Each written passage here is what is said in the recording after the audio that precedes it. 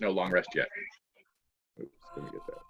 Don't leave, guys. You're beginning your long rest essentially on the ship now. So so in the communication, we're still with Phoenix on board. On board, yes. Okay. Yeah. All right. Calix Outrageous is like, he has so many questions and so many things he needs to pitch Phoenix. All right.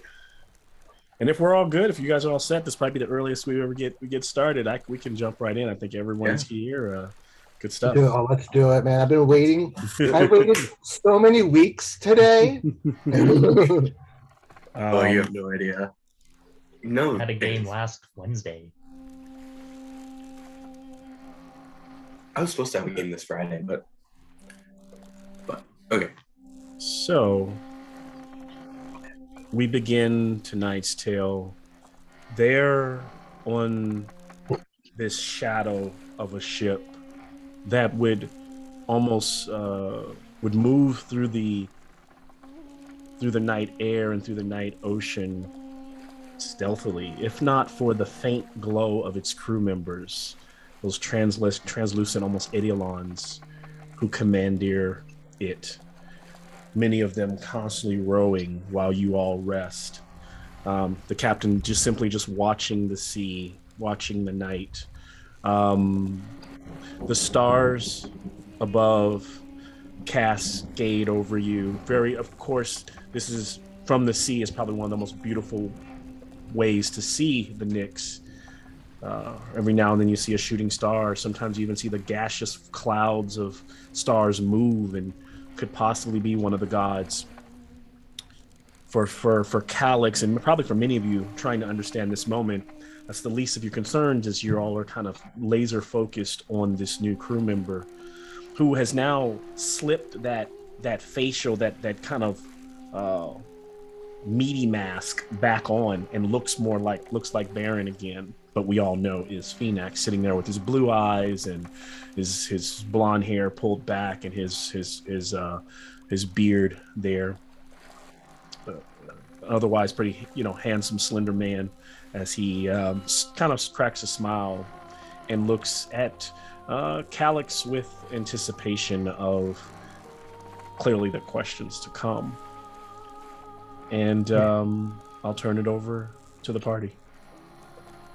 First off, I want to say thank you for everything that you've done so far for me. Like, thank you, or like, I don't know really how this works, but like, thank you for like the weapon. And Calix is just fangirling. And Ray's gonna walk over and put his like, arm around Calix. Right. It's like, easy, boy, easy. Oh, this is my friend Rye. He's great. I'm trying to get him to listen to you a little bit.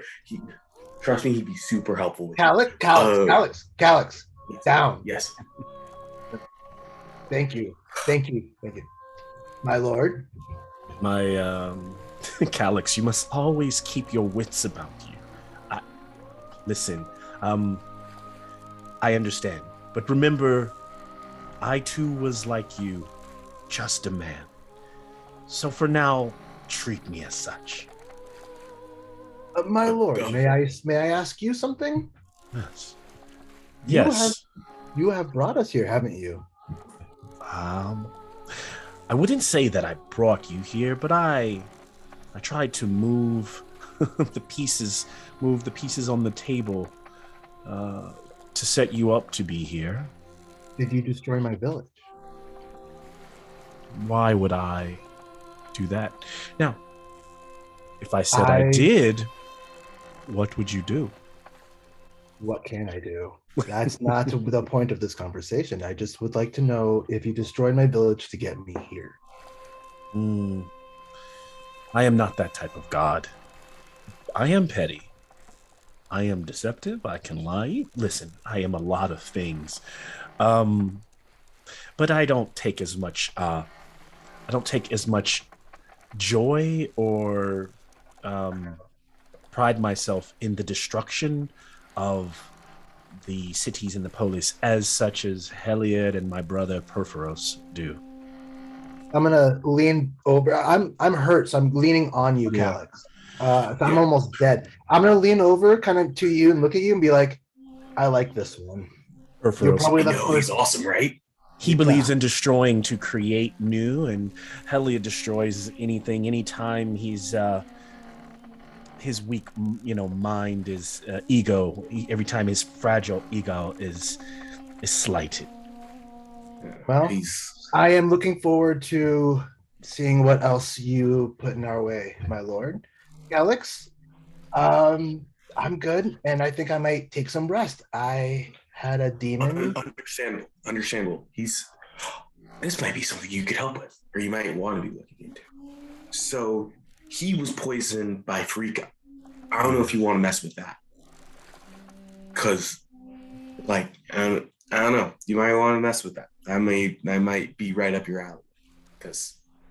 Oh, you're asking this to Phoenix, correct? Yeah. Yeah, I'm asking this to Phoenix. I'm like, yeah, I know you. I don't know what goes on between you and Freaka, but if you really want to piss her off, like, that's a great way to do so.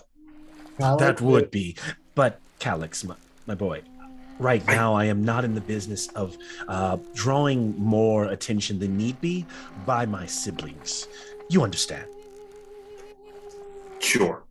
So Calix does not at this moment, but while I appreciate that your friend there, just I imagine that Ray has just walked off out of the picture. Yeah, that's why I imagine that he calls me. I appreciate the my lord and such. But I am no miracle worker. Fair enough. At least not when it comes to someone as powerful, as potent as Farik.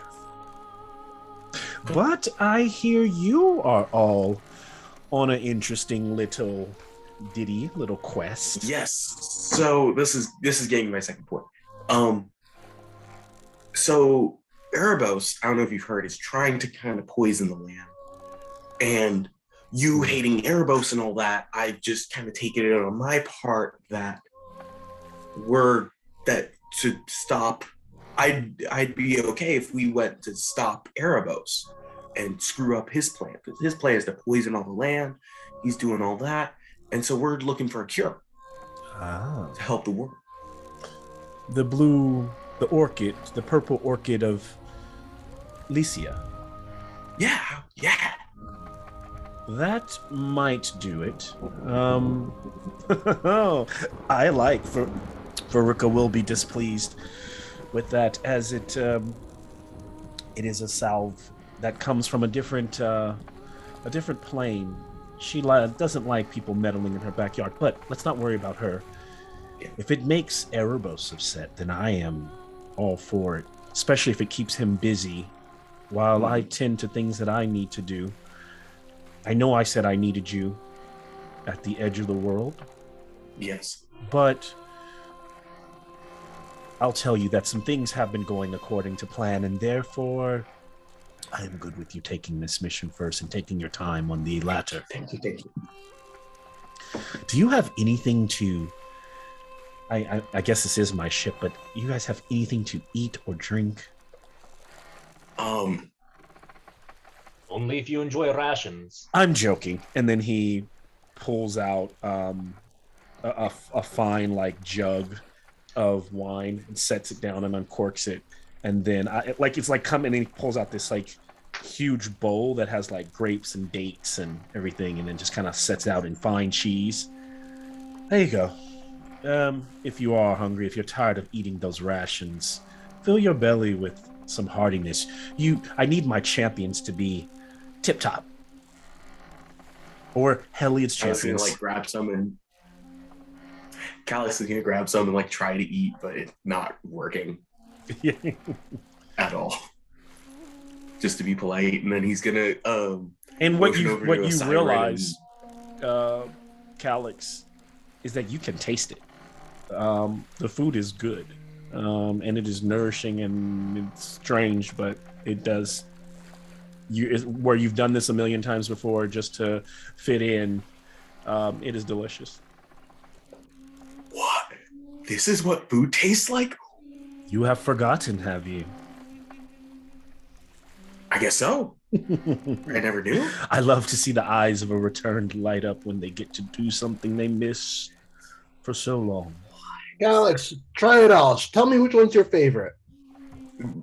He's gonna be eating and just kind of trying, and he's gonna motion over to Osiris and Doth, just what is? Try this. This is amazing. And yeah, he's just kind of freaking out and just like trying to break down all the flavors, but just so much. He's just kind of gonna sit down, just like, what? And the meal works similar to a hero's feast. It is not hero's feast, as it will not cure the poison that a rye is dealing with. It will give you for the next 24-hour advantage on your wisdom saving throws. It will not add any hit points to what you currently have to your maximums. But you will be immune to current, like, normal poisons, and you can't be frightened. Hey, Malcolm, Yes. how is Ray doing with the poison right now? I haven't had you to make a check yet, but right now you are still feeling. If you're eating some of this food, I don't know, are you consuming any? Or I imagine you're feeling. You kind of feel like you have a persistent cold and a fever that goes on and off. Okay.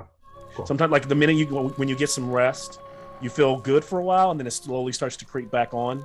And you notice, like, right after that fight with that creature, you're like, it's cold night air, but you're sweating. You know? Okay. Yeah.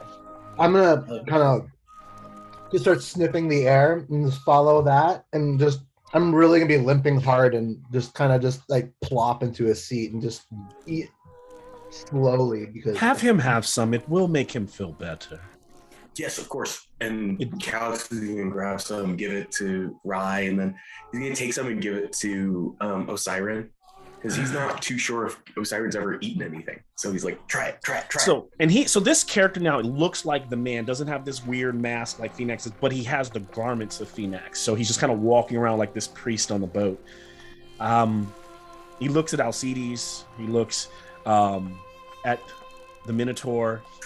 He looks at the anvil rot Triton. You all seem very quiet. Does my presence disturb you? Well, of course it does. The very fact that you're here is taking away all of our agency. And frankly, well, I don't know. I don't like you. I like your honesty, though I don't like to use it myself very much. It's completely fine. You say your agency, am I making you take this boat to Ankistra? Have I not just been the only... I have simply provided it like a patron would.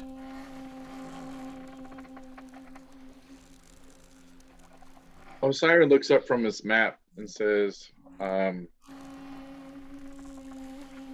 well, according to the facts of what happened, we fought and we braved, and we actually got the boat, and all the actions that occurred were by our party, whereas you were on the shore. You went to the boat and we are taking you, or you were on the ride with us. So as far as the actual contribution level to what is going on, it seems to be minimal. I understand the way you see it. I will be leaving. I don't think you do. I met this party when folks were hunting you. It's been pretty much the same ever since I've encountered them. You caused us no end of suffering and pain. Was it really him, or was it more Erebos? Why is Erebos chasing us? Why does the Scorpion hunt us? Why have multiple times our lives been put in danger for you, your actions, your God, and, well, why are we here? Kind of look at Phoenix at that one. Phoenix looks over and goes, according to him, you're going to save people who are sick. I didn't ask for that.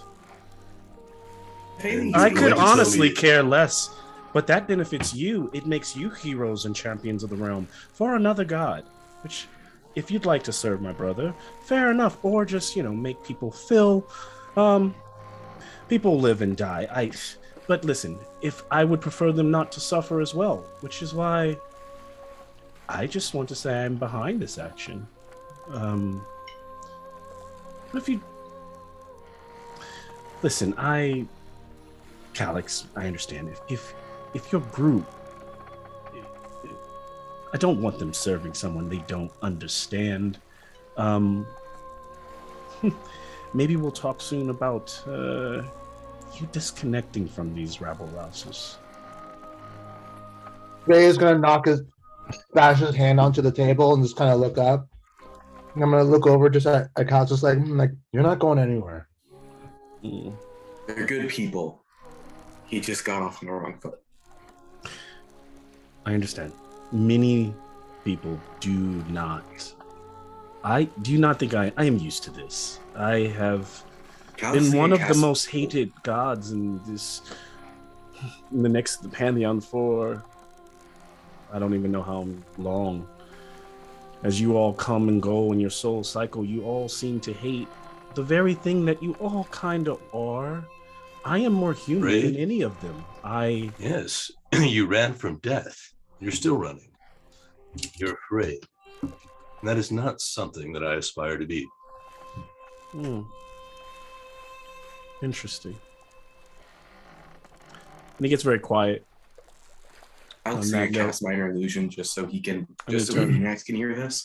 And just be like, he's useful. He's been an asset. He's worth all the amount of crap that he gives you. And he looks at you and he goes, Calix. And he's like very stern. He's like, you don't have to try to persuade me. To be honest, you can't. But I chose you. And if you chose them, I'll honor it. I am not offended. If he really understood me,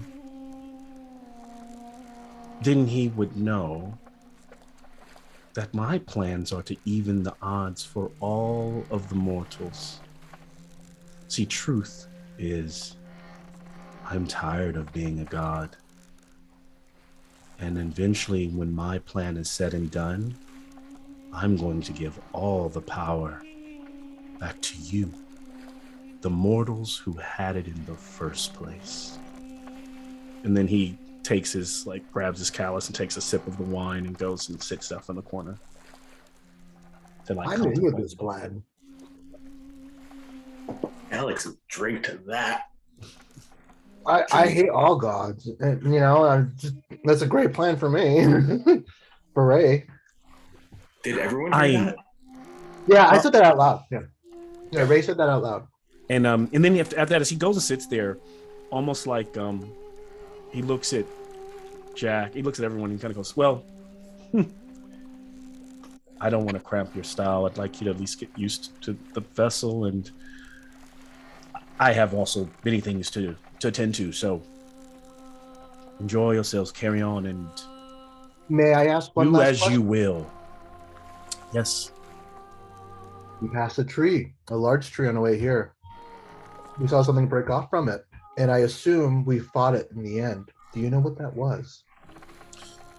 The demon. I did not hit that on you, if you are asking. Nope. But I did not help you, I will agree. You are champions, and if you are upset that I did not help you, why does Heliot not just complete the mission that his follower has championed you? Why do none of the gods not just lift a lazy finger and fix all of the problems? You've been so helpful. Perhaps you can answer this.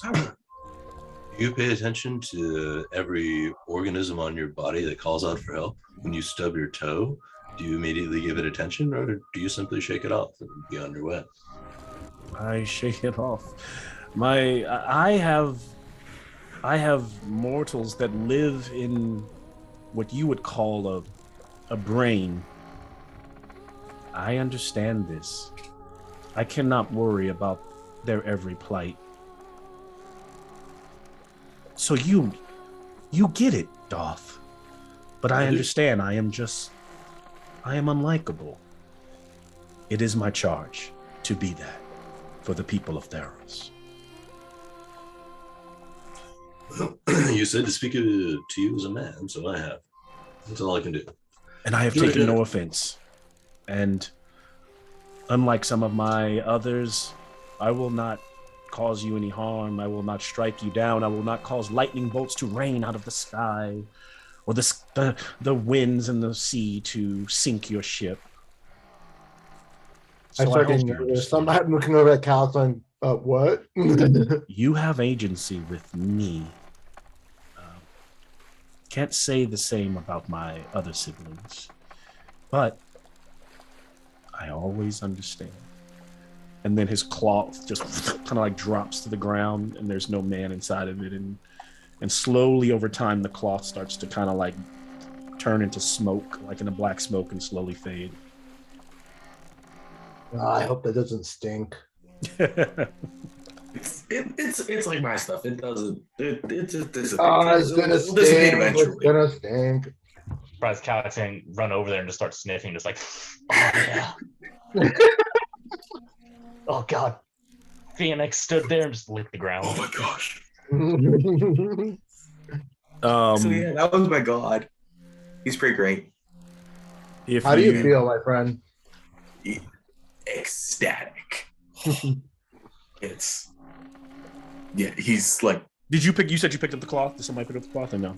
Well, yeah. Okay. Yes. When you pick it up, you notice there's a black bag under it, and inside it's a little small bag, a little pouch, and inside there are these clay, like white clay, almost like coins, but there's one for everybody, for every one of the main group, and they all look like they're like the size of coins, but they all look like funeral masks or funerary masks, similar to what the returns wear when they come back. But most people, we know it, you all would understand that in custom, when you die, similar to the two coins that the Greeks, they put the mask on you so that you can be ushered over to the other side. So he gives you these, and since you pick the bag up and you look at them, Calix, can you give me an insight check?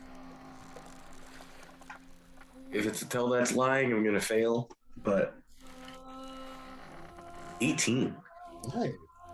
And so what you realize these to be is but Phoenix giving you, since you guys are going on this mission and possibly, because remember on Ankishro, you're supposed to beat the guardian that leads into the underworld that goes over to Elysia. And then at some point you'll have to get out of Elysia, which will be able to you'll have to pass over to the underworld. And so you innately understand that this is if you do come across any of the rowers, the boatmen of Athreos, the ferrymen of Athreos, you will be able to have safe passage. So which translation does Theros go with for the guardians to the underworld? Because there was like Cerebos, there's quite a few. In terms of what particular aspect, like the Cerebus, like the dogs. Some of that is like the creatures are there, but in terms of their actual like their lore, it might be different. To abbreviate the question, what's the monster that we're gonna have to face to get into the underworld? Well, this is what I'm trying to ask. Based on this way of going, what I forget his name right now, but what the Leonin told you, you guys are going to the island of Ankistro, which is where the spirits of it's a resting place of many of like high-level heroes and champions, and it is a passage through to the underworld that is usually directly used for those worthy of it, who are heroes who have died. Now that way in it's usually guarded by someone from Erebos in case you are not, supposed to go there. But now, the one who guards it is this Knight of the Sun, who a follower, someone who followed Heliot, who used to follow Heliot, Phaneus, right? So Phaneus and his retinue, a living man, guards this place.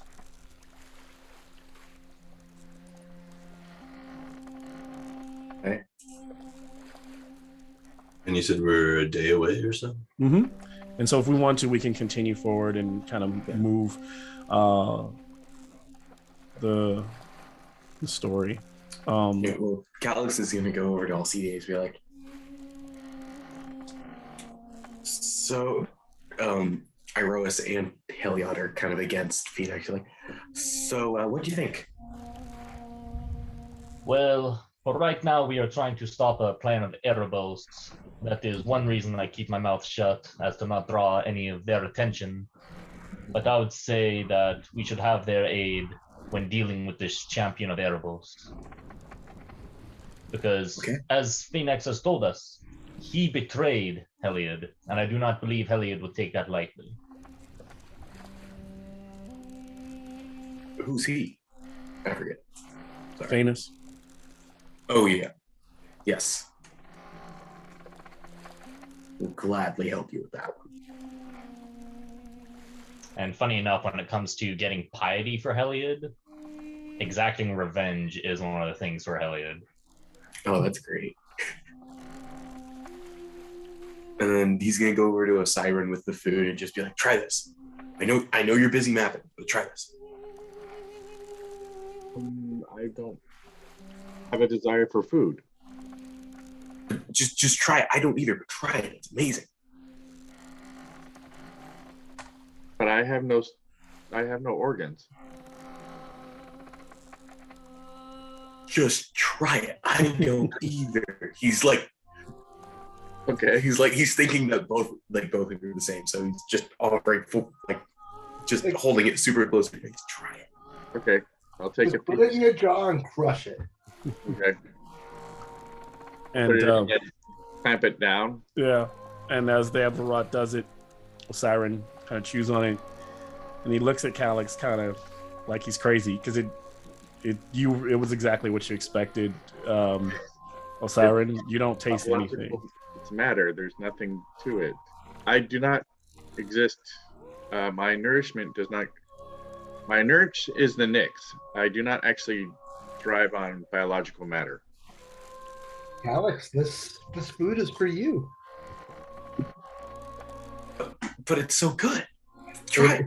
I'm eating it, goddammit, but the food is Okay, for you. Perception checks from everyone. I'm not touching Where are my dice? it. No, yeah, just perception checks. I got 19. 13. Okay. Well, I have a passive perception of 18, but is that for like encounter stuff?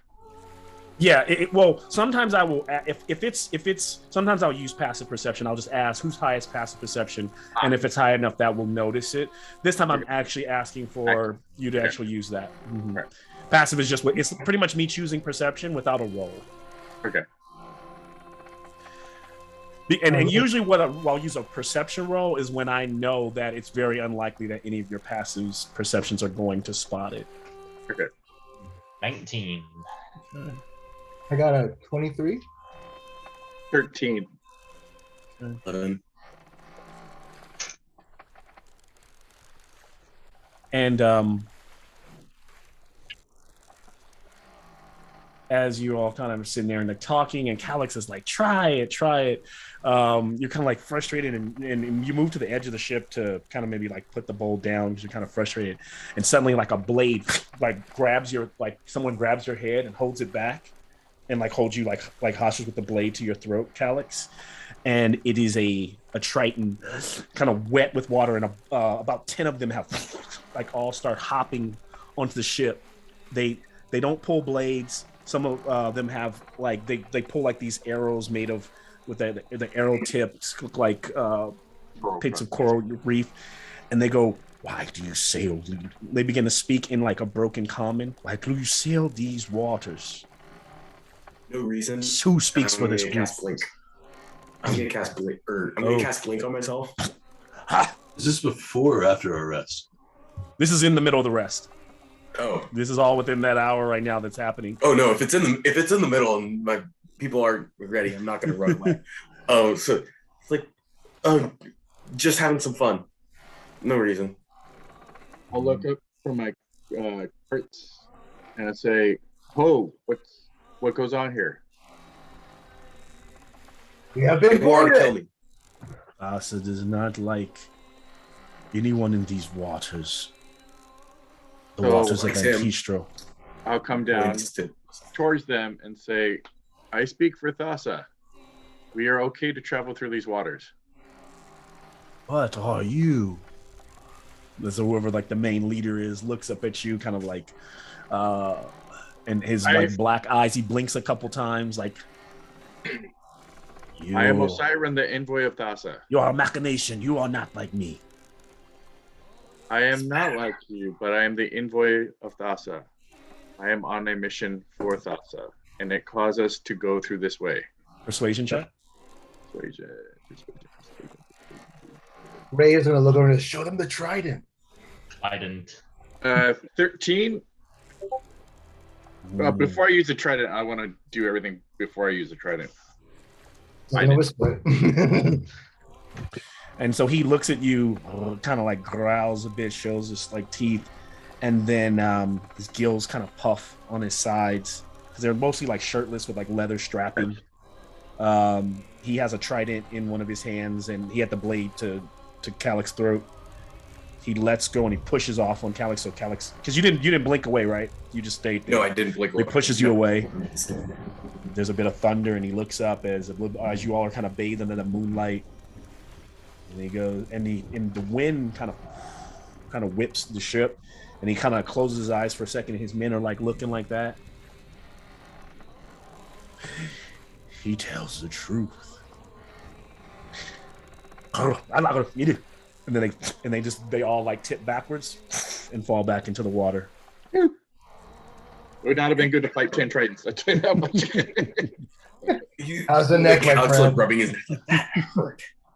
And he's just gonna like whatever one that was holding his throat, he's gonna he's gonna disguise himself as one of them, just so he doesn't get that again. He's like that's some hospitality. He's looking at Siren and Atreus. Well, these waters, these are hostile waters. So perhaps we should set up a guard rotation. Yeah, that sounds like a good idea. Yeah, sounds good. I'll take first watch. You guys rest. I didn't get to. I can argue with that. Ray's gonna go right down to sleep. I will be in sentry mode, so those who are up, you might have advantage on hearing things or seeing things, but I will be aware. Calix is just gonna be walking the deck, like poofing up a what's it called, pirate hat, and just kind of like pretend swashbuckling the air just for practice. I'll take last watch and use my ability to shape metal to take some of the gold we found and turn it into a statue of that demoness we fought for a figurehead for the prow. That's an awesome idea. How many watches do we need? Or just So now the time goes by. That first after each watch is about 4 hours. Throughout the evening now, I think you're probably running 2, and then in the morning, and then you're sailing over the course of the morning. Once, just for the night, probably 2 watches, right? So you're good. So if Ray will get up, after a while. And yeah. So Doth's taking that last watch. He's there like early in the morning, Doth, working on that as the sun is about to come up, and the Idiolon, kind of a translucent, floaty human that kind of sometimes resembles a human, a man, and then immediately starts to resemble more like floating orbs with a bit of a mist and stars around him. One of them floats over to you. You know it to be the captain.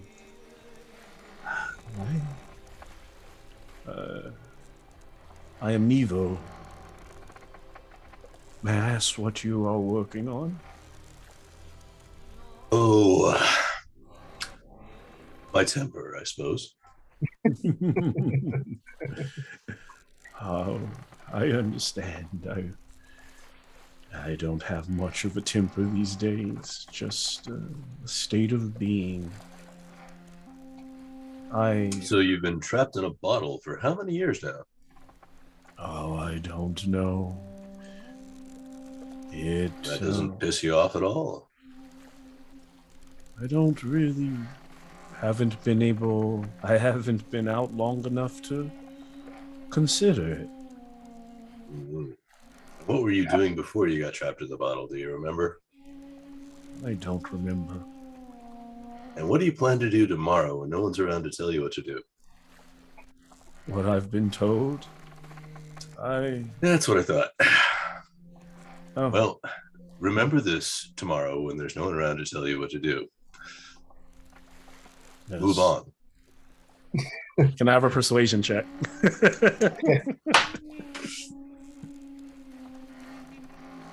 He may have caused us our boat. Raisin lean over to Elise. He's going, "What's happening?" 15. And there seems to be like, for a second there, you see a human face kind of form a little bit more, almost like trying to put together an identity that's lost. And the eyes look very human. And then he goes, you could tell that in his eyes, like he's taken what you've said to heart. I will consider that. I appreciate your candidness. If I may I return your wise words with aid of my own, or words of my own? Your boat. This figure you seek, this soldier, this warrior that must be, that you must pass. I know this name, Famous. While I don't remember my own self, I remember who this is. Is it important? I just thought maybe you might want to know more about him. Phoenix, if you want a monologue, go ahead, but drop the pretense, would you? Well, I understand. I will I will leave you be. I will go back to the boat, and he kind of like moves away, goes back to sailing. I don't think that was Phoenix. The sun begins to kind of rise and crest over the horizon. You have to understand, Dot doesn't believe it. Yeah, he's just not buying it. Been around Calyx too much. And so the ship sails, and you all wake up that morning, and sun is out, the clouds are clear, and you're arriving. Everything seems to be kind of right in fashion, where you can start to see the ship. The only a few more hours as you can see maybe even I'd say probably another hour before you make landfall to the island of Ankistro. You can see it in the distance, and it's around 12 in the afternoon. Is there anything that you guys want to share here before we settle onto the island? We've gotten some rest, right? You got your rest. You guys have gotten 8 hours of rest. So do I you still have all the same amount of hit points? I leveled you up last game, right? So you should have gotten. I meant from the or would I level you up before? Poison. Or did I level up before last game? I'm sorry, I think I forgot which. Before last game. Before last game. Last Sorry, game. not I'm last six game. right I didn't now. level you up. I gave out piety last game. Sorry. Yeah. So you should be max hit points. Okay. And all I meant for the on par with the poison. That's all. Oh yeah. So I'm playing the poison a little differently. I'm not taking your hit points. I'm just making you make checks. And then eventually right now, everything that you feel has been kind of RP based mechanically, right? It's never been, that's fine. Okay, cool. Just curious. As you're approaching it as that morning, since we are speaking on it, I feel like it's appropriate. Why don't you give me a con save? Let's do it. Let's see. Con save. All right. I got 12. Okay. And you're taking in some sun, Rakira, and you kind of like a little cough, and like as you reach inside your mouth, you notice a little bit of blood. And still you keep on. Um, At least it's not a hairball. yeah. Bloody hairball just. You all make it close enough, and as Nevo is commandeering the ship through there's a lot of through the reef area, making sure they don't hit anything. He's able to get as close as he can to the island before dropping a small boat for you, a small rowboat for you all to take onto the island. You eventually make it to shore. And you find do we have a ghost eidolon rowing that boat, or is this Alcides' morning workout? No. This is you all. No one on the boat but you. Alcides just hops in the water, just pushing the boat. I believe it.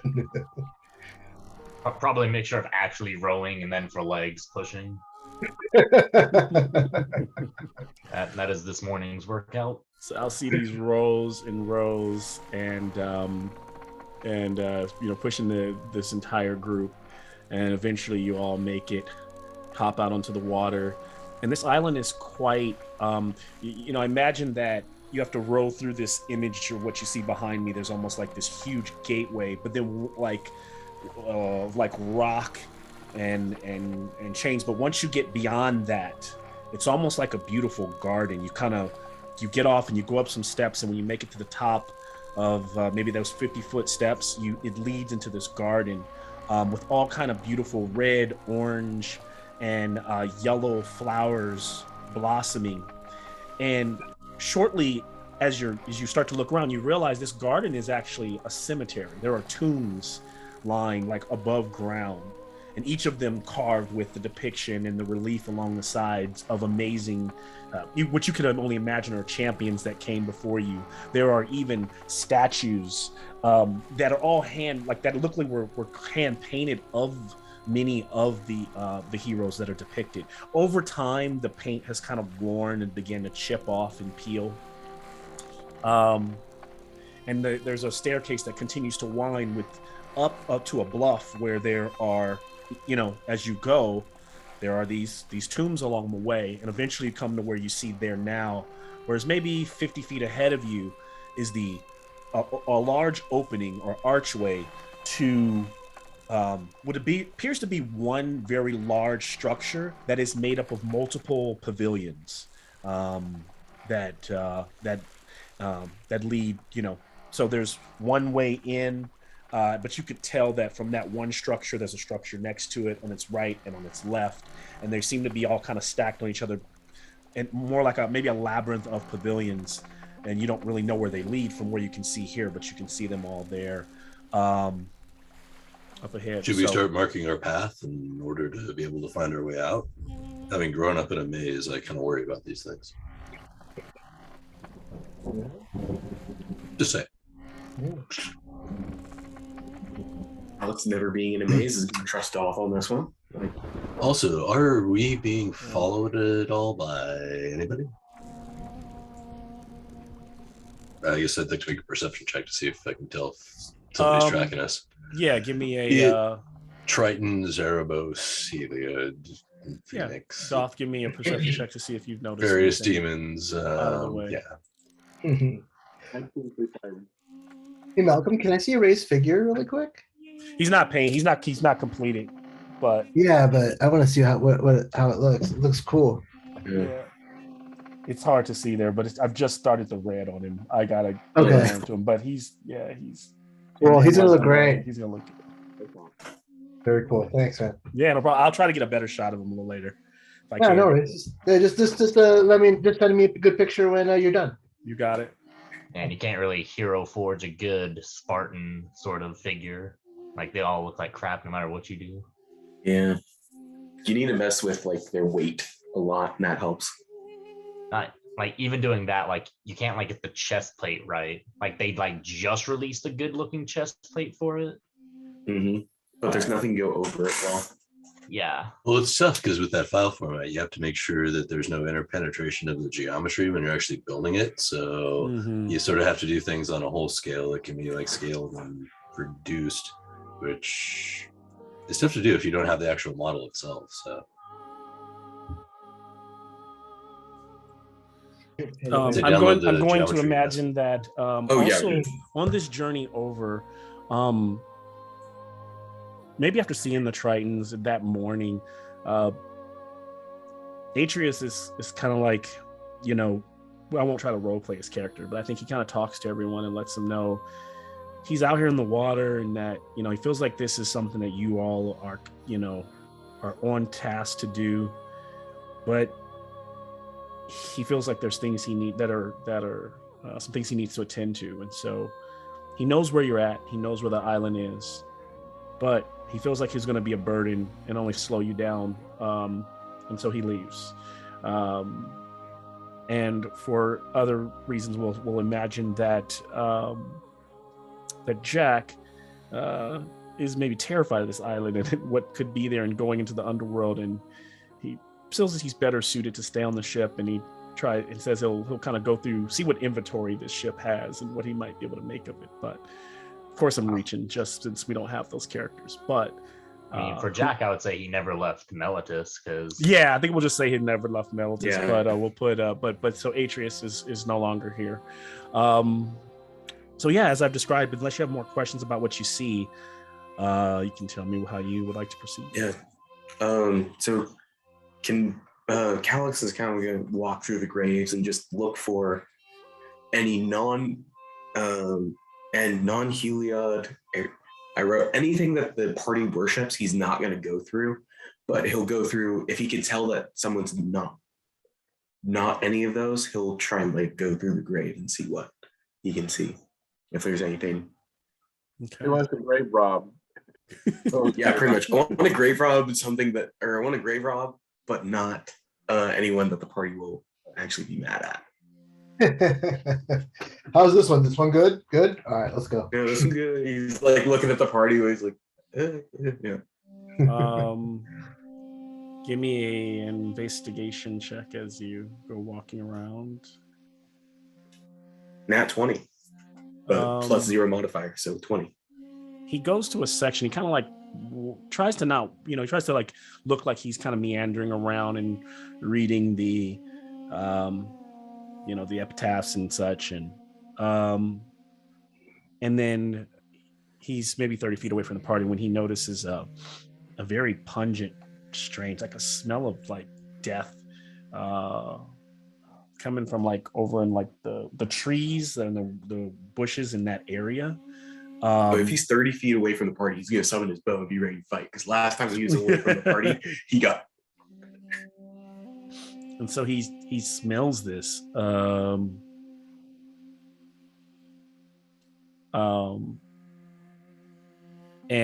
it's just a smell of death, like almost like a fresh corpse was dug up or something like that. And it's in that area, and he's just starting to catch the scent of it, but he's standing at one of the only ones, or the sarcophagus, I guess you call that, he found that bears no, this hero bears no oath or to a god. What does he do? And there are a bunch of, but he also knows there's a bunch of these red, blue, and orange flowers growing around over the lid of the sarcophagus. If he smells the dead body, he's gonna be like, guys, there's something a little off, and he's gonna walk towards it and just. Okay. And yeah.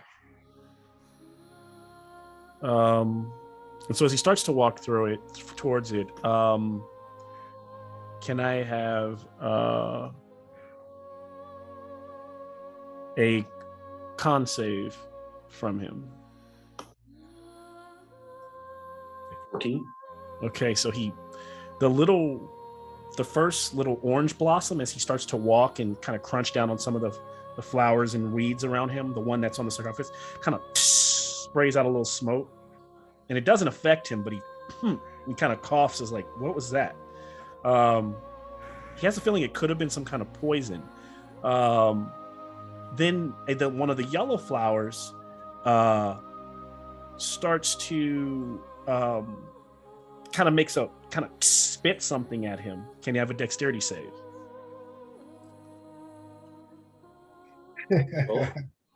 Ooh, he lunges out of the way, like literally it's kind of like Joker flower, and it sprays out, and some of it splashes down on the surface, and you start to realize that it corrodes very, very lightly, but almost like a weak acid starts to corrode and eat away. And then lastly, he feels the vines around his feet moving. And I need a... I will need... Let me see if I can hit your AC. Making a roll.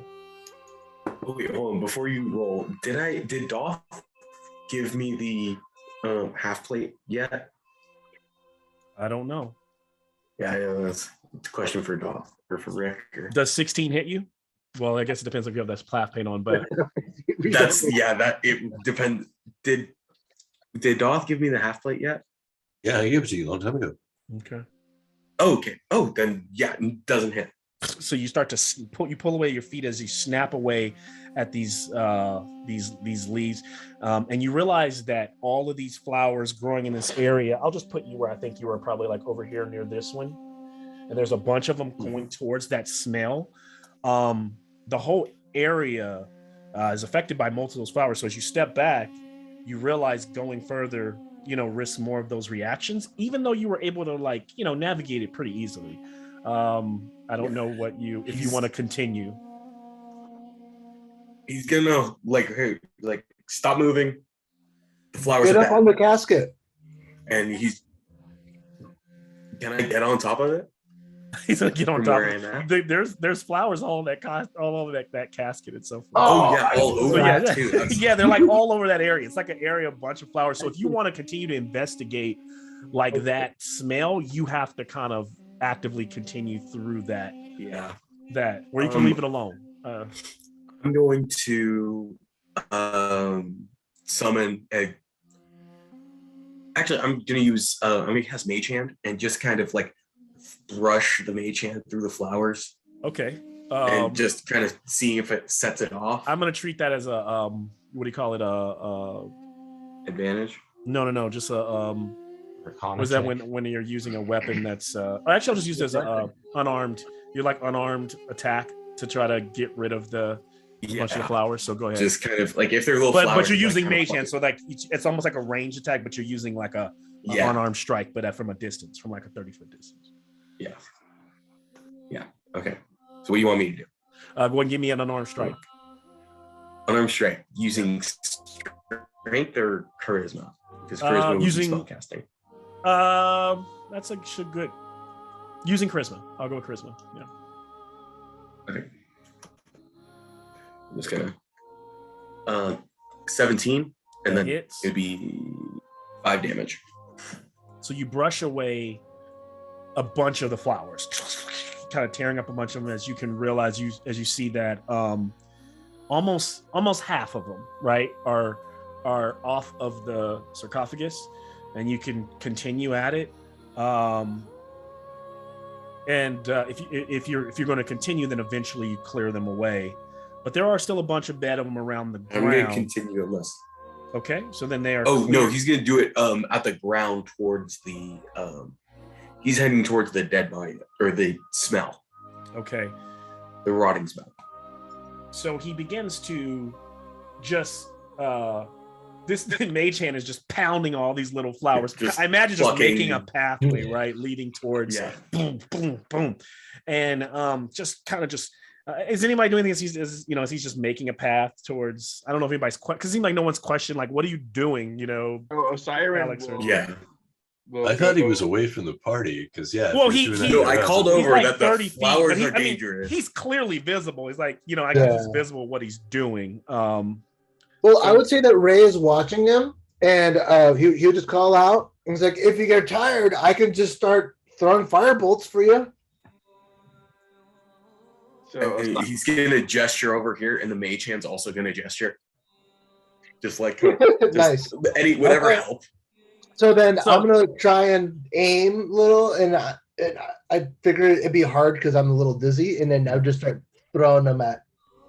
Boom! So after these little blasts of dust and dirt start flying up, and suddenly that towards where the bush is, there's a mound of earth kind of like the earth cracks and moves and heaves once, and then it heaves twice. Just and out then of when, curiosity, do you guys?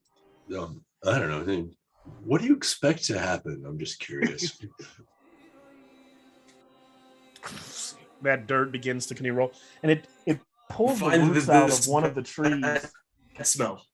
As one of these teeth collapses over, and what starts to burst out of the ground is this bulbous plant that has vines and weeds kind of moving strapped to it, and as it's writhing, emitting itself, which looked like a patch of stinky flowers in the corner there, that bush, are now rising out. And what you see, what was under the ground, the bulbous part of it, has like skulls, floating around on the surface and inside of it, as this thing comes out and does not look nice. Roll initiative. All right. Oh, 30-20. 21. When everyone rolls good at initiative, it's just like, okay, it's don't worry about it. I got a 5. okay. Oh, I ended up taking fear, because one thing that says that they drop whatever they're holding, so that might be helpful if I can get that off. What are you the trying Guardian. to do? Oh no. If we're going to the underworld, then anything that affects or is psychic, like your bow, for example, is not going to be a lot of help. Most undead are immune to psychic damage. It's not psychic damage. Also, my bow doesn't do psychic damage, just magic. But I was just saying that I took fear instead of hypnotic pattern, because fear is a bit better for at least this. Like if we're fighting, since we have the numbers advantage, hypnotic pattern will get more people. But so if we fight like a big army, then hypnotic pattern is useful. But fear is better if we outnumber them. If they're undead, I'm just saying. You're immune, right? It works to both. Except or hypnotic pattern doesn't work on things that can't be charmed.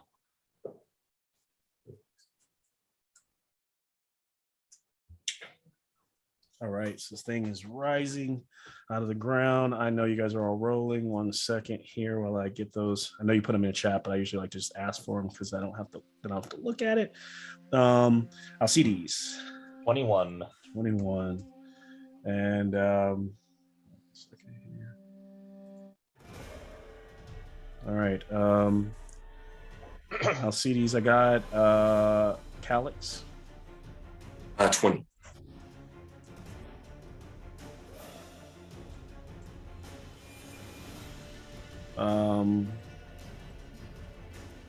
Doth. 12, I think. 12. Okay.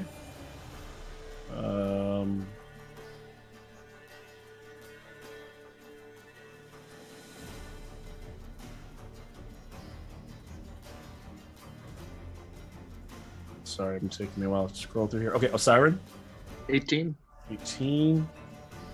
And then Rakira. Big 5.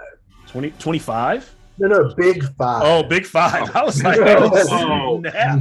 Where'd the dex bonus come? All so right. got a little 2 D20s? Yeah. Is that everyone? Am I missing anybody? I don't think so, right? Okay. So, and did I roll for the creatures? I thought it auto rolled. Did it not? I guess we'll just go first then. Oh, let me roll for the creature then. I'm not gonna roll. Oh, that's it. Okay. So it's very slow. And then yep, just that one creature. So Alcides got the start as you all see this thing coming out, and as Doth kind of rolls his eyes at Calyx once again, I imagine. Alcides, what do you do? Gonna kind of point my spear at it and be like, that thing looks worse than it smells, as I cast Vicious Mockery. So I'm gonna need a wisdom save. Wisdom save. I you missed the got LCD's 15. roasts. Yeah, I realized I wasn't using enough, so I was thinking about asking to swap out the Bard Initiate feat, but I was like, nah. I took it then for a use it. reason.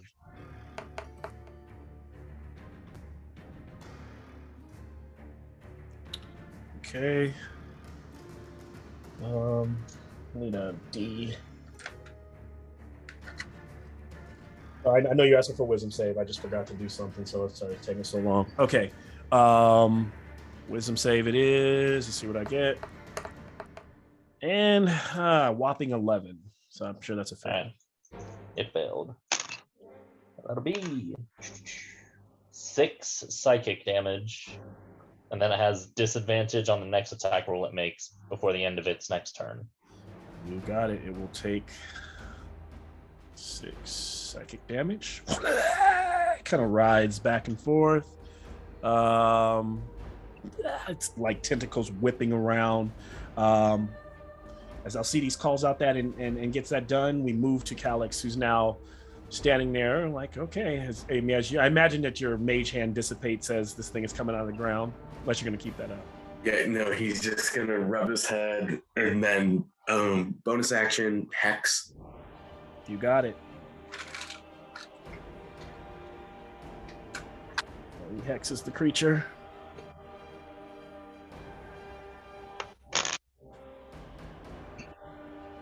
Okay.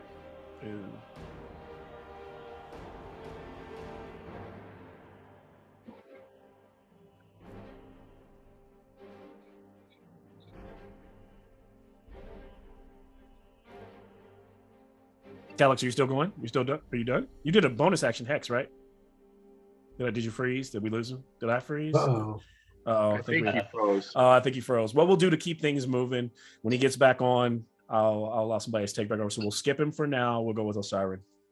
Okay. But he's doing his turn on Discord right now. It looks like. Oh, is he? Okay. Actually, he's doing bonus action hex, Okay. action attack, and run away. Okay. Does he have some kind of disengage, like free disengage, or well? I don't think so. So he's doing a bow attack. Got it. I'll still wait till he gets back, just because I don't want to pull up unless somebody wants to pull up his character sheet real quick and roll for him. If somebody has it already. I was just already texting him that we're gonna wait for him to get back. Sounds good. Osiris, you're up.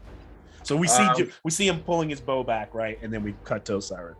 See him throw back. He will gesture forward with his hand and shoot frostbite to get a water to coalesce around them and start attacking that creature. So Constitution save 13. Okay.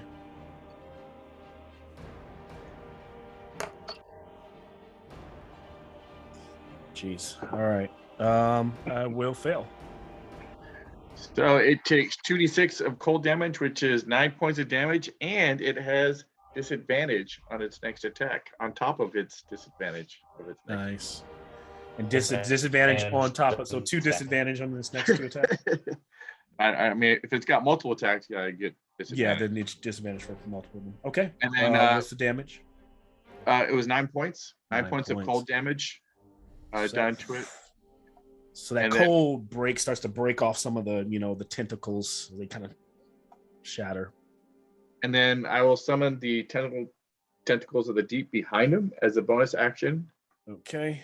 Usually I have my smaller one. And does a 17 hit? That will hit.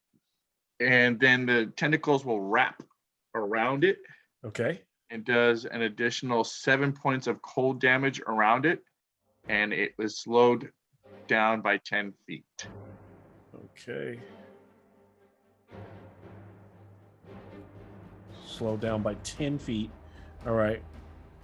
And how much damage? Oh, shoot. Shoot. Did you roll it real? If you rolled it in game, then you can look on the log, but Game log. yeah. So 1 tentacles of the deep. Yeah, it was right there. 7 points of damage. 7 points. Okay. I'll take that. And here comes Jack.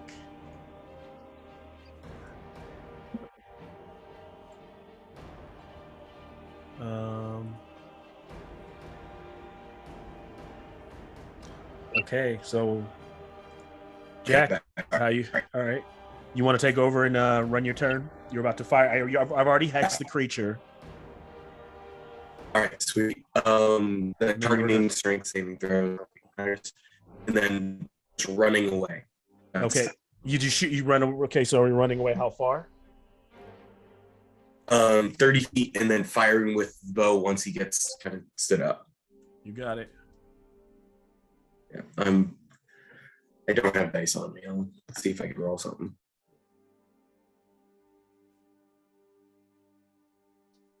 Everything's going down. Sorry about that.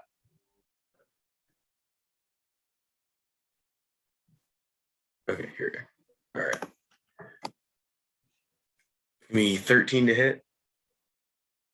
Okay, it will take. That will hit.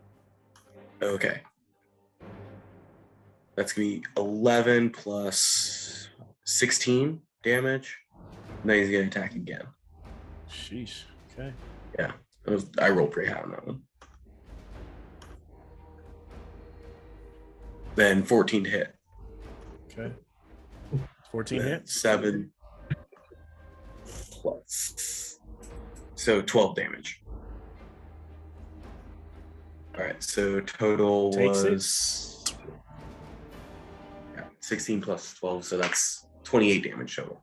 And just booking out of it. Like, help, help, help. I'm sorry, I'm sorry. Back it up.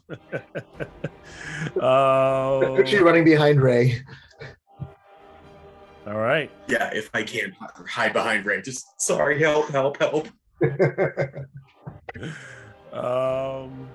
All right. It takes a bunch of you guys are definitely wailing into it. Nothing that shows that it's completely battered or haggard, but it's right now arrows are flying into it, being frosted with cold, it's being pelted with magic and all sorts of attacks. And then we move to Doth. If I'm not mistaken. Yeah, because Osiris went, so yeah, Doth. I'll just fire a firebolt into it and pull back, keep range. All right. Firebolt. Imagine he just kind of pulls back a bit. Hit AC 20. Oh, that hits.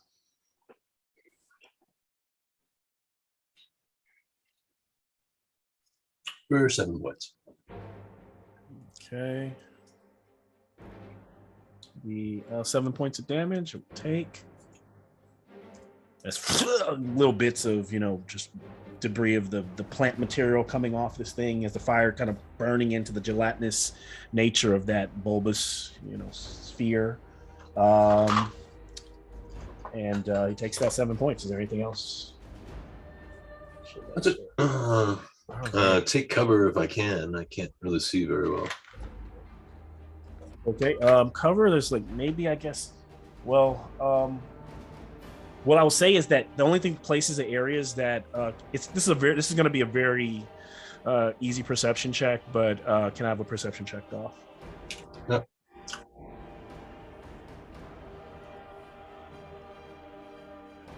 $19. 19. So as you look around, there's a tree for cover. There's near a rock, or one of the sarcophagus, or over here, or the tree back here, or by the tree stump. But everywhere you look has a ton of those flowers, and the little flowers start to realize are mobile and beginning to move. As you start to see, there's one here, and there's one. So you can move as far as, but there's one next to the tree where you are there in the corner under the tree there. So I don't know where you want to move to. What's on the other side? I guess screen right in front of the creature over there towards the camera. Which depends on which camera we're looking at. You said what's this towards this creature? Yeah, tabletop cinematic. Now towards the audience, I suppose. Oh, this one. No, you had the right spot, but just forward. Forward? This right here? Or? Yeah. This is the hex mark. That's the marker for hex. This is a dice that stands for something, a special, something that I've put on the creature.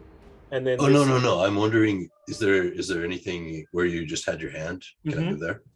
And right. Oh, yeah, because remember that whole area is a patch of flowers. That while Okay, that's what I'm asking. yeah, those ones aren't moving though. The other ones are kind of moving, but that whole area around the creature, yes, has those same type of. I'm kind of using these as markers to show you where other patches of flowers are within like a 10-foot, radius. Yeah. So yes, there are flowers there. I'm sorry, I didn't understand. It took me a minute to grasp. Yeah, well, yeah. If there was nothing there, then I would have moved there. But yeah, and just to make it so we all remember, I'll just put a little token here. These are like other flowers, but they don't seem to move. They just kind of stay around the creature. Okay. So as Doth is finishing up, one of the flower creatures moves, kind of coming out of from around this, moves up to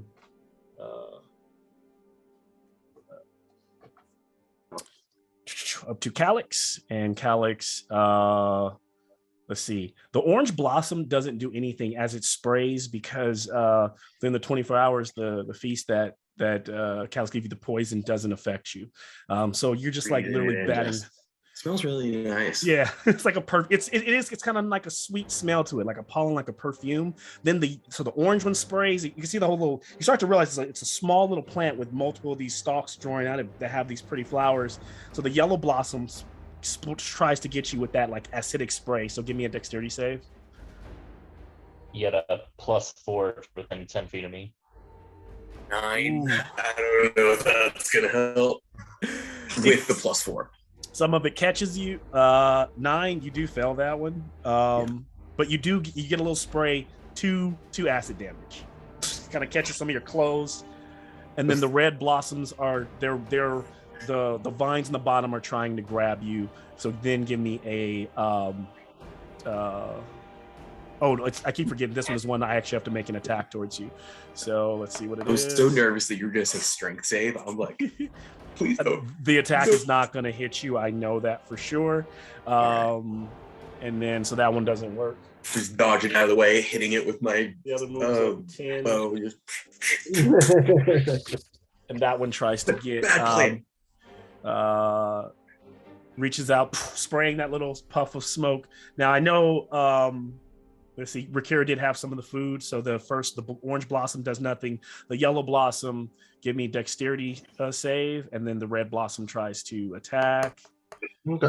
The red blossom hits a 14, so I know that doesn't hit you. Nope. But the yellow blossom, just give me a dexterity save. Right. I got a dirty 20. Oh yeah, you leap right out of the way of that thing. No problem. So the creatures, all the other plants that are riding it, and you start to hear them kind of as they move. They almost sound like like wind blowing in the grass, since they're all kind of shuffling around and like almost like a little weird sound, like they're talking. And then it's Rakira's turn. Okay. I'm gonna bonus action summon my. I'm gonna summon my hand axe to my hand. Yep. And then I will throw it at the big creature. Okay. Go for it. Better view. Go ahead and throw it at the creature. On.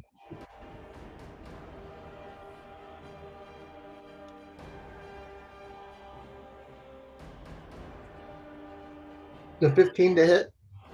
15 does hit. All right. Okay.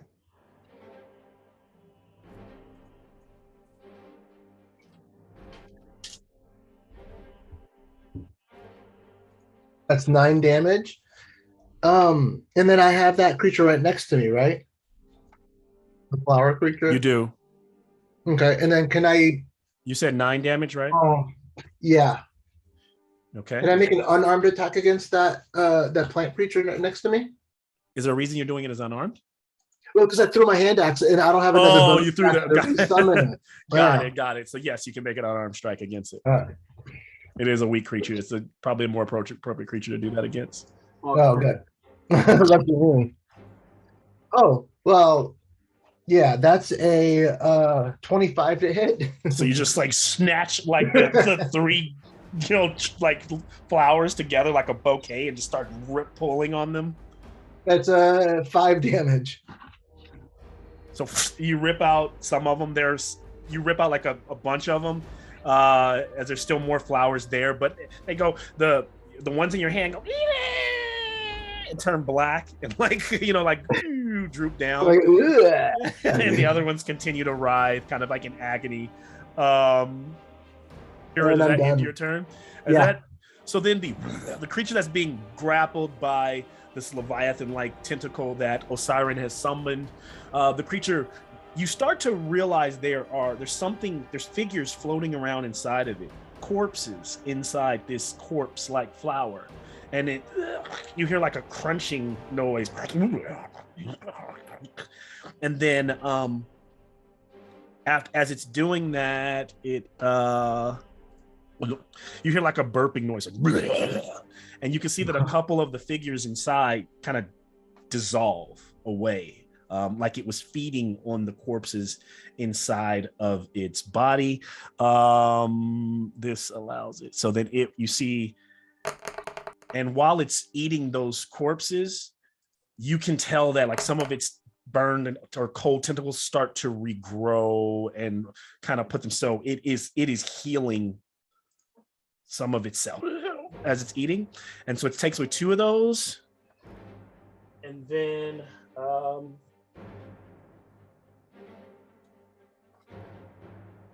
out of nowhere 2 corpses get flung out of its chest and slam against the ground, and those corpses start to writhe and stand up. They kind of like slam on the ground. They got all this like goo and ooze on them, and these zombies start just standing up. I'm gonna turn around to all of you and be like, I don't want to get close to those things.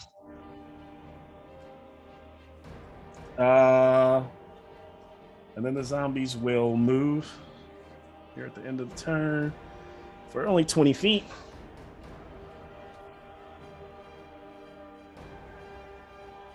Doesn't get close enough to, wait, that's me here. So that would actually get them to, probably not going to do much, but at least gets them to Alcides. So 1 zombie will attack with the slam attack. To Alcides, he gets a 18, which I know doesn't do it, right? Yep, 1 shy. 1 shy, and then the other zombie, they only make 1 each. Other zombie hits Rakira for hitting a 14, which I know that doesn't hit. And then, okay, and then that's it for the zombies, and then we will move up to the next turn. So Alcides, you're back up. Yeah, I'm gonna just walk from the skeletons where I'm halfway between the skeletons and the big plant monster. Mm-hmm. What are you gonna do? I will take that attack. What are you doing? I'm moving to where I'm within 15 feet, within a 15-foot radius of both zombies and the big plant monster. Well, he's centered among with all. Rykira out of that distance. Okay, so you're trying to do like right around here. Yeah. And then so they do get one of them gets an opportunity to attack on you, and that doesn't work. All right. As you push off, shield kind of bum rushing through the creature, it damn near, leg almost buckles under it in the soft earth. You dash, plant yourself, and continue. Yep. Then I slam my spear in the shield, cast Thunder Wave. Thunder Wave, you got it. So that'll be a con save. Con save for the giant corpse flower will hit a 22. Those flowers aren't. So one of the flowers, it's a 15-foot radius, right? 15 foot, yeah. 15 feet radius, yeah. 15-foot radius. So then, yeah, the one of the corpse flowers and 2 of the zombies.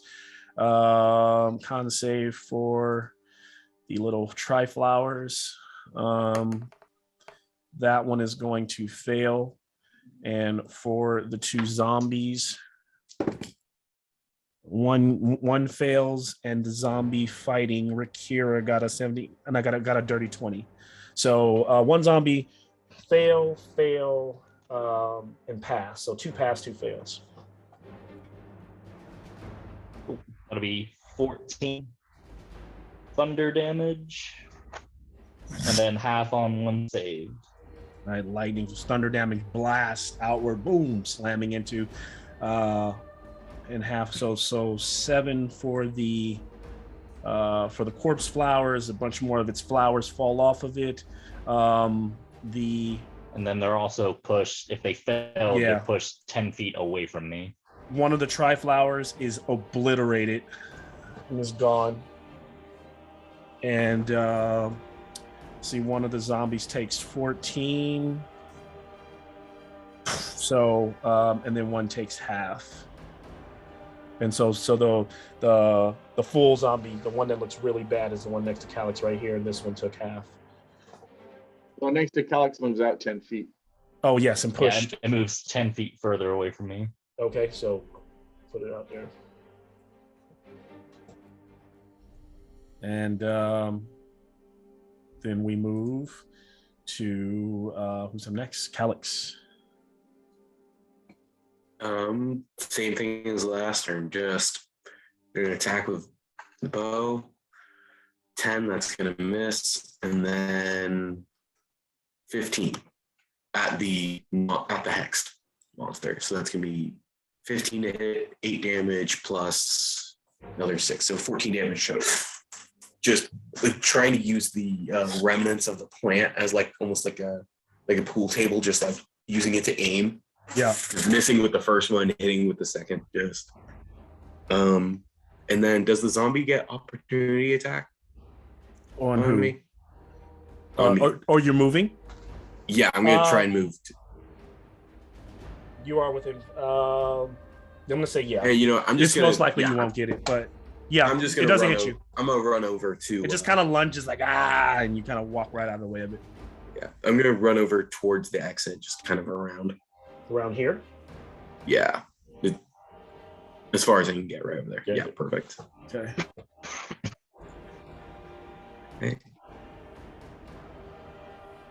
All right. Osiren.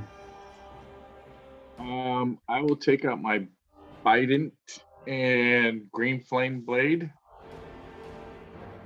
Now, because I cast the spell as a cantrip and then I pulled out my weapon, I can't attack, correct? So Green Flame Blade, part of it, you attack. That's part of the cantrip. Okay. Yeah, then you're fine. All right. Then, yeah, I will give an attack to the zombie right next to me. Okay. 8. Doth, you're not down, are you, right? Of course not. I mean, like, No, nothing's happened to him. yeah, I know nothing, but I don't on my system for some reason it's not showing his hit points as 0, so I don't know why that was. I don't know if maybe it didn't update for some reason. I don't know why it's showing that, because I can't control it. Last game. Got it. It's just showing you at 0, which it's D&D Beyond being fluky. Okay. It's on my death saves page. Gotcha. So I guess brandish it, and 8 doesn't hit the zombie, does it? That actually might. No, in a regular zombie, it just hits. Just hits. So that will be. Let me see. And which zombie are you hitting? The one right next to me. To the right. That's gonna be a lot of damage. Yeah, this thing's gonna be gone because that one just took a bunch of damage too. Yeah. So this will do. That'll be that plus. Yep, I'm gonna just remove it as it blows into a bunch of particles and pieces. So that blows it up, and then. I want to see how much damage it does. Yeah, Yeah. go. Yeah. Yeah, it'll be at least 14 points of damage plus the flame. It is gone. Overkill by a good 7 points. And then using the tentacles of the weapon. flame will attack the big creature. Okay. Does a 9 hit? 9 misses. Okay, then it swings at it again and misses. Okay.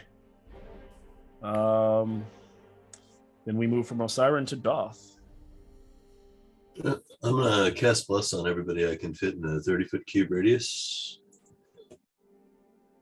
All right. So that would be, looks like Osiren's definitely getting that blessing benefit, as well as Rakira. I mean, unless you move up, right? If you move up here, you can get 3. Yeah. Yeah, get those 3. If that's okay, where I put you. Okay. Yeah. Okay. Or here with 30 feet, that gets all three of those. So the Bless bless. is a D4 to attack and saves. Got it. Yep. As they all get buffed. Doth I'll blesses. cast it at second level, so I can't affect myself, but I should be able to get everybody else. You got it. The little tri-flower. Does that end your turn, Doth? Okay. Then the tri-flower kind of just moves in a bit so that it can get to both Rakira and Osiren. The little poisonless spray kind of goes off towards you, Osiren. Can you give me a con save? You get +4 to saves, right? What's that? I get +4 to saves because the bless. Yes, and unless you are, because you don't. So unless It's you're 1d4. It's 1d4 1d4. plus 4. So it's Alcides and the bless. Two different things. So you get +4 plus a d4. Yeah. As long as 10 feet of me. And it's Okay. So what'd you get? 16. 16. So you're all good there. And then it will. Can I have a deck save from you as well, Osiren, as the yellow blossom tries to spray you with acid?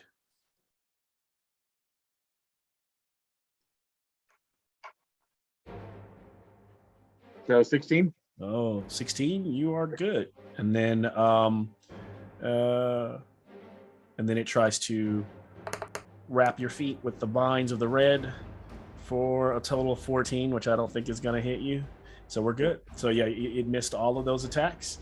Rakira, you are up.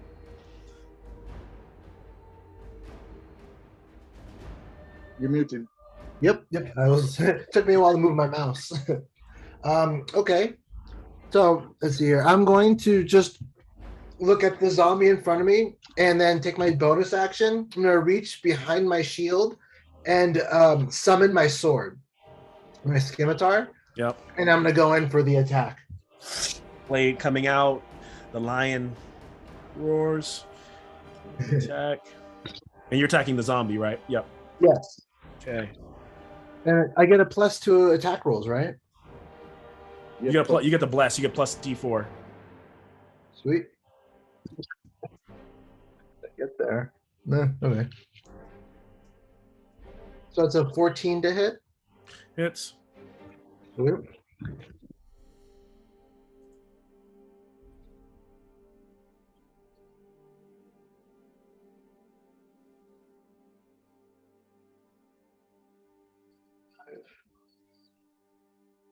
That's a 12 damage. All right. How do you that? If there's a special way you'd like to kill that zombie, feel free to. Oh, yeah. So, I'm literally just going to conk it with my shield and just lop off the head. Yep. Bing. And then looks, seeing if it could see birdies, it would. Tweet, tweet, tweet, tweet, and then bam, no more head. Kind of rolls over, the jaw continues to kind of writhe, and then the little vines kind of consume the head and kind of start to take it into the soil. And then I will do my second attack on the creature right behind me. Yep. 14 to hit. Hits. I mean, I'm going to pretty much count that dead. Should I just kill it then? Yeah. And you can't roll because you're rolling with, you're hitting with your scimitar, right? So it has like 3 hit points left, so it's gone.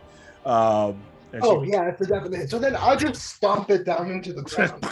Like stomping this and I'm like jumping on it like comically and stuff. Yeah. And then I'm gonna use my movement to run up next to Alcides. All right.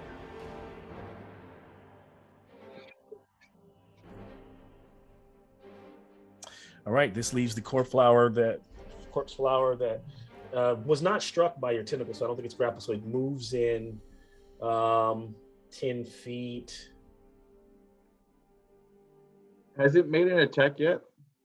Has it made a what? It hasn't made an attack yet, though, right? It hasn't. So it's got disadvantage. Okay, fair enough. Disadvantage on its attack, so it moves in. Its tentacles have a 10-foot reach. Nice.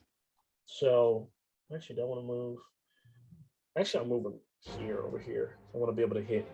Calyx is a little softer than everybody. Not from a favorable situation Honestly, to a shit understandable though, situation. Understandable for the mage hand, but like, all right. Yeah, he did come over there stomping around on his. Yeah, you were the one that stomped around on all of its like little like flower babies. It's just like, so disadvantage attack with the one of the tentacles to Calyx. That's going to be an 8. It would have been from 17 to an 8. For the second attack will go to Rakira at disadvantage, or Alcides, I'm sorry, which I know is almost like pointless even rolling against that guy. Misses, and then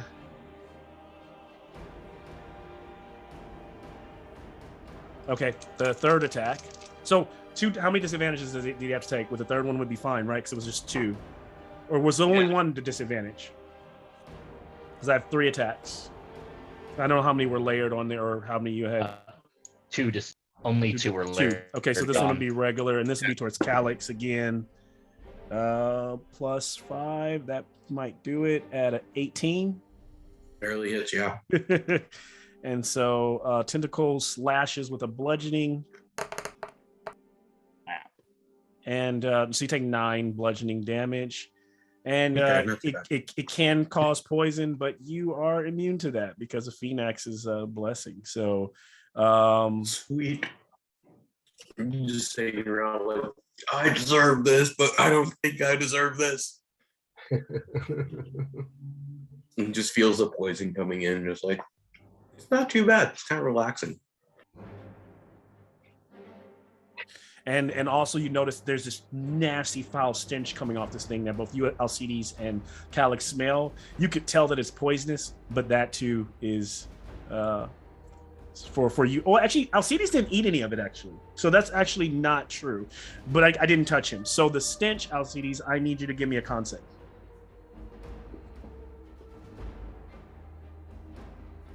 Forgetting who took part in such.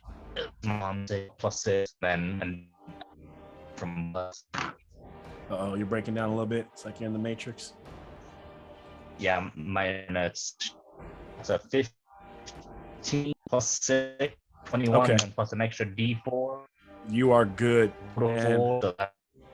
And you are the grit that you have as an Acroian soldier, kind of like close your nose and deal with some of it. And what you realize is that, you fight through it, which makes you're immune for the next. So you're just the same as Calyx. You're immune for the next 24 hours because you're able to power through it. Good stuff. Top of the next round, there's no more zombies. It's just the creature, and you could tell. Oh, and then with its last, it will use that last corpse inside of it to just kind of bite down, absorb that last one to kind of just try to absorb some life there. And then we move back to the top. Alcides, you are up. Oh, I'm gonna roll the hits. At first, I'm gonna cast Searing Smite on it. So that'll be 11 plus 6, so 17. 17 damage. So everything that it seemed like it just got back, it's healing. Just wham! Suddenly this smite comes in, dishing in that 17 it takes. It seems to be right, not worse. That was 17 to hit. Oh, that was a hit. Then that hits. That 17 hits. Damage. Got it. I'm sure the damage would be just as high with you. I mean, I rolled a 1 on the D6. Okay, so maybe not. So yeah, that'll be 1 plus 5, so 6 damage. Right, so it takes 6. Not as much, but cutting and lopping off one of those tentacles. Trying to see what the serum does again. Up next, okay, Calyx so the some Deceiver. extra D of fire. What happens to it? So I take fire damage. 5 fire damage. 5 fire damage. Until the end of its next turn, it needs to make con save on its turn. Okay, And if it doesn't, then it takes an additional d6 each time. got it. Okay, so con save every one of its turns. You got it. So it's like starting to like. There's a little bit of fire rolling on it. That's catching on the most flammable parts of it. Most that like that gelatinous part is definitely starting to catch fire. As we move to Calyx. Alcides was within 30 feet of me when I took the damage, right? I believe so. Okay, perfect. Because I had to make a con save for the Hex concentration Disadvantage. check. Okay. Or a concentration check. I rolled a 9, so plus 4, that would be 13. So I'm all good. But I'm within melee range, so I'm going to run away, not disengage. Well, no, because it didn't go into melee with you. It has a 10-foot reach, so you can actually move away from it without enough. You don't have to use a disengage. Oh, okay. Oh, yeah. Oh, yeah, I just stood between you two. Now, if I think now he probably stepped up to hit me, but you are still like within 5 feet, so you can move back with freely. Okay, yeah, I'm gonna move back freely and just keep firing arrows at it. Nat 1, 9 to hit. That's gonna miss. That's misses. And then, all right, finally something decent. That hits. 19 to hit. Is that with plus? Oh yeah. I don't have plus.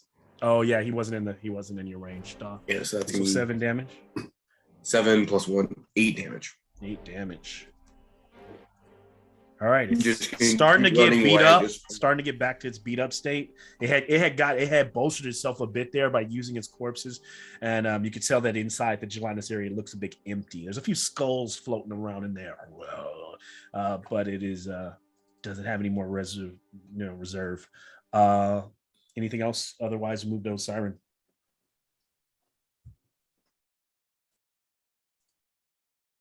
Siren, you're up then. Okay, I'll move up 30 feet. 30 feet. Puts you right about there, right behind Alcides. Okay, not quite close enough. And then I will do Frostbite. Okay. So Constitution save 13. I don't roll that. Do I roll that at disadvantage or no? Okay. So I got 14. You said.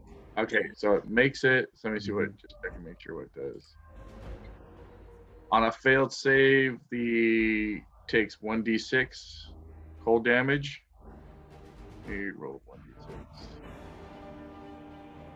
Ah, bastard! Took 1 cold damage. Okay, takes a 1. And you have disadvantage on the next attack roll. Okay. And I'll swing for the tentacle. You got it. Attack on the tentacle.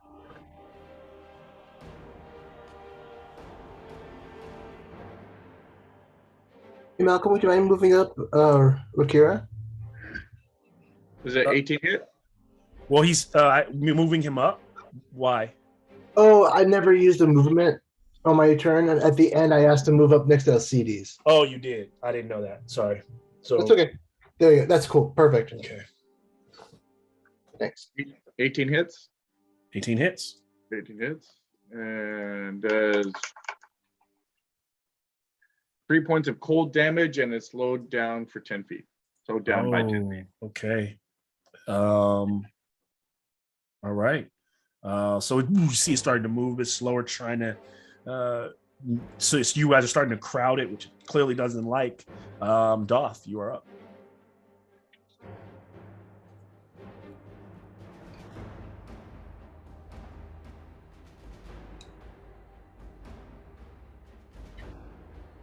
Think you're muted? Toll the Dead, Wisdom 12. Wisdom, all right. Gets an 11, so that's a fail. Yeah, for 14 points. Ooh. So boom, It's previously taking damage, right? Is that it has previously taken damage? Right? Yes.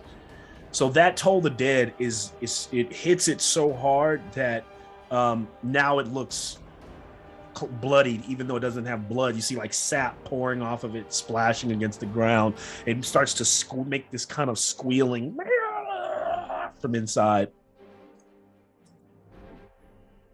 That's me. That's it, Dots, and then we move to Rakira.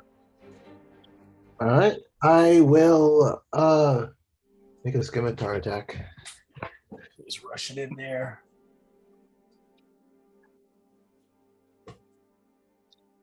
And to hit. 10 will just miss. Okay. As one of the tentacles moves out of the way, but I know you have another attack. Yeah. Oh my god. So 11. 11. Let me use my inspiration. All right. Yeah, that's. Oh, 19 to hit. Well, there you go. That's more like it. It keeps moving back. Rakira's getting frustrated, and he just like lunges, like just stabs into this thing's belly. The stench is, but you also ate the food of Phoenix, so you're fine as goo starts to spill out of this thing. 9 damage. Takes it. And then I'll give as a bonus action, I'll do my daunting roar. Okay. What do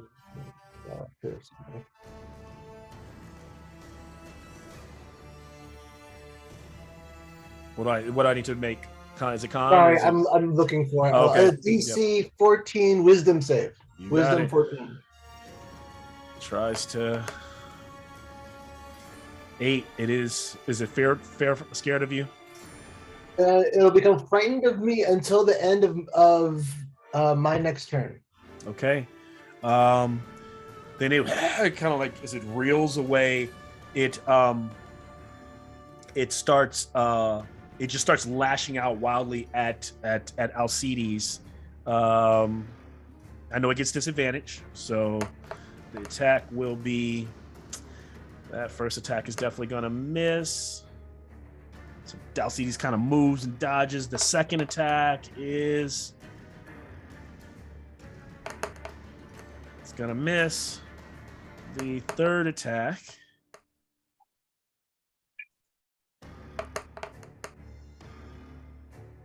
He doesn't dodge, he just lets his shield block. yeah, so the last attack was a 24 though, because it wasn't at disadvantage. Does that hit? It actually was because of the That hits. It's still disadvantage, the last attack? because of Rye's frightened. Okay, then it does That's- not hit. As long as they can see Rye. The creature is not feeling this situation, this encounter anymore. I know that Osiren has slowed it down by 10 feet? Yep. So it It also needs to make a con save okay. at Before the start of its turn to take yes. 1d6 fire damage. Con save is a 14. Fails. Fails. All right. How much? Give me some fire damage. Is the fire starting to catch 3. on it? 3. All right. It will move 10 feet kind of this way. Just trying to so I mean opportunity attacks are fine, but it looks like it is slithering as fast as it can towards the hole in the ground. Almost like it wants to go back and replant itself. It wants to get out. It wants to get away. It's like almost like spider climbing over things as quickly as it can. This puts us back up at Alcides. So both Alcides and Rakira both can attack as it moves. Yes, they can get the opportunity attack as it moves. All right. It'll be a 25 to hit That hits. for 10 piercing. 10 piercing damage. Bit of it, like it's more of the tentacles fall. There's only a few that it's using as maybe like 4 tentacles that it's using strictly as its legs to propel itself forward. There are skulls falling out of the back of it. Literally, you get the feeling this thing has been eating, using the heroes of the ground as nutrients. Their old corpses. I got a dirty 20 to hit. Hits.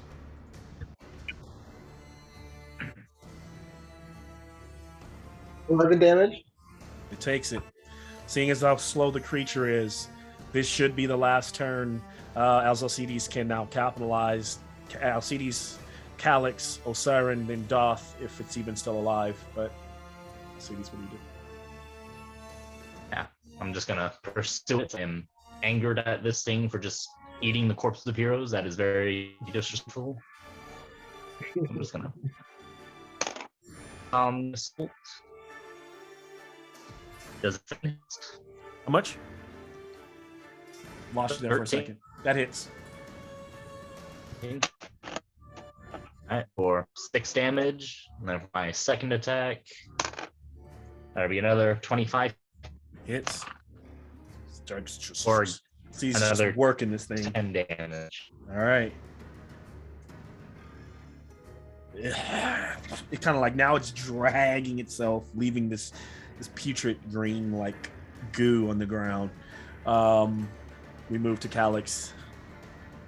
Just gonna keep doing. Just pull back 2 arrows, and another nat 1. Actually, I'm gonna burn inspiration on that one. I'm tired of rolling that one. 12 to hit. That hits. Okay, and then we're gonna roll another to hit. Then 16 to hit. So both both hit? of them hit. So go ahead and give me your That's damage. gonna be- There's no resistances, so just whatever the total damage is. 7 plus 9 plus. So 17 plus 18 damage. I rolled so low on that one. Calyx always doesn't necessarily find himself in this position, killing monsters, but how does he do it?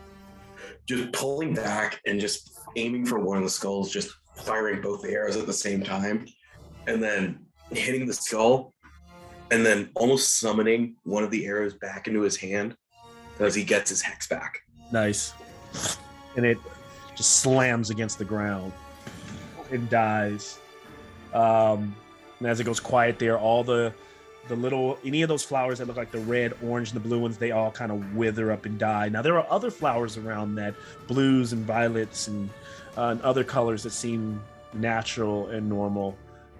This cursed, wretched plant-like creature will desecrate the ground no longer. Good job there. And I'll turn it back over to you all. I think we did a good thing here. Dude, that thing smelled like Thing shit. was vital. He's like just pointing at the body. He's like, yeah, they're pretty good guys. They didn't try to grave rob them. Come on. That was a bit of fun. I'm gonna maintain concentration on the bless. If we press on, we'll have a minute of divine-ish protection. Okay, press on. Unless you want to take the time Alcides- to, rob the rest of these graves. I need to press on too, so I have concentration for 8 hours. So Alcides, you do see when the thing bursts out of the ground, since you're the last one right there, it tipped over that sarcophagus there, and the hero is kind of like slunched its body. You can't tell if it was male or female, but holding a very long sword, hoplite helmet, and unlike all of its gear that seems a bit over time is naturally kind of rusted and been consumed by the natural elements of the earth, the helmet glistens and shines in the sun, and looks like it was made yesterday. Now I know it's not Alcides not typed to take it, but I'm just letting you know you do find that, you do see it. Yeah, this thing, it's like stone sarcophagus upright again, if I'm able to. Yes. So you, with the help of maybe some of your companions like Doth, you guys are able to make it right.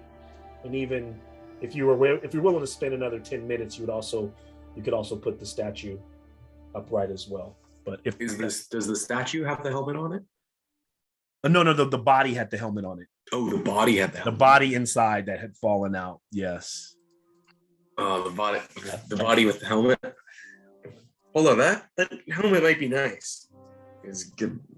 And Well, I was LCDs gonna read the inscription on the grave. Like, see who was this first?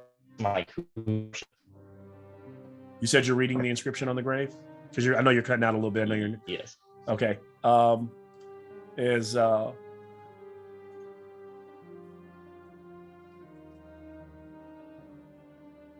says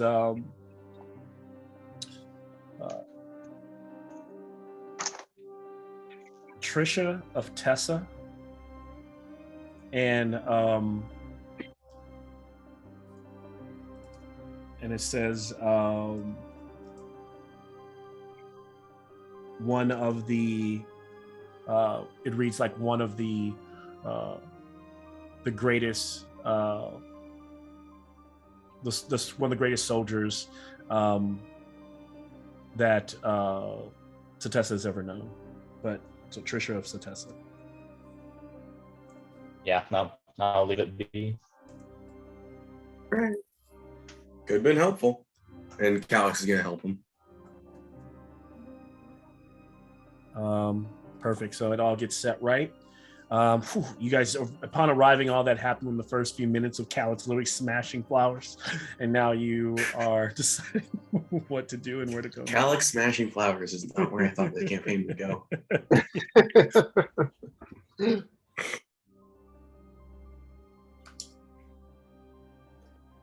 Shall we?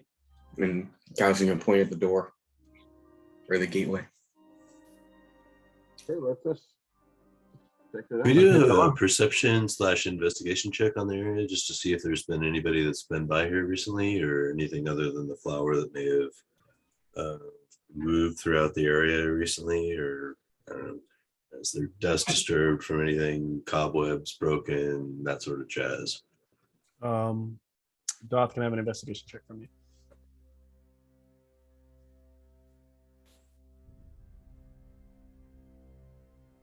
I don't see anything.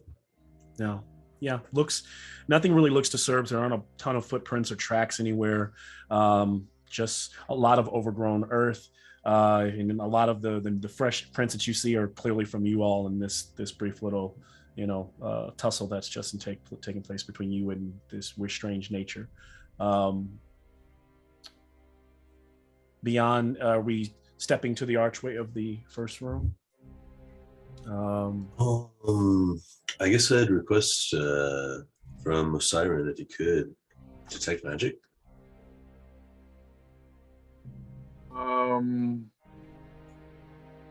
Is that still like an innate power? It is not. I can read all sorts of things, and I have devil sight. Ooh. So, read all languages and devil sight, but the actual detect magic is gone. All right. Wait, no, devil sight. Oh, does devil sight you see in the dark, right? Yeah. And through magical darkness. That's the caveat. Yeah. When I leveled up, the evocation changed, so I used to be able to do that.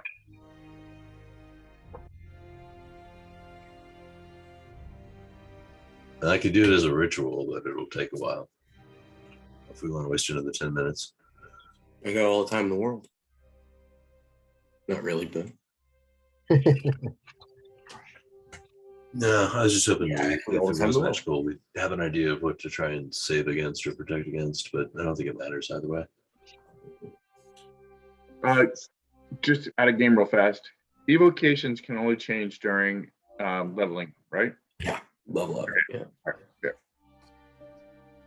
So maybe next time I'll switch it up. That's cool. As you walk through or approach the archway, you see all these. Oh, those coins that we got? Yeah, Mhm. Calix is holding on to him, and he'll. We should probably distribute those just in case. Yeah, that's smart. He'll hand one to Doth and one to Rye and one to Siren, just everyone. Like, hold on to these, please. And there's no extra, and he's just gonna hold his in his bag and tie it on his side. Big sniff of the That bag. kind of before putting disappears it in the- away. Said, Jack, Calix is gonna give a quick sniff of the bag before putting it away. Yeah, just tie it off.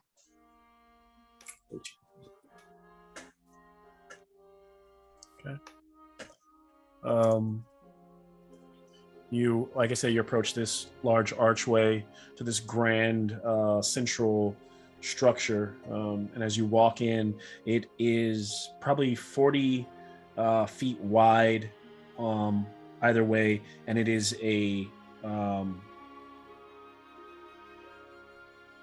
like an octagon shaped room with 4 pillars in either of the corners. One of the pillars has collapsed, and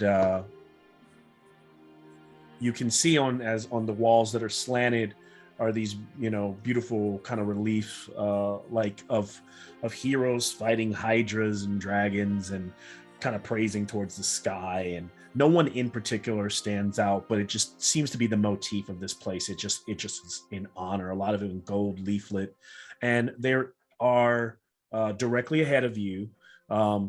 Is a doorway leading to call where you're at, like the atrium. Another doorway leads to another pavilion. To your left leads to a pavilion, and to your right leads to a pavilion. And there's a nice glow in the room from the scaffolding of the like 40 feet above of the skylights, and they seem to cast all their light on the center of the room. Alex is just wandering around, just like with the Hydra. He's gonna put prestidigitation to put a little pirate version of Calyx on top of there, and he's kind of messing with all the inscriptions. If he can do anything permanent, he'll do that too. And just kind of messing around. Ray's going to look up at the skylights a little bit. Is there any connection to where they're positioned to the 3 other places we can go?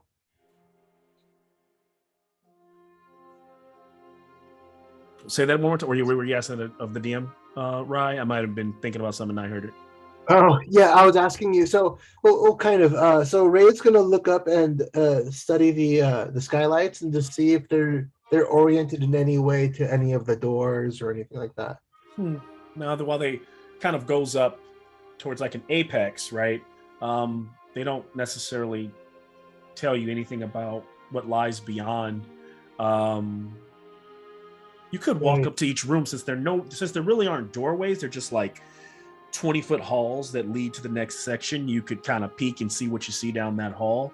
The other rooms seem a bit darker. It's not like pitch black. You're not like underground dungeon diving, but they are rooms that cast many shadows, since there's not very much light in all of them.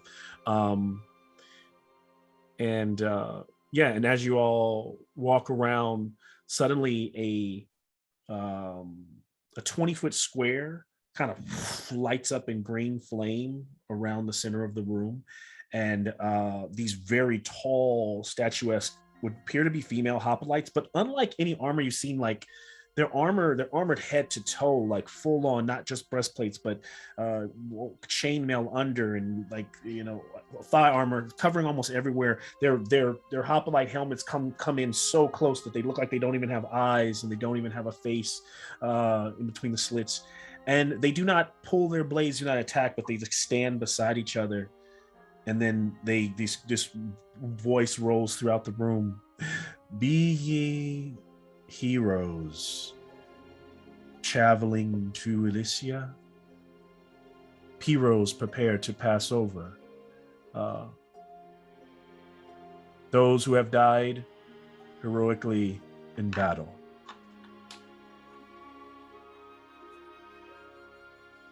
And they kind of just look at you kind of in a pondering, their helmets moving almost robotically, almost how Osiren moves. And then they don't leave that 20-foot space with the flame around it, but they seem to just pace and look at you all.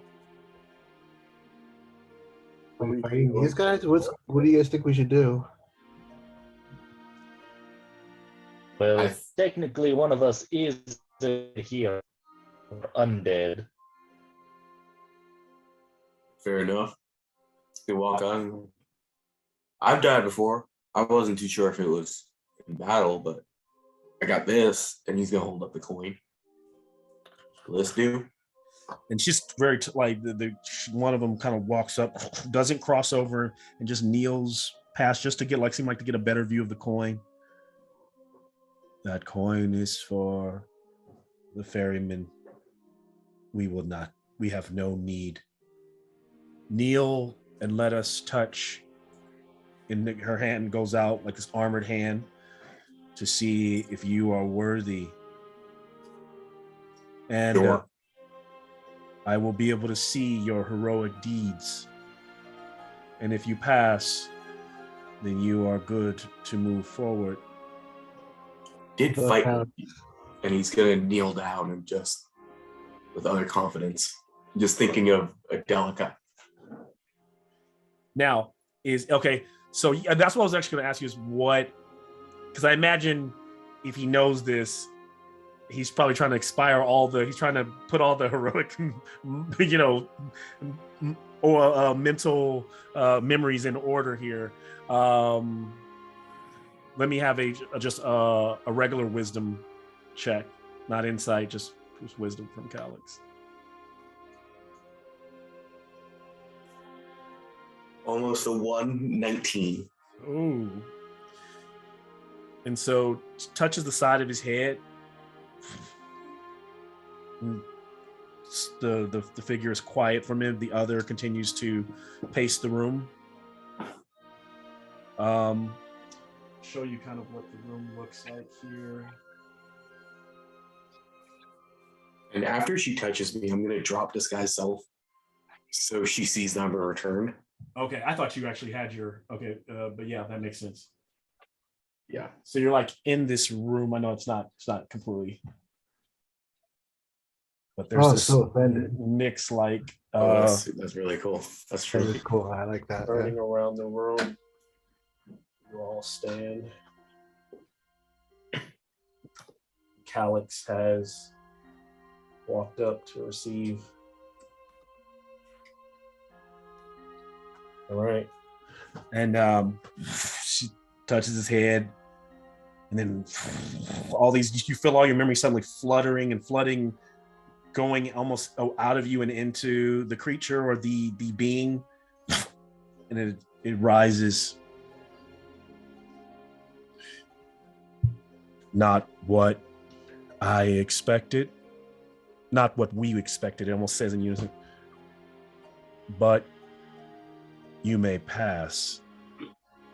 We cannot guarantee your passage will be safe.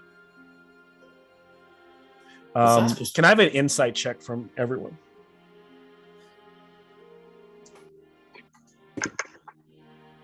And then we'll take I know we're well into, I want to give you guys a brief break, but we'll take that soon. So give me 15 for a siren. 3. who got the highest? 23? Okay. Oh no, I got 3. Not Okay. I'm hearing 20. I'm hearing the highest is out. So I'm 23 for Alcides. I got 3 too. So Alcides, you're not I wouldn't just say you go to for you like unraveling all the secrets usually in the party, but being in a place that is a sanctuary for heroes, you're able to very much read the way this place is laid out, and that these creatures are, or these maybe like celestials, they're almost like guardians to check those who are passing through. You get the feeling that while these things, they have come before, they have always been here before Phaenus and his retinue set up shop. So they are two separate entities. Well, this thing clearly is not in opposition to you and probably not working with Phaenus in any way. It rises and okay. And then the two, they just continue to pace, always staying within that 20-foot cube that you see there. And then there are the two ways, the ways ahead of you, to the side, and so forth, left and right, and back which way you came.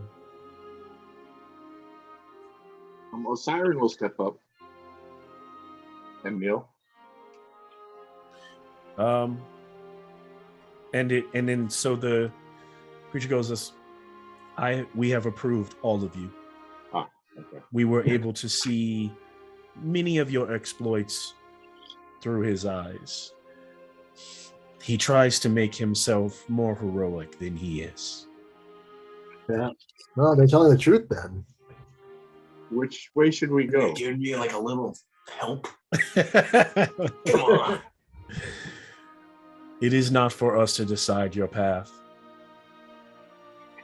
What do the 3 pavilions lead to? 20-foot hall is Simply more tombs, a hall, the hall of what is it? The many halls of heroes. A hall of heroes to the left. The hall of heroic rogues to the right, and so forth, and so forth. Eventually, all lead to the bridge to Elysia. Alex heard rogue and is gonna go. Mind if we go down that one? And points to the Hall of Rogues. Or, I have no preference. And then they just nod without saying anything. Where will you guys go from You here? don't need to be sneaky down there. Oh, I said, as long as we don't need to be sneaky down that pathway, I will walk it. Yeah, I would agree with him. Now I agree too, because I'm like, oh, Doth got me suited up. It's not as stealthy as I hoped, but we shouldn't need to be stealthy. We'll be good. I hope. And you know what, I'm gonna admit, I have no idea. You know what? We listened to you when we went into the city, actually. Maybe we should rethink this. Yeah. Yeah. Uh, Kind of messed that one up. Yeah. Let's Is do there it. a What do you- correlation Confident in the route of warriors myself. Is there a correlation between any of the frescoes that are depicting things and kind of like our classes that we could fracture off and each go down, or one that shows like a group moving together, anything like that? As you look Big over, sign that says go this way. none of Really? them. Yeah, none of them. No, they just nothing. There's no correlation. It seems to be. I pull out a D4.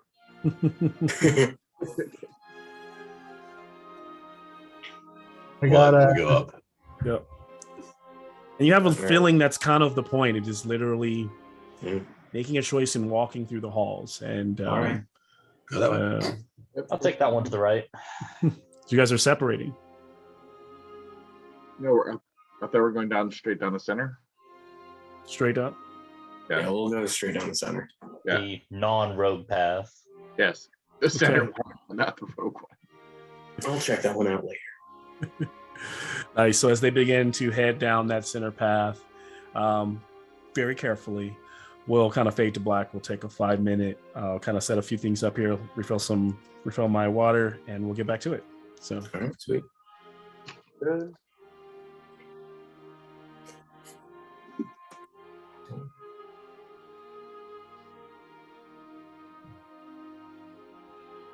I'll be back.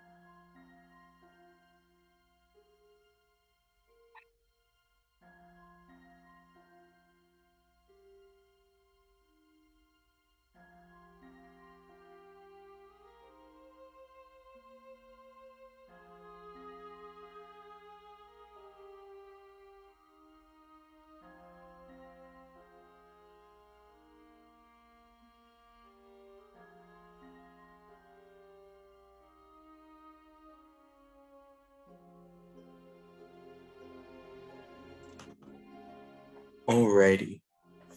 So I think we should just start, or I don't know if anyone's on the call right now, but I think we should kind of start planning how we're gonna fight this big guy.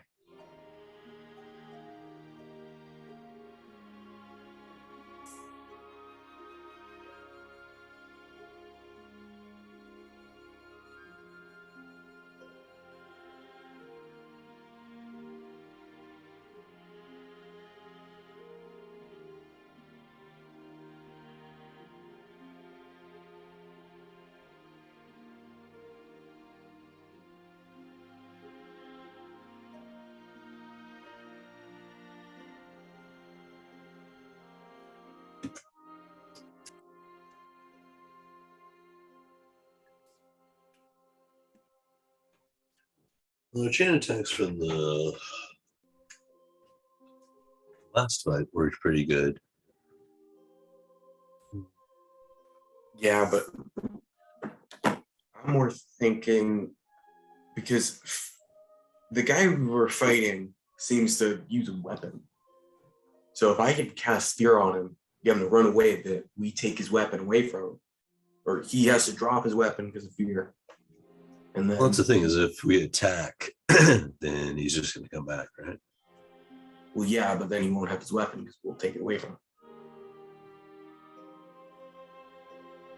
Because we have to fight this guy, right? I think so. Yeah. So I don't think he's going to be too keen on us just joining off into the underworld unattended. no, I don't think so. Do not think so. So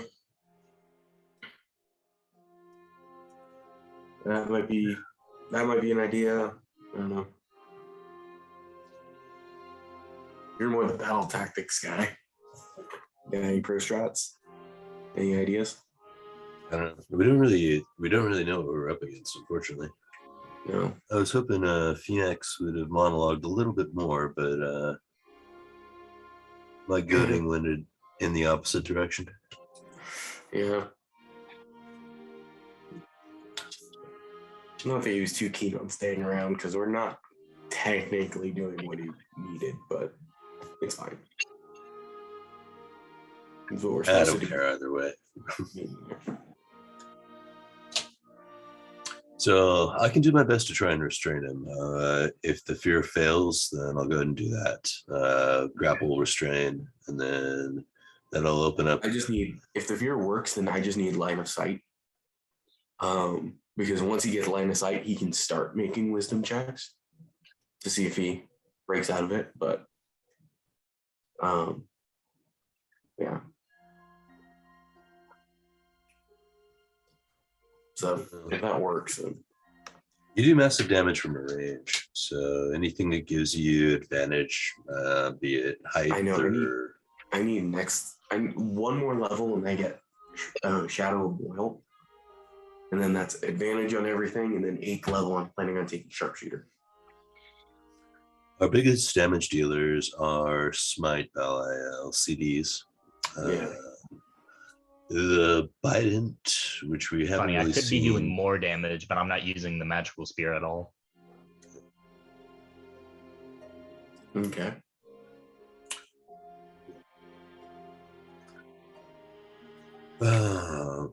So basically, if we cluster in, then we run into possibly an AoE that gets us all. I'm still not sure how the demon managed to like nuke us and not itself at the same time, but Well, that's because it had an AoE aura around it. Yeah. Like it was a special spell, kind of like a Shroud of Daggers, or like. I know, but we've seen this repeatedly. So what I'm saying is that it's something that we need to watch out for. That one guy had it with like locusts or bugs or whatever. We saw it with the bones. We've seen it multiple times. So assume if we get close enough to attack, it's going to start like just spamming AoE damage. Monsters now seem to have the ability to go mythic on us too, so it's something that we should pay attention to. Don't burn everything immediately. Save like one thing for like level 2 if that shows up. Yeah. And I've only used one first level spell this entire. I would use Thunder Wave once with the Bard Magic Initiate feat. I still have the spell that I used, so I can use I was bless, using- but it's dicey. If I take any damage, the concentration is probably going to end it.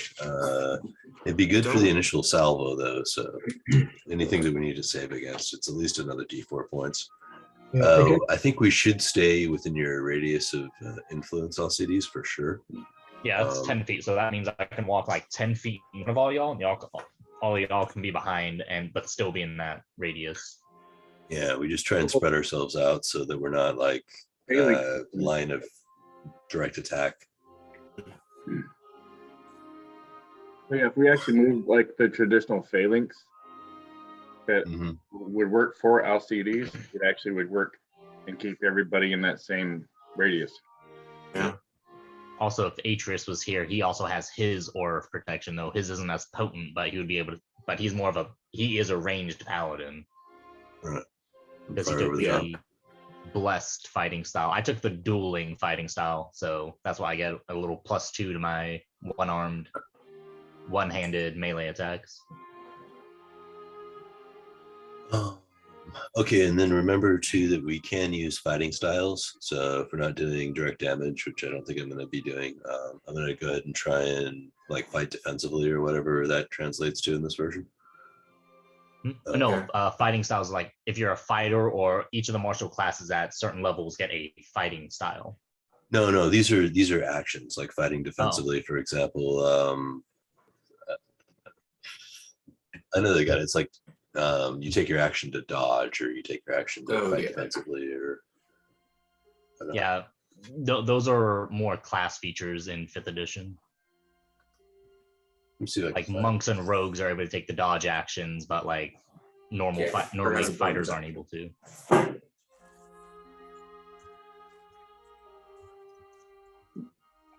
know there's a bunch of like actions in combat that you can take.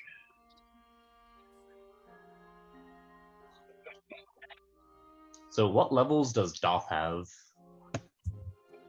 Where is he? Doth is a 4th level wizard and a 2nd level cleric. Okay. I was wondering about your heavy armor proficiency, where that was popping from.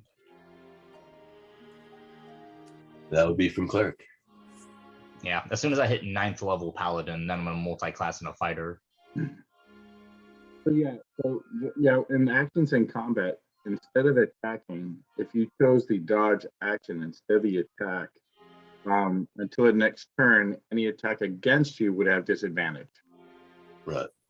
Yeah. So I think that's where I'm gonna go. I'll do my best to like soak what damage I can. Keep up the bless for as long as I can, and then just honestly, I think guys I like should be blast soaking through up it. the damage. Or actually, never mind. Yeah, I can soak up damage, and then also I can cast Shield of Faith to give myself +2 AC, or Protection from Good and Evil to give a whole Celestials, Fiends, Undead, Fae disadvantage to attack me. Oh. And then I have a +6 to my concentration saves, or con saves in general, so hardly an issue there. Like my lowest saving throw is an intelligence saving throw at +5. So honestly, Calyx, I think your best thing to do would be to cast fly up, and just fucking DPS the shit from like right above it. Yeah. Straight down. Or if you knew haste, just cast haste on me so I can just attack fuck ton. See, I don't have haste. I don't think warlocks get haste. Oh, I don't think they do. I know I get haste at 9th level. It's like Next level. I can. Yeah, I'll pick it up. Like the warlock spell list isn't for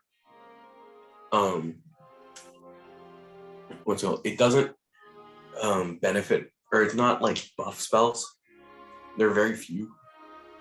But it's a lot of debuff spells. Yeah, Oh, that's something we did in one of my parties. I played a Warforged unarmed fighter, and I was a rune knight, so I would just grow twice the size, and then one of the and there was 2 wizards in the party that would just stay the fuck away, and if anything even got like within 20 feet of them, they would just misstep away. They're fucking cowards, but it was played great. So one of them would cast Enlarge Reduce on me, so I'd be 4 times the size of a normal character, and then one of them would cast Haste. And that's terrifying. And like a let's see, because I'm trying to remember how tall he was, because he was an 8-foot tall Warforged by default, just the max size for medium. So then 16, and then that 16 was also he was a 32-foot tall Warforged, and it was great. No, or Doth, you were gonna say something? What were those 2 potions that we found on the shelf next to the bottle that was missing? So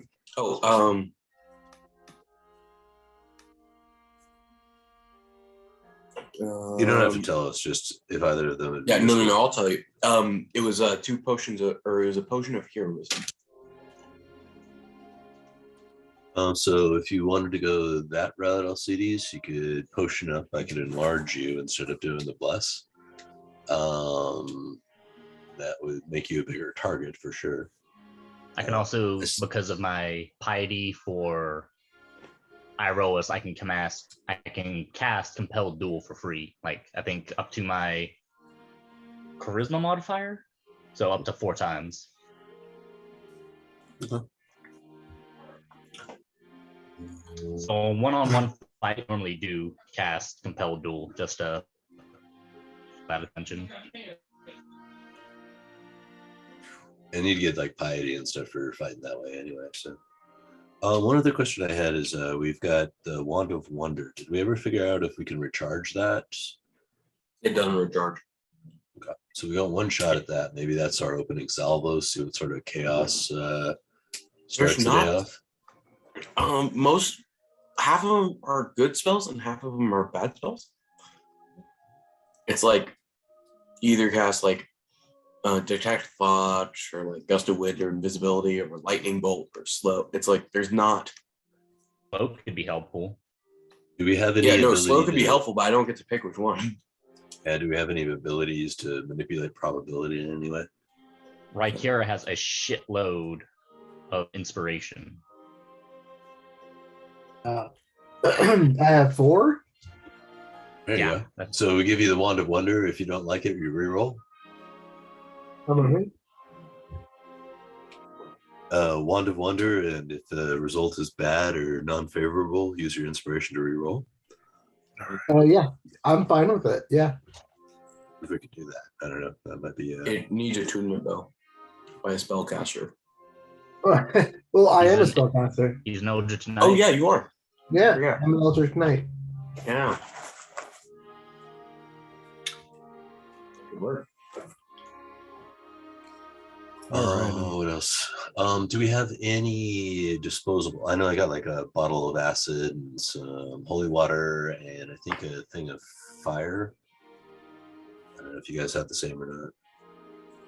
I can give him 1 level of exhaustion using poisoned water that I took at the beginning of the campaign. I've got a vial of poison. Not gonna help. I don't know if it's gonna help in this case. I'm gonna see if I can pray to Heliod and I rose to 1v1 dude. See how if I get any buffs or bonuses for the 1v1 from Iroas, and then any buffs from Heliod for exacting his vengeance. Okay, but actually, in the history of 1v1s in this campaign, Calix is 1-0. Or actually, no, it was a tie. Was it? No, I think it was a tie. Still. No, you were knocked out. She was not.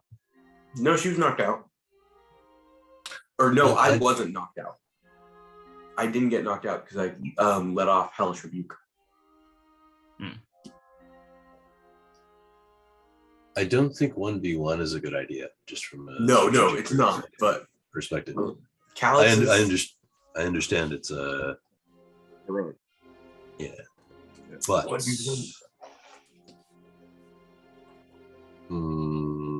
But I could become Heliod's champion.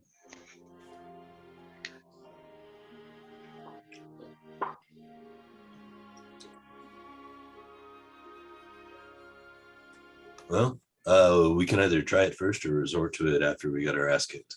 Your choice. Yeah, because if I'm knocked out, then I'm no longer being dishonorable. That's all y'all's decision. Okay. Well, let's lead with that plan then, and we'll cycle everything on to you for the initial.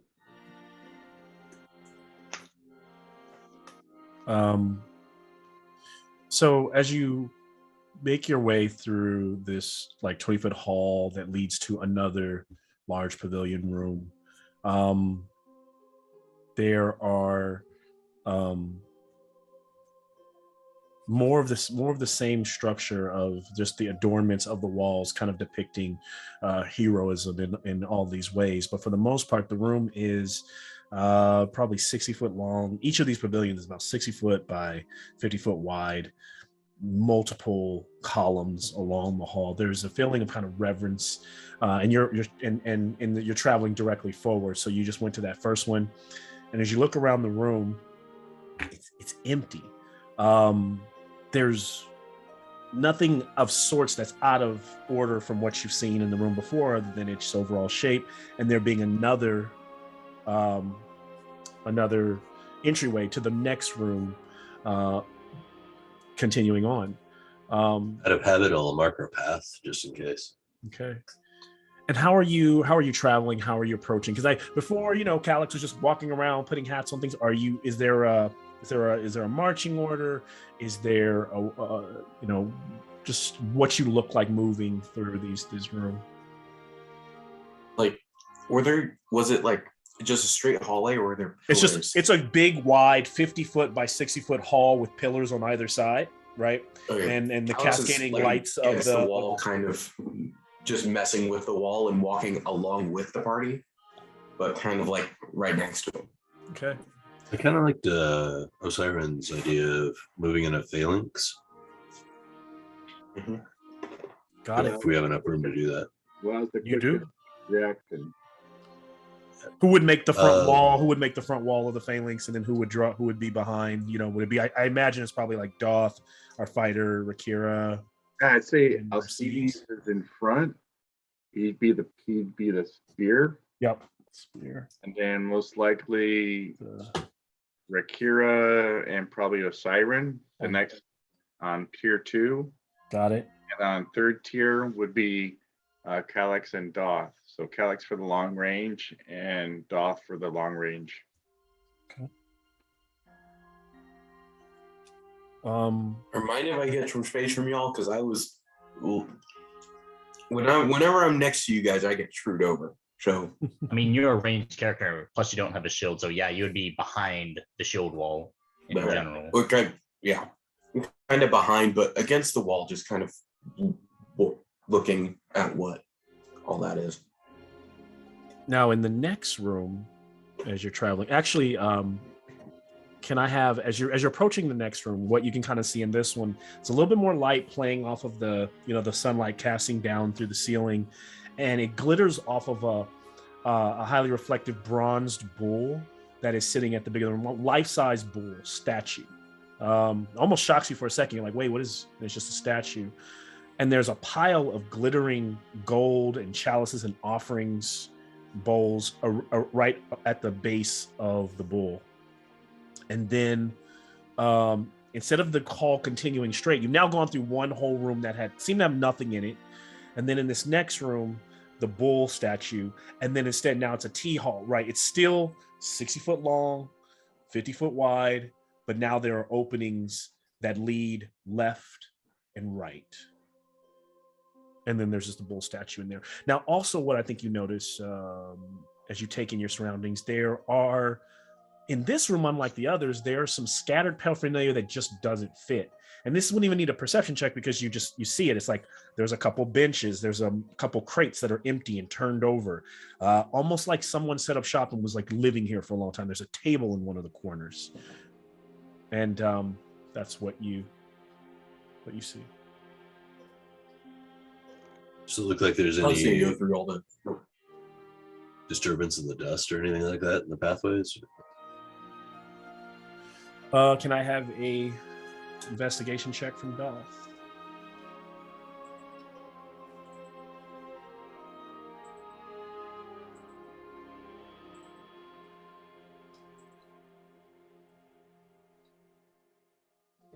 Sorry, I was looking up combat stuff. Oh, you're good.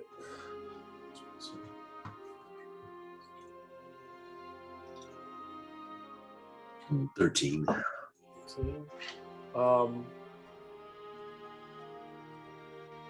So Doth, yes.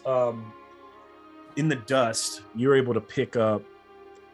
There's definitely been other movement, humanoid footprints, soldiers. They seem to go both left and right, and the majority of them, from your standpoint, seem to like the most recent footprint seems to go off to your left, so that way. I was going to ask, do you mind if I look at the bowl? Are you gonna It's like- touch everything and steal all the treasure and then cause I'm not gonna whatever steal all the monsters treasure, hiding no. underneath it to like jump out at us and like waste all of our spells? I just want you guys approval to if I could look at the bowl. Can I inspect the bowl? What's up with the bull? I don't know. I want to see. And he's gonna walk over and look at the bowl. The bowl that's in front of the bowl. Oh God. Perception, not investigation. Just kind of poking his head, hands behind his back. Give me a perception Just- check. Okay.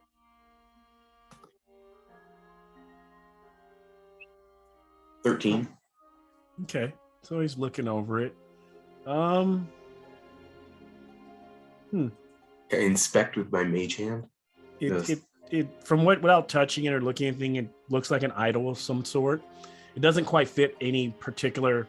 If you'd rolled a little higher, maybe you can try to connect this to one of the gods. But I think right with what you're perceiving is idol of some type. Wherever it's honored, there's definitely, gold and jewels there in a decent little pile that have been offered, and they seem to have been sitting there for some time. There's nothing cool with the pot, right? That's in front of it. It's just golden jewels. Just gold and jewels. Nothing that stands out. Like if you're not a wealth thing that where you need to, if you're not, there's nothing that looks magical or special. So if you're a person that doesn't really care about gold, then it's just gold. It's just monetary stuff. Looking through it. Then all right, nothing to it. But he might go inspect the living areas if nobody else did. Okay. And as you since Calix kind of seems to leave the phalanx a lot and walk around, give me a perception check, and then I'll also take passive perception. So everyone's passive, but I'll also take a roll from Calix. So who has the highest passive? I think that's Osiris, right? Like, aren't you like a 18? Yeah, that's pretty high. I got my passive, so 10. Okay.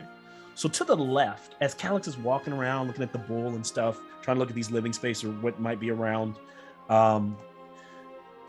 your keen sensors start to pick up the muffled sound of human or humanoid or mortal speak, Osiris, coming from the left, coming from the same area that, and if Doth was looking around, he can see that in the next room, that room is like the last room where it's mostly the same structure but empty. So similar, but beyond that hall, still kind of dark in there from where you're standing. But for beyond that hall, there are the muffled, slightly echoed sounds of some people talking. I hear noise from people or creatures that are up ahead. My sensors are picking up. I guess I use sensors. Yeah, they pick up sound vibrations ahead.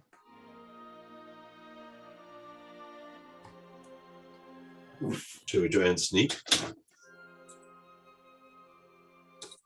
I mean, I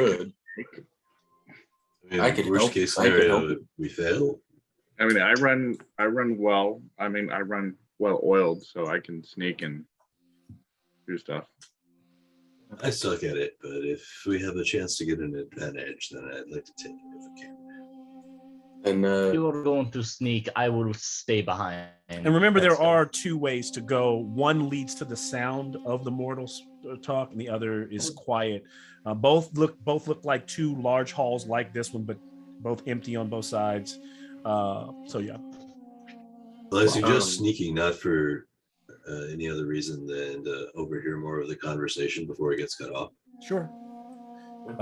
It will require getting a little closer, maybe like entering that empty room a bit, which is not where it doesn't seem like where they are. Maybe they're in a room beyond a hall where their voices are carrying from.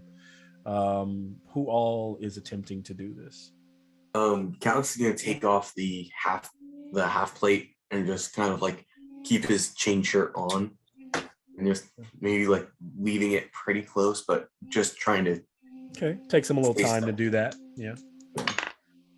Okay. We'll shoot.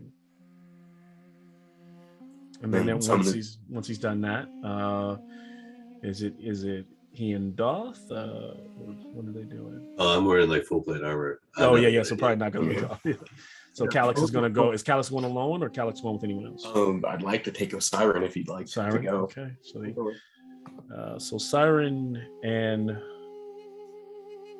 Calyx will sneak off and give me a stealth check. 21. Mm. I'm just gonna roll again to see what happens if I had to roll. So glad I took that off. It would have been a 5 otherwise. But 21.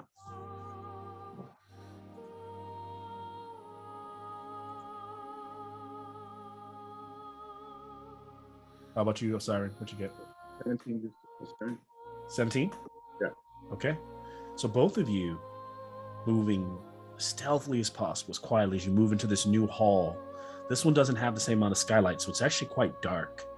No left or right. Directly ahead, in the next room over, as you get like halfway through the room, in that room you can tell that there's a bit of a firelight, kind of the flickering of a firelight coming from there.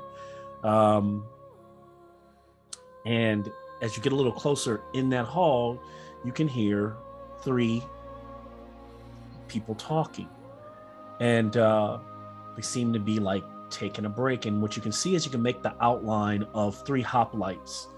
Their garments don't seem, I think from this distance, they look like militians for the most part, like the colors on the garments, but the colors are a little off, little slightly different tinge. Yeah, whatever.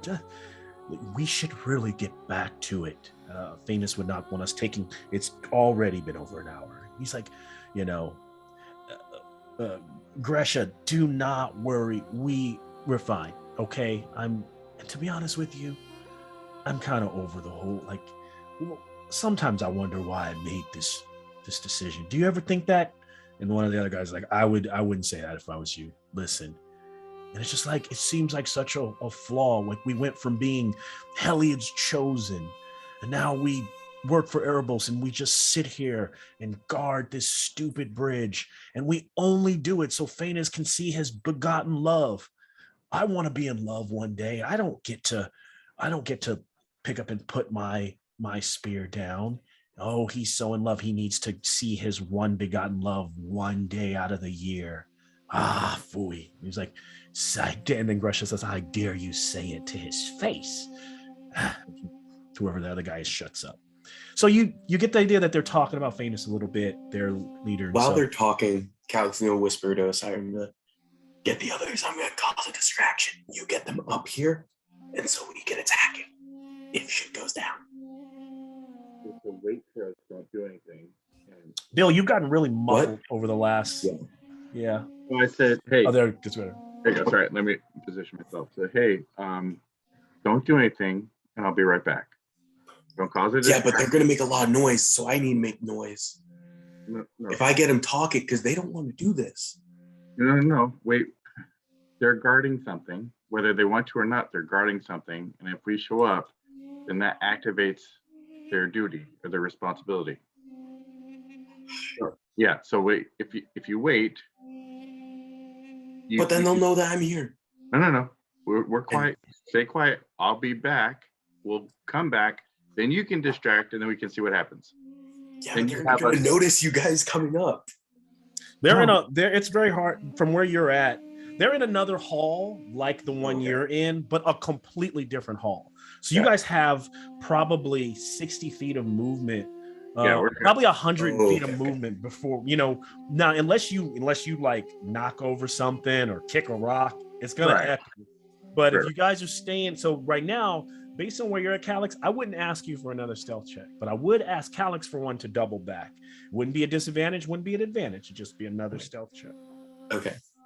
I'm going to say, all right. Bring the rest of them up. I'm going to come up. I'm going to go up. See what's going on. once you guys come up here, okay? Sound good? That makes sense. Okay. I'll be right back. All right. So another 17 stealth to go back. Okay, let me make my check for them. Okay, they clearly don't seem to be paying attention because Calyx doesn't see anyone change their demeanor. You see me moving things around because actually what I'm doing here is resetting the room to what Calyx sees, specifically hiding in the room beside, even though you're not in the room, I'm putting you right there. So this is the room, and I lost there is a tent set up in the middle of the room with a fire, a couple of tables with some gambling cards and some gear, and we've got these 3 militians.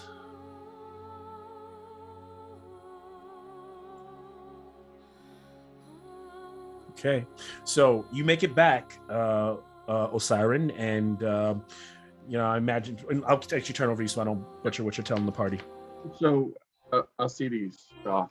Akira, we have the guard for the bridge. The guards are down this pathway. There's at least 3 guards plus a commander that seems to be not present at the time. I left Calyx there. He's not to engage until we arrive. And Let's go. that would be the bridge that we need to go to get across to address the knight. Okay, let's go. So we should be. Do you want to? I mean, it is stone and it is, it's a wide open area. So we just want to. I'm not saying be stealthy, but just walk quietly. Who or what are they? Do you know? Humanoid, human hoplites. So they seem to be regular militia. I believe they're also followers of Erebos. So Alcides, I think you'd be, definitely interested in engaging. Indeed. Did you hear any of their conversation? I shall deal with it. Their conversation seemed to indicate a dissatisfaction with their current duties, and it seemed to have a different point of view from a commander. I don't understand the relationships. Perhaps they can still say. Say again, That's what Alcides? Calyx thinks. Perhaps they can be swayed. You said swayed. I said saved. Oh, okay. I thought you said swayed. Oh, I know. I know. You would say swayed. Like you're trying to convince them. I'm saying I'm trying to save their souls from their boats. Okay, so let's head that way, and we'll let you provide point to the phalanx, and when we get up there, we need to talk to Calyx and determine what we're going to do.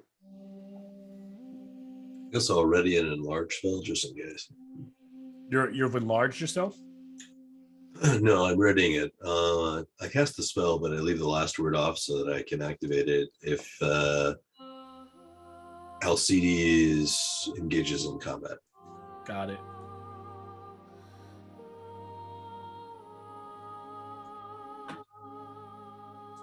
I do not see them to be. I don't think that they will be that much of a fight if there is a fight.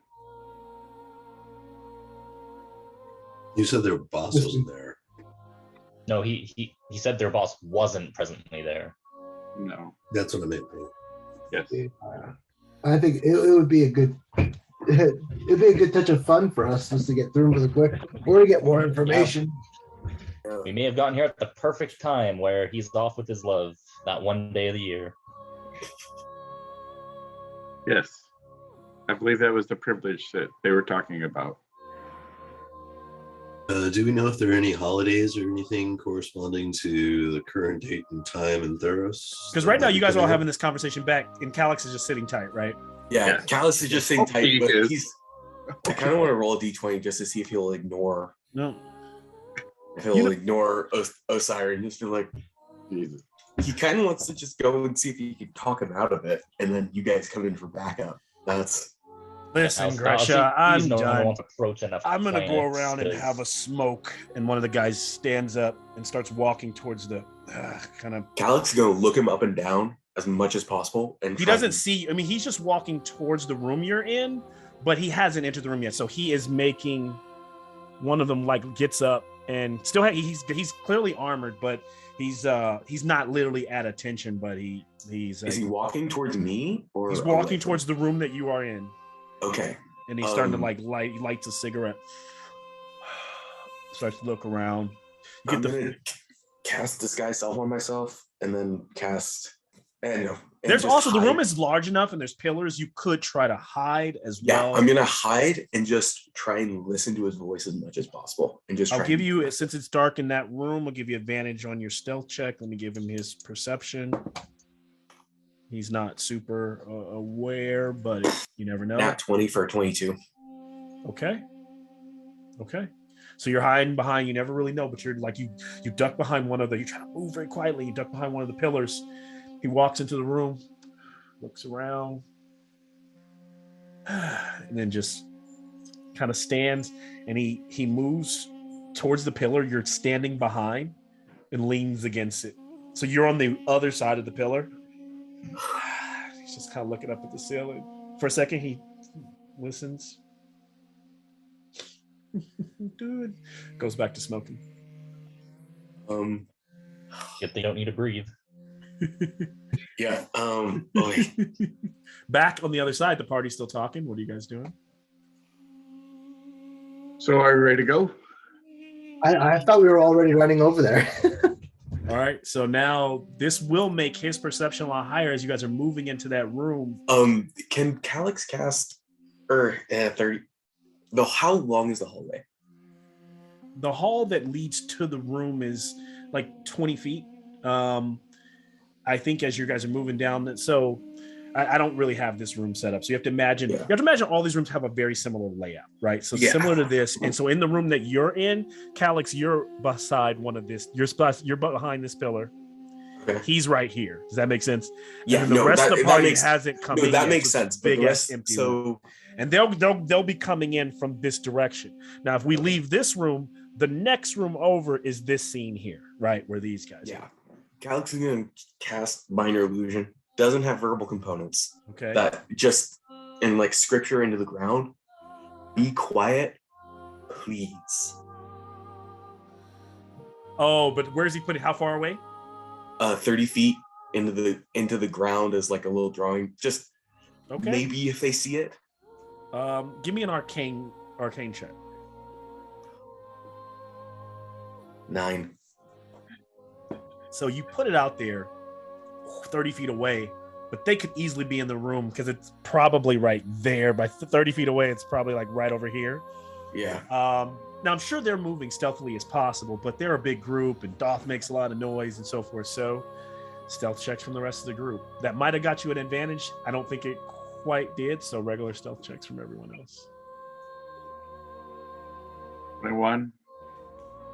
2. 2? Yeah. Got that too? Was that Rye with a 2? Yeah.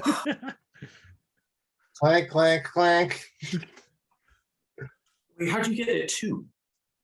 Disadvantage. No, but like, don't you have a +2 dex modifier? Your stealth. Let's see. It's still pretty low. Still gonna be pretty low. No, it's still gonna be really low. I'm like, I have disadvantage on stealth. I know that, but I don't think I have anything on stealth. Let me see. no modifier for it? No. Yeah, what's your dexterity? It's at a 14. Yeah, So you have the +2. minimum you should get is like 3. Yeah. Yeah. So you should add 2 to your Anyway, roll. it doesn't matter because you So get 4. 4. So And Doth has 4. Yeah. since everyone's moving, suddenly Doth's noise makes a little bit of his armor makes a little bit of noise, and then suddenly Rakira is just like suddenly feels a bit of fatigue, and stumbles and tries to fight it. It coughs, and then the figure throws the cigarette down, pulls his spear, notches it beside his shield, and starts to slowly step away from the wall. Who's there? Come out now. I'll Reveal see yourself. Now, so, and by the way, this figure is now aiming. He doesn't see through the hall. He doesn't see because you all are like there beyond the shadows. Calix, you're on the other side of the pillar. He still doesn't know you're there, but he seems to be oblivious to you. So his back is turned to Calix, but he is aiming towards the wall where everyone else is. Hoplites, we have a problem. And in his voice, I'm gonna say, "Sorry, false alarm," from behind the pillar, and then I'm gonna cast suggestion on him and just say, "Hide." Do I get advantage because I'm hidden? Here's the thing. What is the minor illusion? Is it a bonus action? So, not much. So then which one this is did you just cast? You did two different things though. So I just spoke using the actor feat.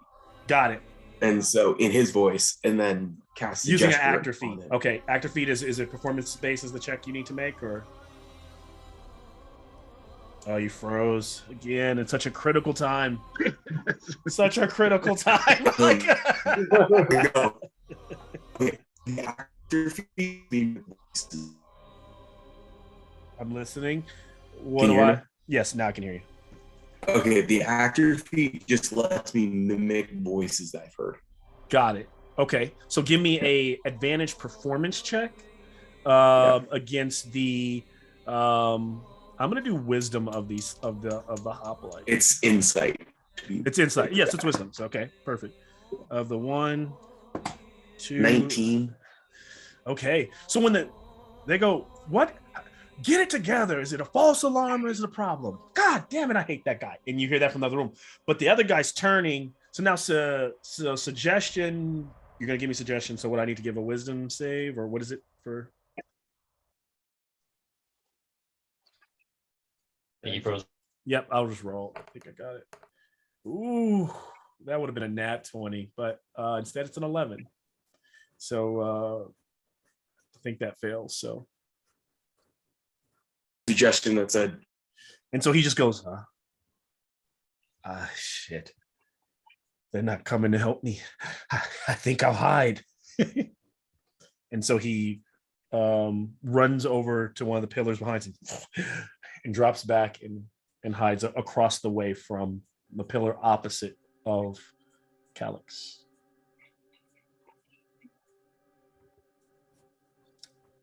At this moment, that has kind of saved the moment as the group slowly begins to enter the room that's open. I don't know. And so the suggestion will last for what, a minute? If I'm not mistaken, let me know. Anybody else know? Let me put it like a minute. I think it lasts for like 8 hours. Sorry. If he concentrates on it. Damn. Okay, if he's concentrated, then that's actually he's good. All right, so wait, that guy. so I'm looking at Froze again. fail safe course is complete short time. Okay. Specify condition. all right, can you guys hear me now? Yeah. Okay. Yeah. Sorry about that.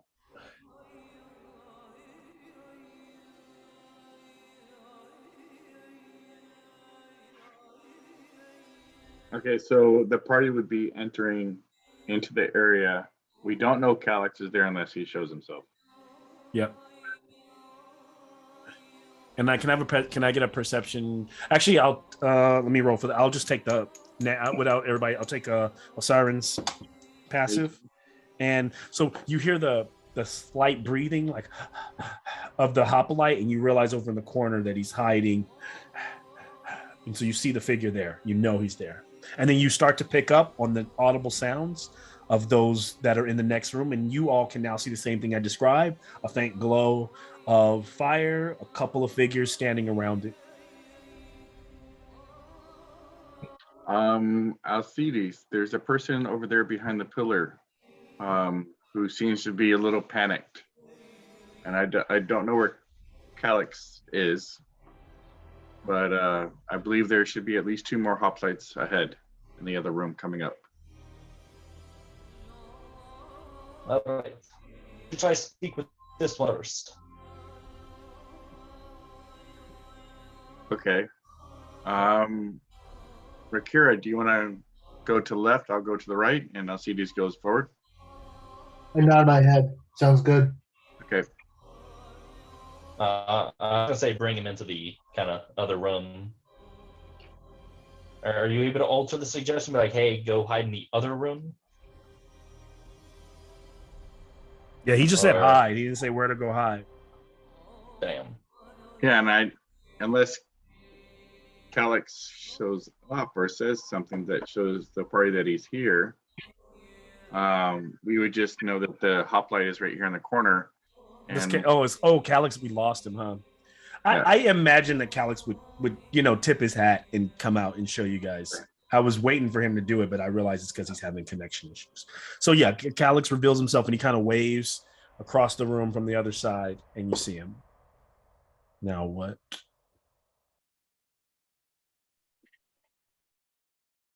so Alcides, how do you want to approach this? Yeah, just never mind. Just approach the other threat. You're approaching the hoplite? You sneaking up on him? You just walking up to him? What are we? Alcides isn't sneaky. He just walks up on him. Okay. And then Kira will be to the left, and Sirens is to the right. I guess Doth will be behind us, and Calyx will be behind us. Not any sort of combat moves, but definitely spear and shield. Like armed, but not like trying to be invading. So as he sees you walk up on him, he goes, "You look the part, but I do not know your face. And the red you wear, you are a Groen. This is correct. I fear there's some kind of magic on me, as I don't know why I'm hiding. I do not have any fear." That is... So, what is it that you got this place? Say that one more time. What is it that you got this place? Guarded. We guarded so that not anyone can pass over into the underworld. It should never be easy to enter the underworld. This is true. Are you aware of the plague that is currently rampaging all the THEROS? Okay. It also says that the suggested activity is completed in a shorter time than the spell ends. So he did hide. He no longer needs to hide as you start to see him, stand off the wall and become a little bit more intimidating to you. Your presence kind of bring his spear up. And you asked him one more time, what again, Alcides? Is aware of the as rampaging through Melitus. I am not, but that is none of my concern. Why have you come here? You continue to spout questions. Who are you, and why are you here? We're here to free you guys. Oh, so now they're all there. So he's just like, we're here to help you guys. You can't. This guy's pretty much enslaved you guys, right? You can't help me. Yes, we can. You could go to keep following Heliod. Right now you're following someone that you don't believe in anymore. How do you know this? I was sent by Heliod. Champion that got it. We were not told and brought any friends. I was sent by Heliod to help you guys. We were sent by Heliod. I'll take Alcides. Give me a persuasion check. I'll give you advantage because Calyx is backing you up. Let me roll for So what's happened? It'll be 26 persuasion.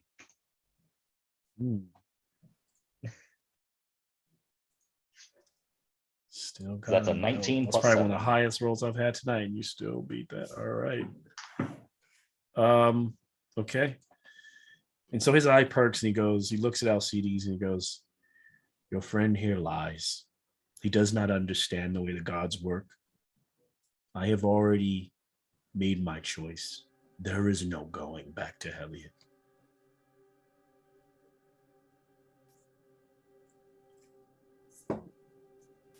Why do you And care so much you about with my soul?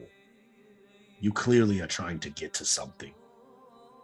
We're trying to get to Elysium for the purple rose there, with the key to the cure for the plague that is rampaging through Meletis.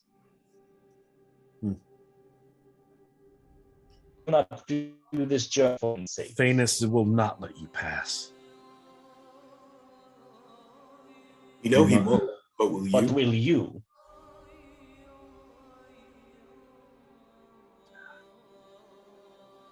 You're asking me to do something that No, might be even worse than selling my soul to Erebos. You're asking me as an hoplite, as a true warrior, to put my weapon down. And to be honest, you see me true. I am a coward. And he kind of like drops his shoulders. I have had enough. Please tell no one of this. Acheron. I shall not. I do not lie. So if anyone asks me directly about you, I will have no choice but to be truthful. But if no one asks, I shall not tell. The man and the woman in the other room, they are not my friends, but they are my companions and brothers in arms. And I do not want to see any harm come to them. But they are not cowards. So, take it for what you will. And he slots his spear. And he begins to walk past you all, looking to see if someone's going to strike him down, but trying to head out, trying to head by you and leave. I don't know if you let him go. I don't know if everyone's cool with that, but he starts to walk. Can I roll an insight to see if he's truly being cowardice? Sure. 18 plus 4, so 22. His eyes say that he's a man who is just tired. And Can't figure probably that not, because he's already switched from one god to the direct polar opposites. That clearly shows that his resolve can be broken to serve another. Yep. Did my suggestion go off, or did you guys just skip that? The suggestion went off because when the suggestion wording says that as long as the thing you told it to do is complete, then it can wear off. Especially if, because what's his face walks up to him, so there's no reason for him to continue to hide while Alcides is talking to him. So the suggestion wore off. Or to be quiet when he's being asked questions. Or to be quiet while he's being asked questions. So I just imagine that he suddenly start to feel it leave him, and then he start to become more like aggressive. All right, I was just more confused on what was going on. Okay. Yeah, you had lost. Yeah, he's gone now. Okay. Now it just means dealing with the other group who seems to be. So shall we go to formation and? Mind if I take a shot at this? If you believe you can convince them. I think the friend can convince them, and I'm going to disguise self as him. Okay. I do not agree with your tactics, but it will result in the least amount of bloodshed. Hopefully. And Calix is going to walk in the room looking like the guy and just go, I'm leaving if you guys want to leave. Akastas, so you're back. I can't do this anymore, man. I can't do this. What? Listen, why are we even here? We all joke from time to time, but do not Do not make me what I thought. Do not make me believe you are what I thought you were. If you Come call on, me you're a joking. coward, I'm not joking. But if you call me a coward for standing up for something that I don't even believe in, I'm a coward. What's the point in standing up for something that you don't even believe in? Just pure ignorance? And then Gresh, the woman, turns. She has like a rugged look to her. She goes, "You made an oath.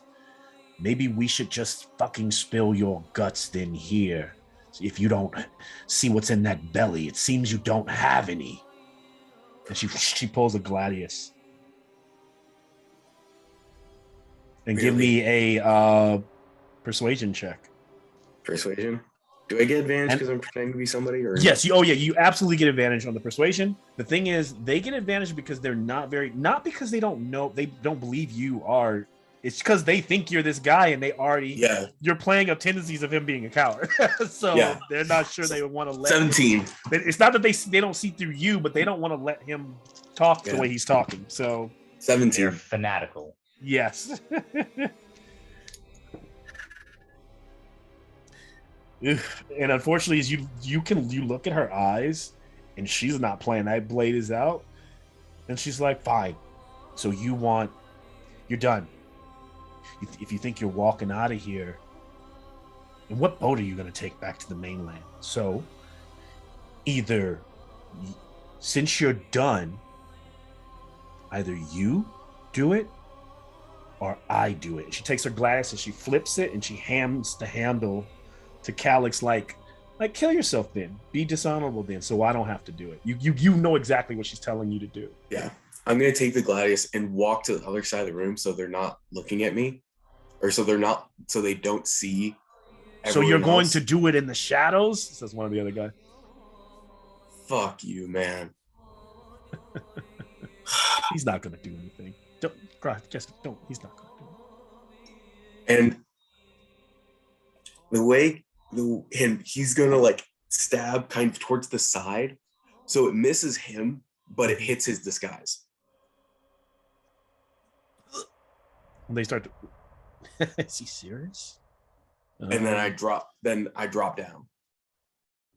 I like your acting skills. Give me a performance check here. I'll give you advantage. I was like, this is nat 20 for 27. Jeez. Wow. All right. Yeah. Let him go. He was worthless anyway. Let us go tell Phaenus that he is no more. Yes. Yeah, Acustus is no more. And they began to walk out of the exit this way and leave the room, unless someone stops them. But yeah, I was like, this is the point to attack him. No, this is when you show up as a ghost and tell them how terrible this is.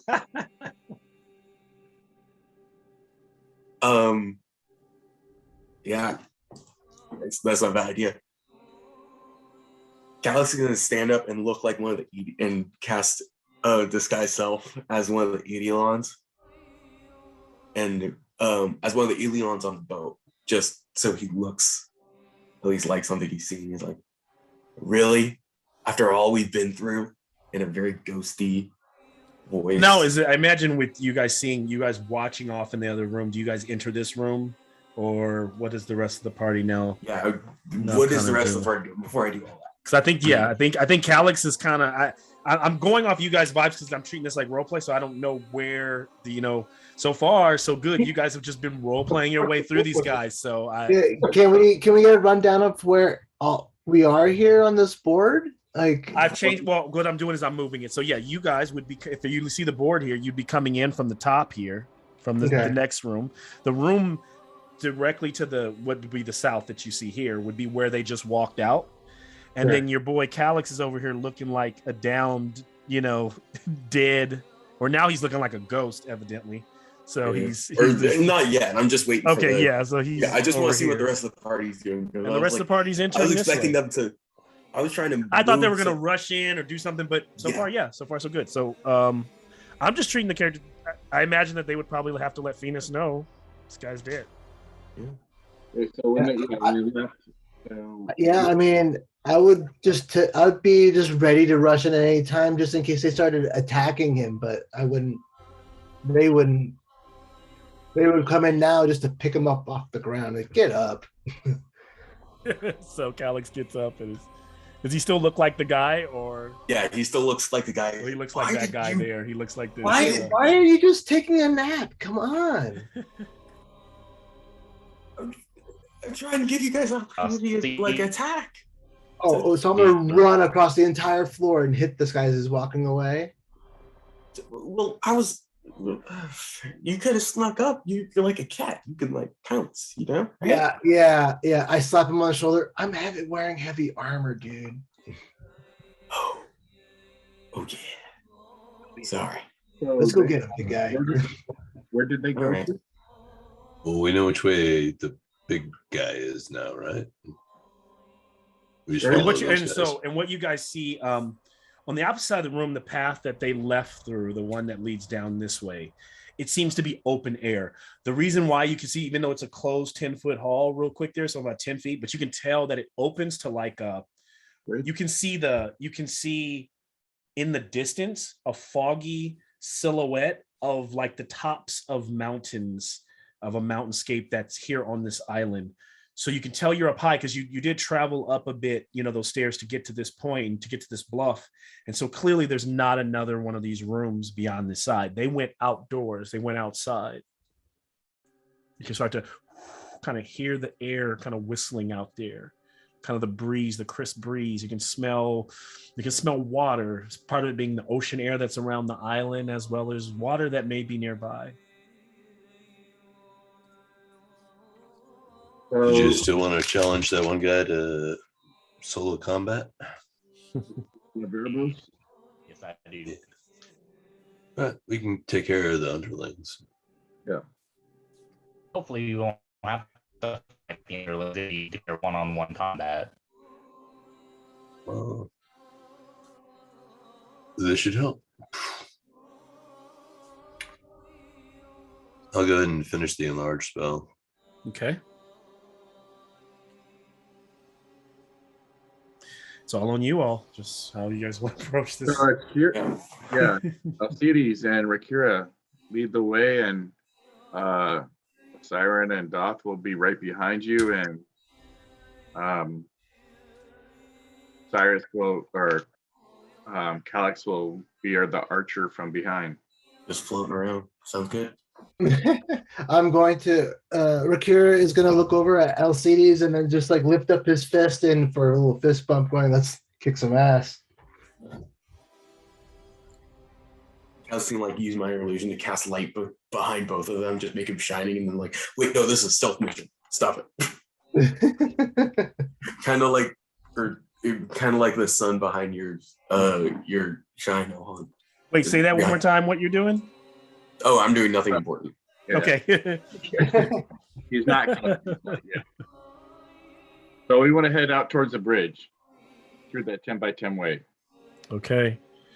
So, as you all head out, you find yourself at the edge of this bluff, and down you see a natural staircase or a stoneway, a path leading down a good 60 feet to a beach-like shore. And down there you can see multiple an encampment for this retinue. You see torches kind of lit all around, and you see the bridge. And that bridge is only half of a bridge. It's broken out, and what it does is it leads from the shore, and this bridge rises out and goes off into a lake. And you can tell that this isn't the backside of the island. This is clearly the middle of the island. So there's a lake in the middle of it with mountain ranges all around. And there's this heavy mist that is over the waters. And the bridge literally goes out maybe 40 feet, and then there's just a drop off into the water. You can see a very strong warrior that seems super resolute, looking like almost inhuman in the way that it might not ever look like it takes a break like these other characters around it. You clearly know this to be Thanos, and instead of that light orb pulsing above the top of his helmet, it's like a black orb of like bluish smoke. He stands on the bridge, and you can see from your 60 feet below you, out almost 100 feet out fully, you can see two little figures working their way up to talk to him. And then in front of the bridge, there are about 30 hoplites in phalanx position with their shields up, protecting the bridge. So what do you all do?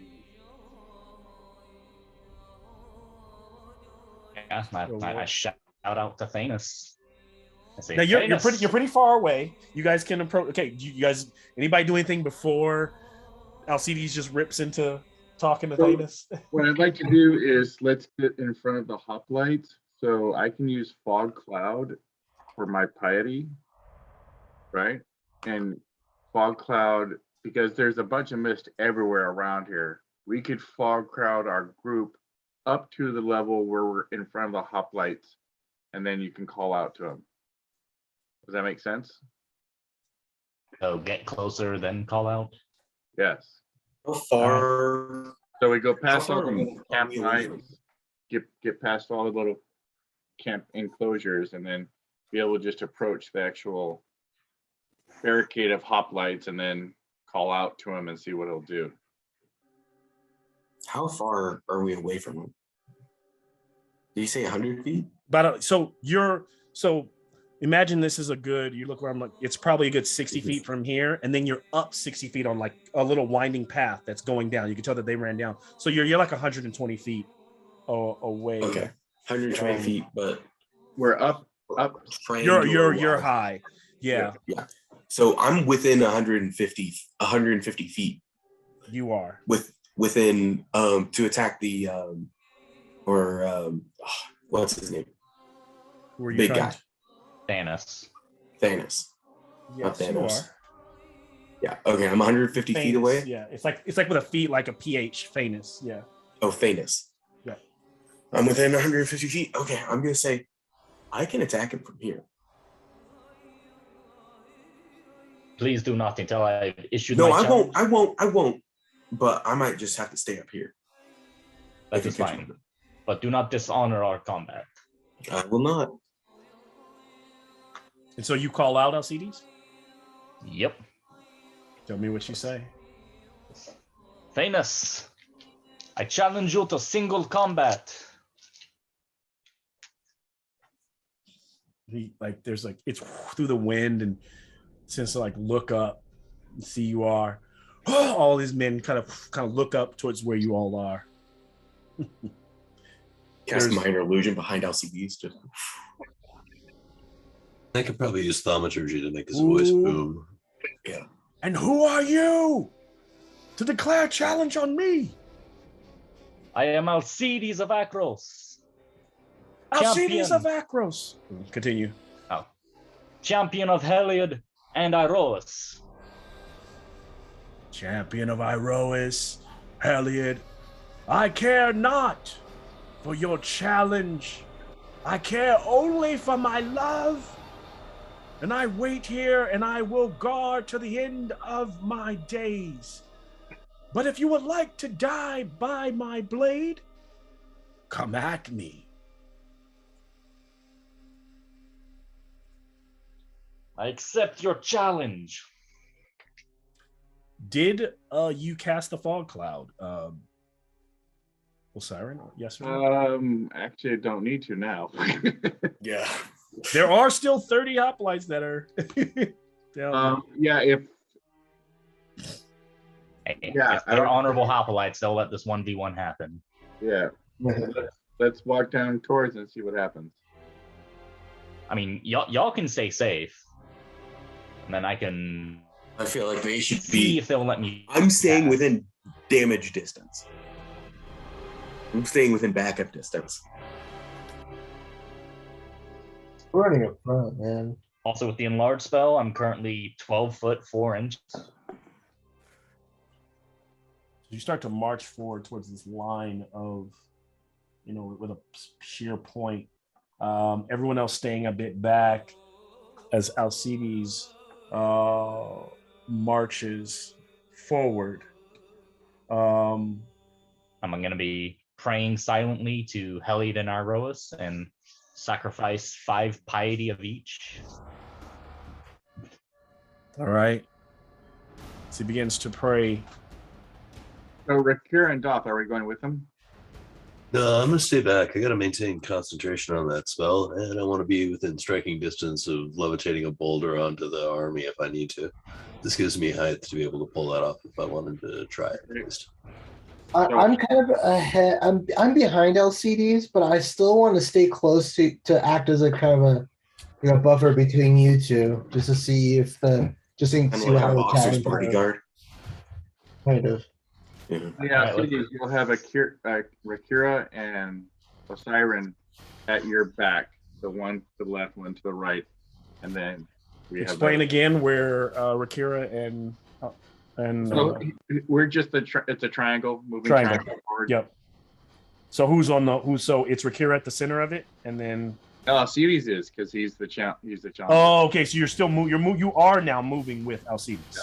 So is it something like what I see here then? Yeah. And Calix is still way up at the top, but Except you Doth board. and Calix are up at the top. Doth and Calix. Okay. So I'm gonna put them. I know it's really on the opposite side, but I'm gonna put them on the rocks over here. Yeah, that works. The rest of the group is then.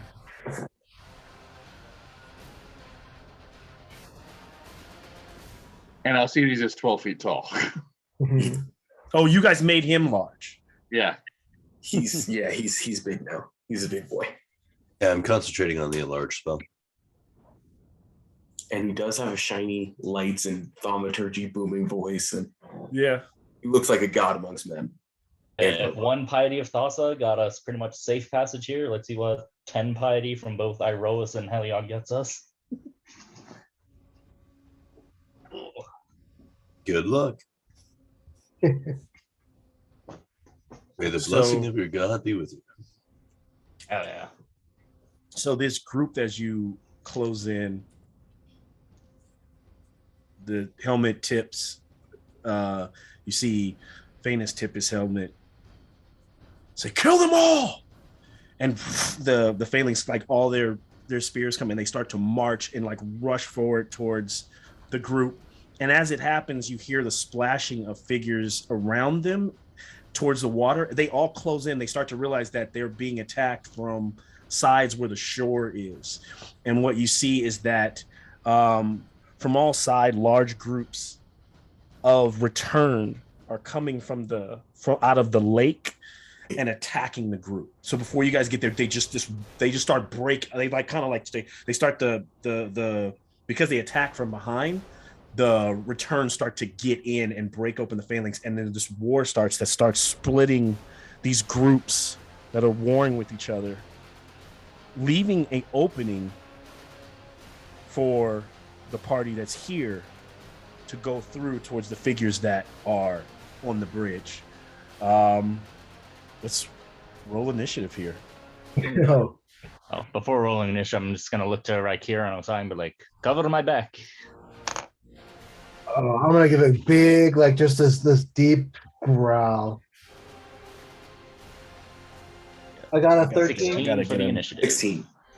All right, I gotta get a new. This holder for my camera is broken.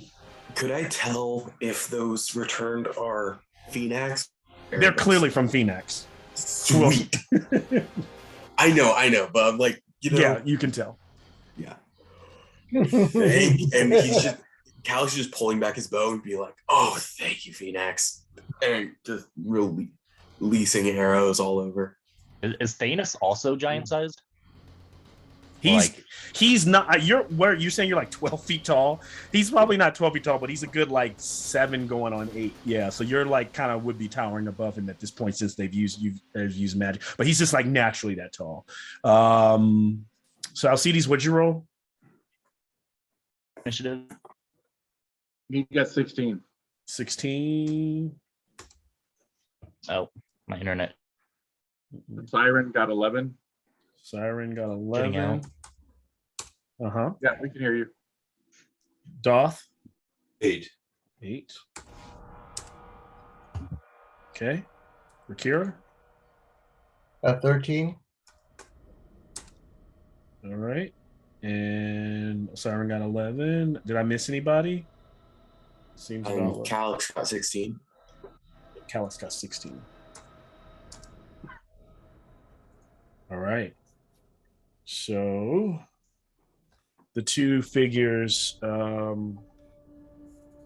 will rush towards, and they kind of form a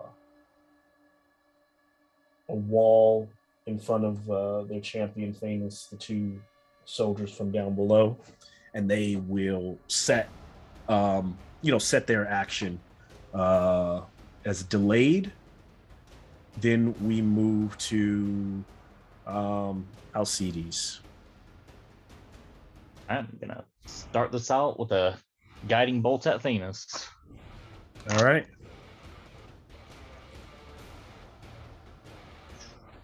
D12 plus 7, so 19 to hit. So you realize that his squad, their shields blocking in around him, they all kind of drop in. He treats them as cover, and so it slams against. It misses. Damn. Wait, can you cover from guiding bolt? Oh, is it a ranged attack?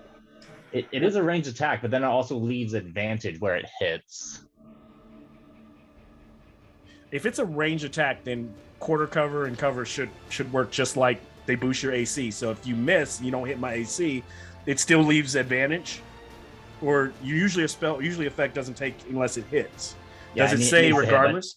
No, it's on the hit. Yeah, you got it. Yeah, it's on the hit. You said it was hitting their shields. That's all I was saying. Yeah, I'm more doing fluff. Like it, Okay. that's the way. Yeah, but it really doesn't hit them.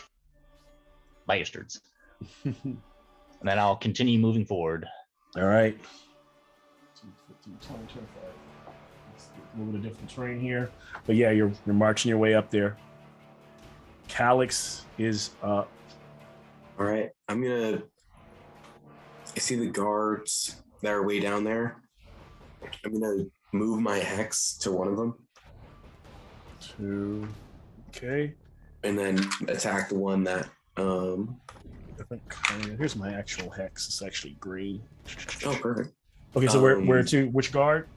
Now, either one of them. Now we'll say just so you guys know, for the sake of they could be, but these figures here are all warring, and they're kind of like they're all kind of like in the background. They aren't your main combatants. You still can interact with them, of course, but the returned are tying up the rest of those guys, killing them off. People are dying all around you. Returned are going down. So move it to one of the guards. Who are you targeting? Or the guard that reflected the guiding bolt. Got it. Okay. Yeah, and then attack for 25 to hit. Oh, that hits. And that's going to be 8 plus 14 damage. Okay. Then I'm going to attack again. 14 to hit. Hold on, give me one second. That first one hit. Yeah, no The problem. second one, 14, will miss. Okay, yeah. So he's just kind of laughing, just seeing all the return carnage, just releasing arrows and trying to make a path for Alcides.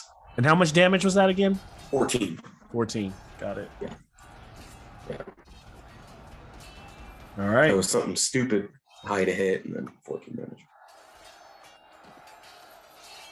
Yeah. And So Calix, that has you. If you're done there, as one of them gets kind of pelted and slammed by hit as Alcides is moving up. Oh, and then targeting strength checks. Just to. What do I need to do? Oh, for Hex. He has disadvantage on strength checks. Disadvantage on strength checks. Got it. That's So one of the guards, the male guy who's as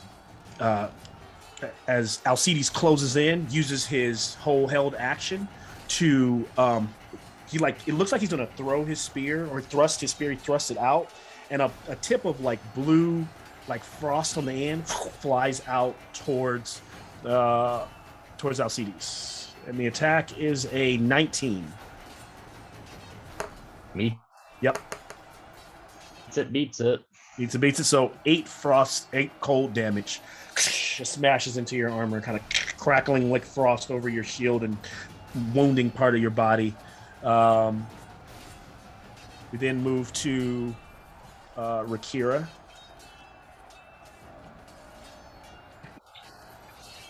All right. Let's see. Can I reach anybody? You could I'm still dash. pretty far away. Dash. You're pretty far away, or you could you would have to literally get in these little squabbles that are going on the sides there. Okay. Let me run up with Alcides as front up as I can, and then how far away is the front line there? They're about a good 60 feet away from you, and this is also a bit of difficult terrain here. So yeah, you're getting. I mean, I'm giving it to you as though it's regular, but that gets you 30 feet. So unless you dash, you're not rushing into combat. Okay. Okay, I will. I'll run up there, and then I will. Actually, I'm sorry. I'll give you this. You asked for other. Can you give me a perception check? Sure. 10. Got a 10. Yeah, you don't see anything else. So you see the guys on the bridge, and the main guy, famous. Okay. Here. All right. You know what? I'll just I'll run up as far as I can, and then I'll help anybody that comes next to me and tries to do anything. Can I do that? Okay. Yeah, that's fine. So I'm just gonna put you next to. Far enough to keep him there. I know you're pretty much next to. Okay, that's him cool. Up there. Yep. I'll mark you with a little red token if it doesn't slide off. It does. Okay, doesn't matter. You're up there. So you see Rakira rushing in. Gonna use his help action. As that's happening, Osiren, you're up there, or you're right. Yeah, you're right. You see Rakira rushing in. What do you do? Scanning the area, do I notice anything peculiar? Give me a perception check. 24. 24. So yeah, what you do notice from where you're standing is these ghostly looking hoplites emerging, or at least emerging on this side from the water, and then one on this side. They look like hoplites, but they look more like the Eidolons that you saw on the boat, but their blades glow with a dark purple like smokiness, and they're similar things to the helmets, like all have that kind of pattern. They look like dark smoky. Yeah, that's peculiar. So I will do 1, 2, 3, 5, 10. I'll do like a 15-foot adjust towards Rakira. Okay. And then I will send out a ice knife to these gentlemen right here. These here? Which Yeah. one? Okay. So No, what no, happens no. is if you attack into the crowd, what you'll do is you'll help the return weaken the forces that might be left over, but they're not like combatants that are coming after you right now. No, this is the 2 hoplites up top. Oh, up top. Yes. Okay. They should be less than 60 feet. Does a 13? They are. A 13 will miss. Okay, so a knife blade ends up going past them. I will pull out Tentacles of the Deep. Okay. The tentacle comes out. Even though I have lost track of the miniature, I know where you're going to place it up there next to them. Yeah, let me make sure for that bonus action and use another one up and make sure that I can pop it within 60 feet of you. Yeah. So yeah, I pop it right next to it and try to pull or grab the first hoplite that's to the left side of the bridge. Okay, go ahead and allow it to make its Try to attack. attack on him. 10 misses. It misses. So it swings down and doesn't hit her. And that's it. Okay. So Siren's doing his thing, moving and adjusting, helping, bringing in the tunnel. Doth, you're up there on the ridge. Probably can't see yourself, but you guys are way back there. Are we still within 120 feet? You are. All right. Firebolt one of the guys in the way of Alcides there. Okay. Firebolt, go ahead and give me a hit, attack. I missed. Okay. Fire spreads out, slams into the side of the bridge, blowing off a bit of debris there. Anything else? Otherwise, moving to Phaenus. All right. So Phaenus just pushes through his men and charges Alcides. Just goes rushing towards him,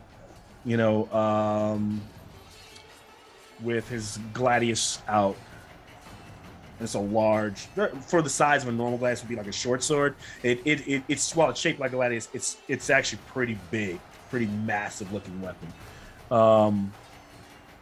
Rushes forward to strike. I will oblige you. No one else will touch you. Let's do this. 25 to hit, which I know hits, and so this dude already hit. Yeah, he will do 5 hits. 8 slashing damage. Cool.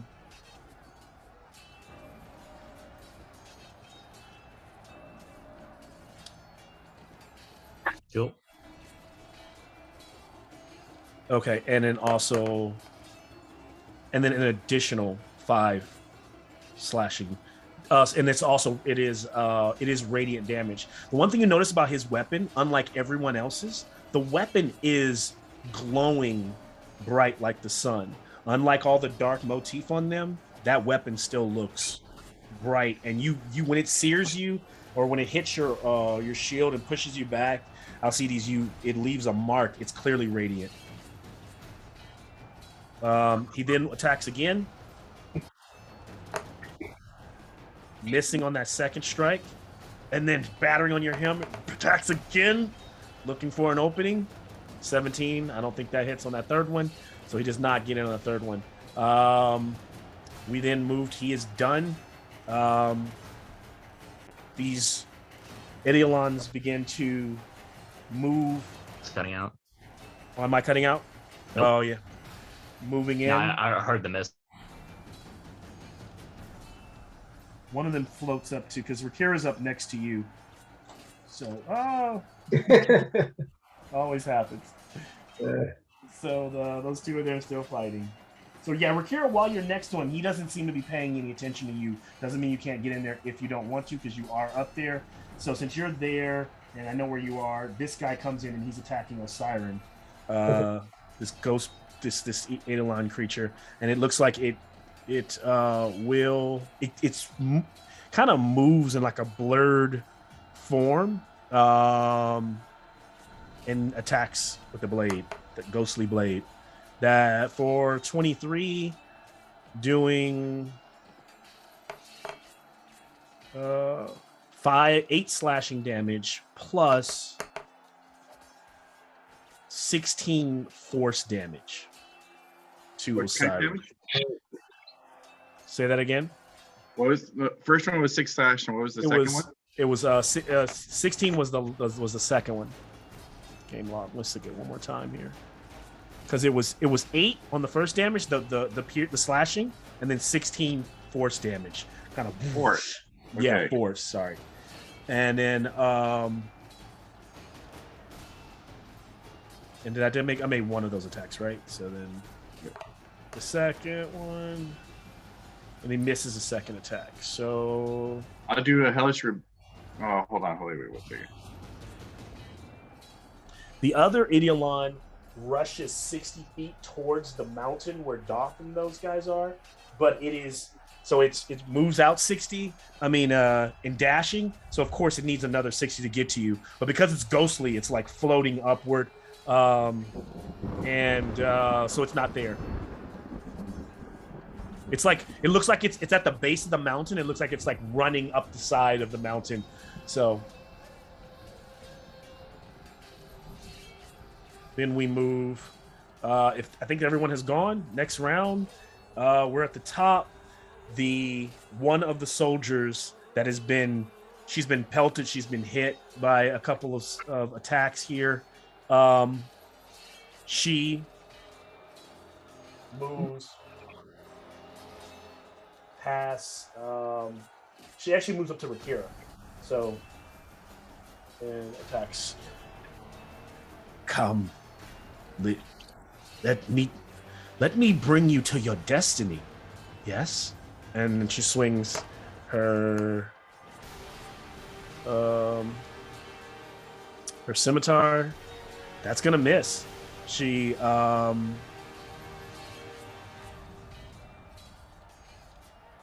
okay, and then she'll make another attack with that against Rakira, and she will miss.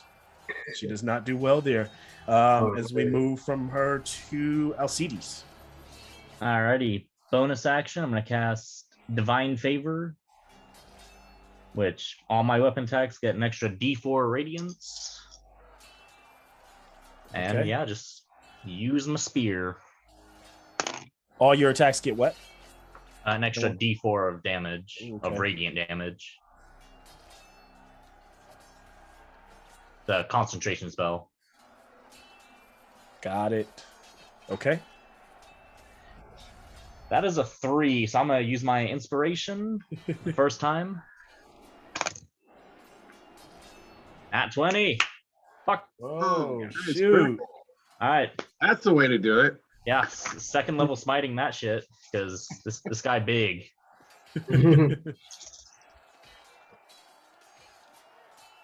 Alrighty, so that'll be 6, 8 plus 5. So that'll be 13 piercing from the spear. Take it. That'll be 5 extra radiant from the divine favor. Okay. Then that'll be, is it 3 or 48? Jeez. Yeah, then that'll be 68 for the smite. In this version, does enlarge give you like an extra D4, or does it increase the size of your weapon? It gives you an extra D4, right? And then that's just added to the basic weapon damage. I think so. So then that'll be an additional 7 piercing. Okay.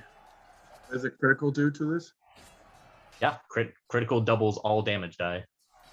Yep. So what, was that all? Was there any more? Did I get? There's still smite damage.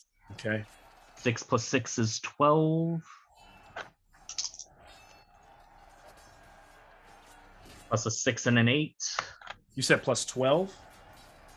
Yep, 12 Okay. extra radiant, and then I just rolled another 6 and an 8. So Okay. that'll be another 14. And I got 2 more d8s to go. And a 3 and a 4. So another 7. So, I mean, this isn't a, you didn't kill him, but you haven't even bloodied him yet. But since that was so much damage, tell me what, like, you know, what does the 1-2 combo look like that you put on this guy? I mean, that was actually just one spear attack. I still One got a spear second attack. Okay, but what does it look like? That's just my opening, just pretty much spear glows, Yeah. thrust forward. So it's like a poof, like blows his shield back, all that force, all that divine power being rushing into him. He staggers, leaves him open. All right, second attack. That'd be 25 to hit. Hits. And that's only a...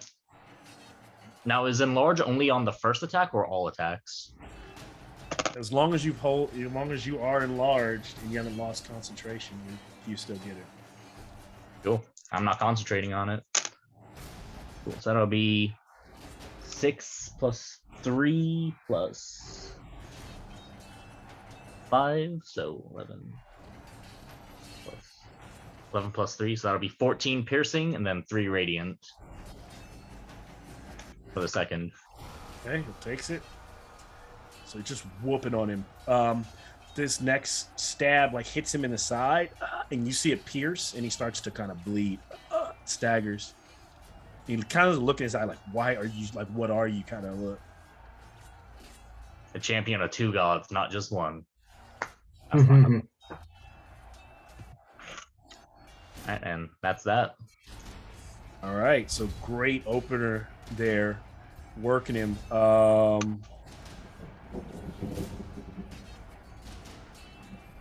And then, all right, yeah, he's getting work there. So we'll move from Alcides to Calix.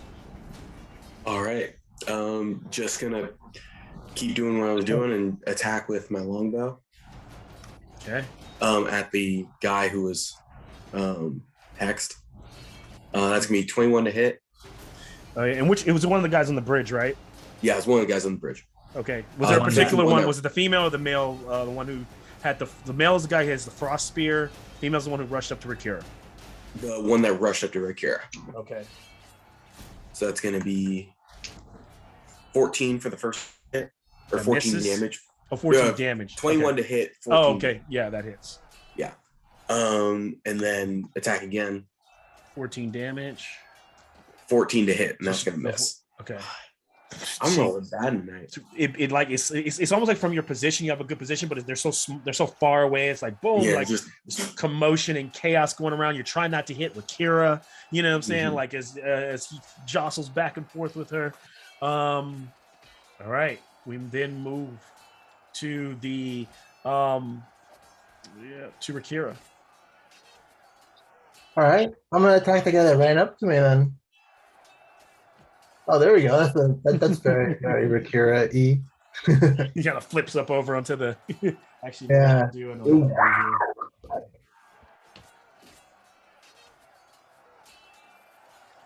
So, that's a 24 to hit. 24 will definitely hit. That's 8 damage for my first attack. Yep. Then it's a 17 to hit on my second attack. That hits. With 11 damage.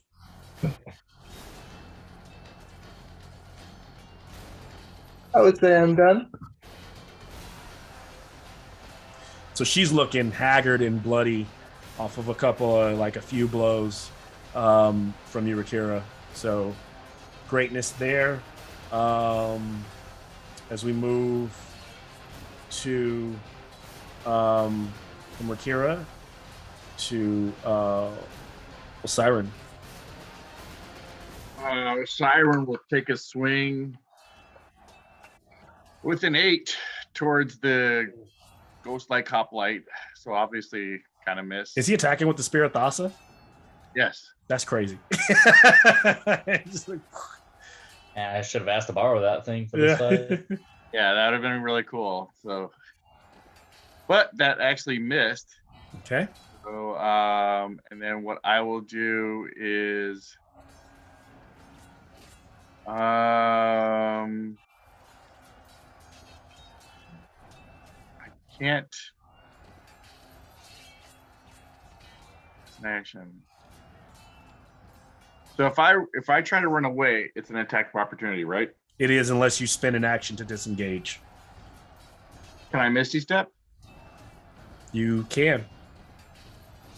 Okay. I will Misty Step. Let me see how far I can go. Misty Step. Was it 30 feet, right? It's a bonus action. Yeah. 30 So you- feet. So if you look at 30 feet, it's probably like about the distance of my hand going all the way So I around could you. appear right behind the guy in front of Rakira. Yes, you could. Pop. There you go. Yeah, I'll pop right there. So mist appears apparently, boom, and that just goes, and I just disappear in front of the person. Okay. Is that use your main action or is it a Well, bonus? actually, it says the Misty Step is a bonus action. Bonus action, right? So yeah, so then you appear there. Okay. Because I can't do anything else. Oh, got it. So then we move from Osiris to Doth.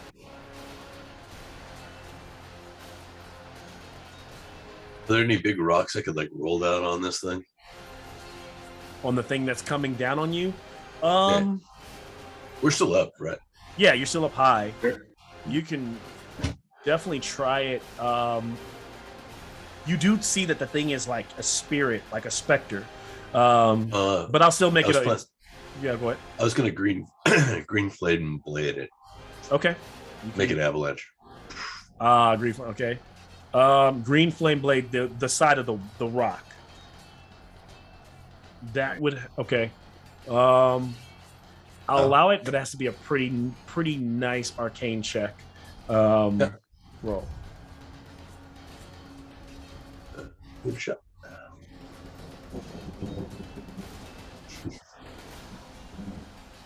The gods are with me. Natural 20. Nice. So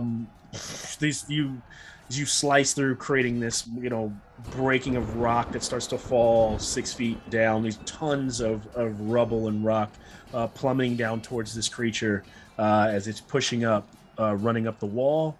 Can you go ahead and roll 66? And I'm going to give it a chance to pass a Dex 15, which I think is higher than your spell casting, and it will fail. So, yeah, it will take the 66 damage. 22. 22 damage on the Edelon moving up the wall. All right.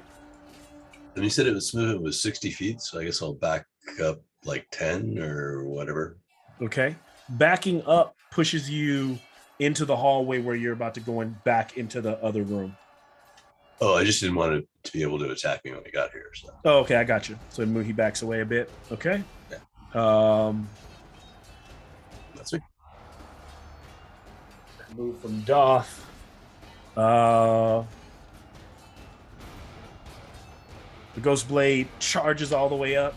It just makes it to the top, dashing. It still can't attack because it literally dashed to get there. So now it's up there. The other one will move up beside with Kira here. Even though I can't sit it there, I will put it on. What's that? I was just complaining that you can set it up there. And that one will, as he's standing there on the bridge, blocking, back, forward. This one will try to attack. And the creature, you realize it moves. You notice that it moves through other creatures on its way up to you, other return that crossed its path. And it will attack. Yeah. So Kira. Man. All right, I'm gonna roll some real dice. Fuck this D&D Beyond. That is going to fail as well. All right. So he will next turn. We're up at the top. The female fighter, she's looking really weak here. Osiris has just appeared behind her. She's trying to pivot to turn. One attack goes out towards Rakira. The other one goes back towards Osiris. Oh my God. Jeez. So she misses Rakira. She turns back. She swings towards Osiris for 17. That hits. Yep. Doing 8 slashing. And as she cuts into your, it's not that the when she cuts into your like a side of you, then there is another bit of like liquid that kind of gets into the gearing or inside there, and you take another 13 poison. I have resistance against those. Resistant. All right, so cut that down to 6. Didn't he at least attempt the hero's feast? He did, but it doesn't work. Just like it doesn't. Yeah, he just said he couldn't taste it. I'll do Hellish Rebuke. Okay. Is that what is that? Con or is it what is it? I always forget. Dexterity. Dex. 16. All right. 17. So I think is it half? Half? Is it half? Half as much. Okay. So it will take 7 points. So it'll take 3 points. 3 points. So she's looking rough, but she has a fire in her eyes. She's fighting to the death, right? And I go down. The siren goes down. Oh Lord! Collapse is over. Not expect that. There's a moment here as he kind of crumples over, the biding of Thassa clanging, making a lot of cocong, like still in his hand, but beside it. The first damage did 32 points of damage, right on me. Who did 32 on you? The Ilion. Oh, the first time I hit you? Yeah. No. Maybe you heard. Like, let me go back. Yeah, I'm really surprised you're down that fast. I don't think I did. No. That wouldn't have been possible. Let me look at. It was 21 plus something else. Unless multiple people hit you. I know I did. Let's see. Let me look at my game log. Yeah. If I go back to the Aeolon, yeah, it's hard to the Ghost Aeolon hit.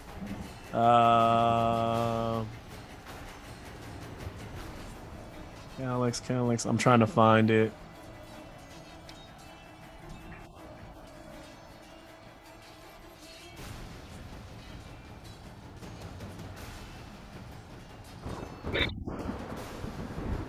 So it did 16. It did do 16 damage, and then it did hit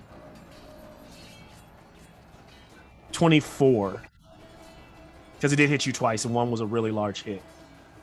So, was that still put you down? So you're right. There was one point where I did some pretty nasty. That was the opening attack with some pretty nasty damage. 24, then I'm at 21. You have 8 more. Okay. Right, I'm at 8. I'm up. Yeah, it doesn't. I don't think I did 32, but Okay, I'm up. yeah. Okay, so he's still up. Good. All right. Still fighting in there. Let's see. Who did we just leave off on? That was the guard. The guard. Okay, yes. So then it is Alcides, if I'm not mistaken. Yeah. Indubitably. All right, just continuing the assault on this 1v1.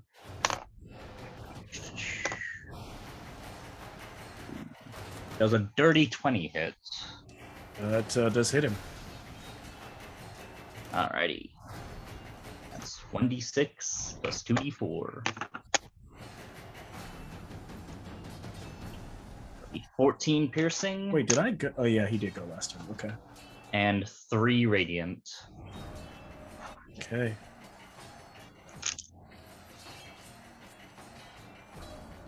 $12 plus 7 does 19 hit. 19 does hit. Right. 8 plus 1, that's 9 piercing and 3 radiant. 19 and 3 radiant. Okay. Yep. I'm gonna quickly check what my bonus actions are.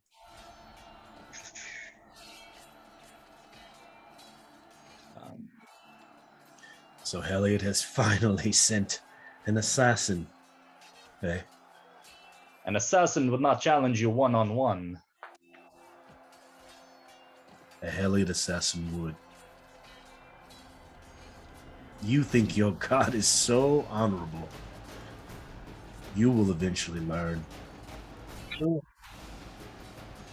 I do not honor Heliod for honor. I honor Iroas for honor.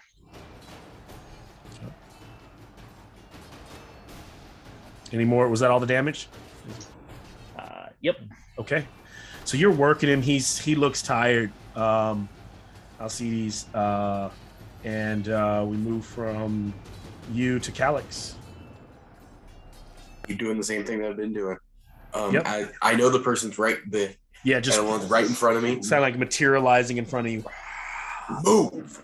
And he's I imagine they kind of look like even though it's not quite a fantasy image, but like if you're like Matrix, those ghostly fellows, but when they're phasing, that's what this thing looks like all the time, like this see-through light human. Like that. First one misses, and then dirty 20 to hit. That will hit. It's gonna be 7 plus. Come on, something high. So 12 damage total to the one attacking Rye. Okay. Okay.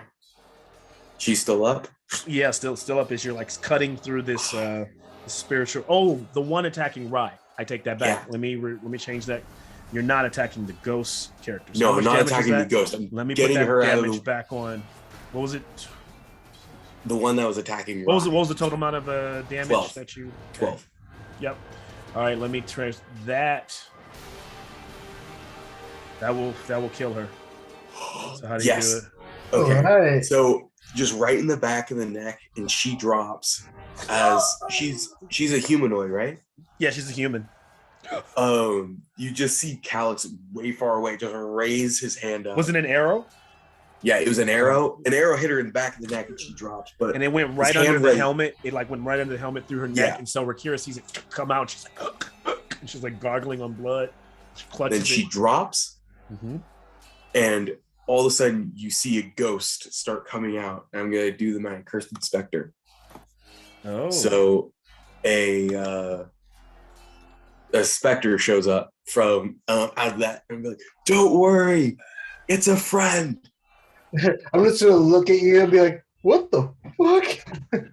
He's And helpful. An evil specter. can you read me the little bit behind like the move Yeah. and like how it works? So when you slay a humanoid, you cause the spirit to rise up as a specter. Exactly. Again, So it so it looks gains- like her, and she's like, and she's like bound. Like you could tell she's like looking strange, like the way she's moving, she's being controlled. And there's a look of pain in her eyes to Rakira and everyone around her. To our siren. Instead of having to roll, or should I roll initiative for? It says to roll initiative for the inspector, but should I just attach him? Just go on your turn. Yeah, like right after you Okay. from now on. I'll just treat it like she goes right after you, so we don't have to Yep. do all that. Okay. So, Um, I'm gonna actually- have her. I'm gonna have her go over to Osiren okay. and Just just right next to already. her.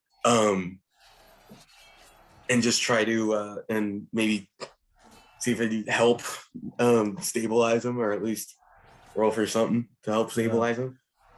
Oh, he's up. He's still up now. Oh, he's still up. And I realized I keep actually missing one of my guys. So the one Militian is supposed to go before Calix, the hoplite, the guy who just watched her die. So yeah, Osiren's not down, so I don't know if she's going to do anything. But before she reacts, I'm going to have the hoplite will.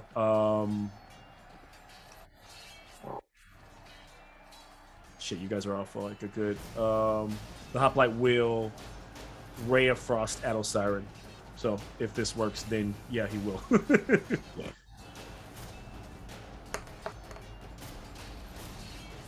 Fucking A. All right. Well, that didn't work. Yeah. So what is you back to you? So he's Actually- or they. I can do his. Okay. So no, he can do that with one of his attacks. And then he'll decide to move on in, and he will attack with his second, third with just spear. With one, first one will be a spear. So Siren 16 to hit. Oh, and then he will shield bash. Just kind of rush into him. And that one's not going to hit either. So now it's officially back on the Spectre before we move to Rakira. Those guys are overpowered. Frost attack, spear attack, and shield bash. Yeah, man. They're no joke. If I could actually roll decently, they actually might put up a fight. All right, the Spectre is going to go over to the its friend and just be like, "I'm sorry," and I'm going to life drain. That's going to be got it. 23 to hit, Hits. and that's 3d6. So 8 damage, and then it makes a con save to see if. Yeah, it makes a con save to see if its maximum hit points are reduced, but I don't think that's going to matter with all of this. Yeah, con save. So don't worry about it. It takes 8. It takes 8 They necrotic. will be reduced. And it took how much damage? 8 necrotic. Necrotic. Taking it. All right, Rakira, you're up. Is that a bad guy right in front of me? Behind you. Behind you on the, behind you right here is one of the. Oh, okay. Can I reach him? Is he within 5 feet? He is. He's like right there. Yeah, he's within melee strike of you. I saw a little space. Just wanted to see what the reading was. All right. So yeah, I'm just gonna turn around and swing my scimitar at him. All right. The 17 to hit. That hits. Or-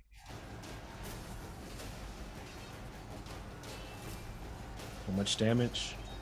Sorry, it's 11 damage for the first one. Okay. All right, that's 26 to hit on my second attack. Yep. That's 13 damage. 13. So you're cutting to him, and you can tell as you're slicing into the spiritual thing that, your weapon's actually magical. So It no, is, yeah. yep. So you can feel yourself kind of like connecting and cutting it up, and it's starting to get weaker. Anything else?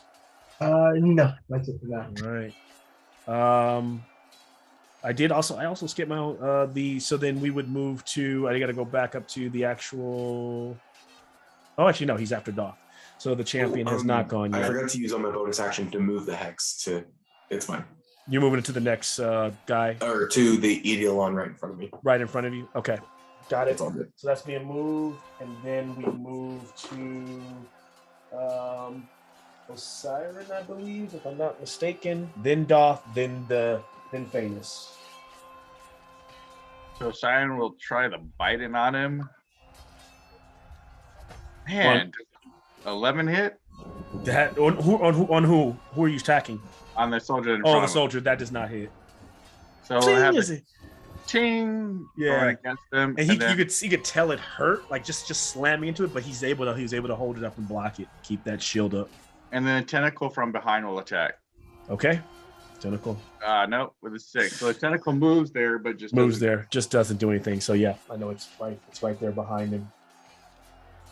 Guys are just assaulting the crap out of this bridge. Very heroic of you all here. As we move to Doth. And there's a creature right in front of you, of course, and you still got your range from, you see the friends down below.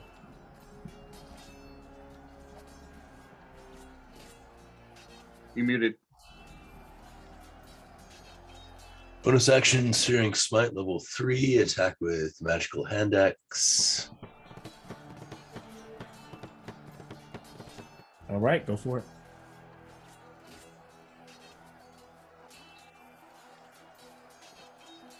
And this is the one in front of you.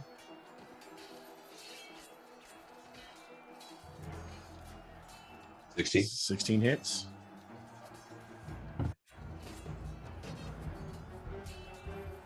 Damage from the hit is 11, and then damage from the spell is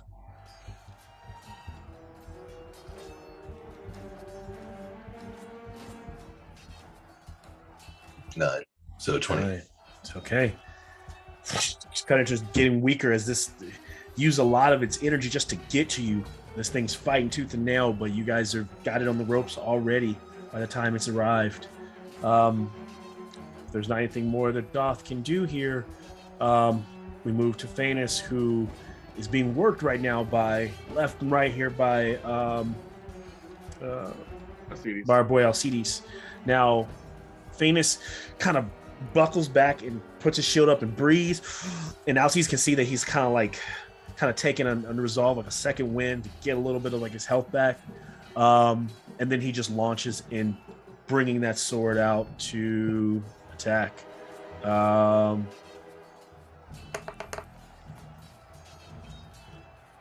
That's a nat 20 on the first strike.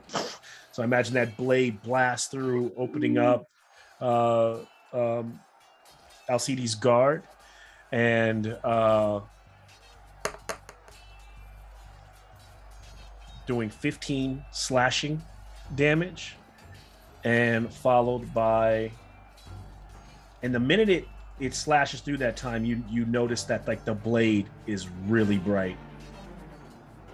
Uh-oh. And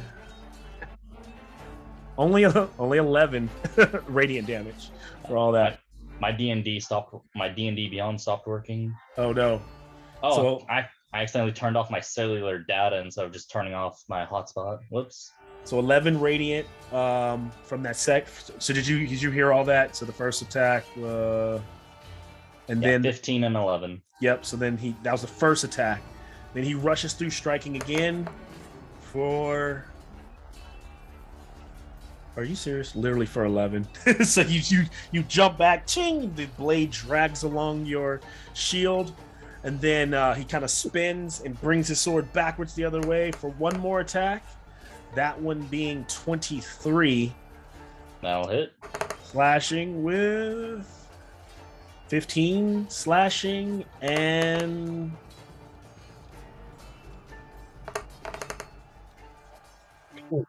14 radiant. Alcides down. Ooh, I never thought I'd hear that. He went down during the Hydra fight. I was Everyone went down during the Hydra fight. Yeah, I wasn't around. As this Alcides collapses over, he kind of brings the blade down and he goes, "Yield, and I may spare your life." Now, this of course is happening in the fray of all this craziness. As he's done there, we move to the Idiolon that is right beside him, fighting Rakira. That one will strike at Rakira for a 15. Doesn't hit. I don't know why these things refuse to hit. Second hit is a 17. Oh, I've closed up my holes here. Back at the top, the ones at the top will strike one to Calyx and one to. Because I know you move back 10, but then it kind of adjusts so it could be between you two. Lord, and those both will miss. I'll just keep things moving since they can't hit. It's really nothing else they can do. All right, it's getting serious as we move. I think if I've gotten everybody, we're back up at the top, and Alcides, make your first death save here. Nat 20. Oh shit! Does that put you back up with 1? Yep. It's fucking crazy. You will not defeat me. All right, he didn't come up because of any god, because of any powers, no, just because of the sheer force of will to 1v1 somebody. Yeah, I'm wondering where that fucking 10 piety went. Dang. But anyway.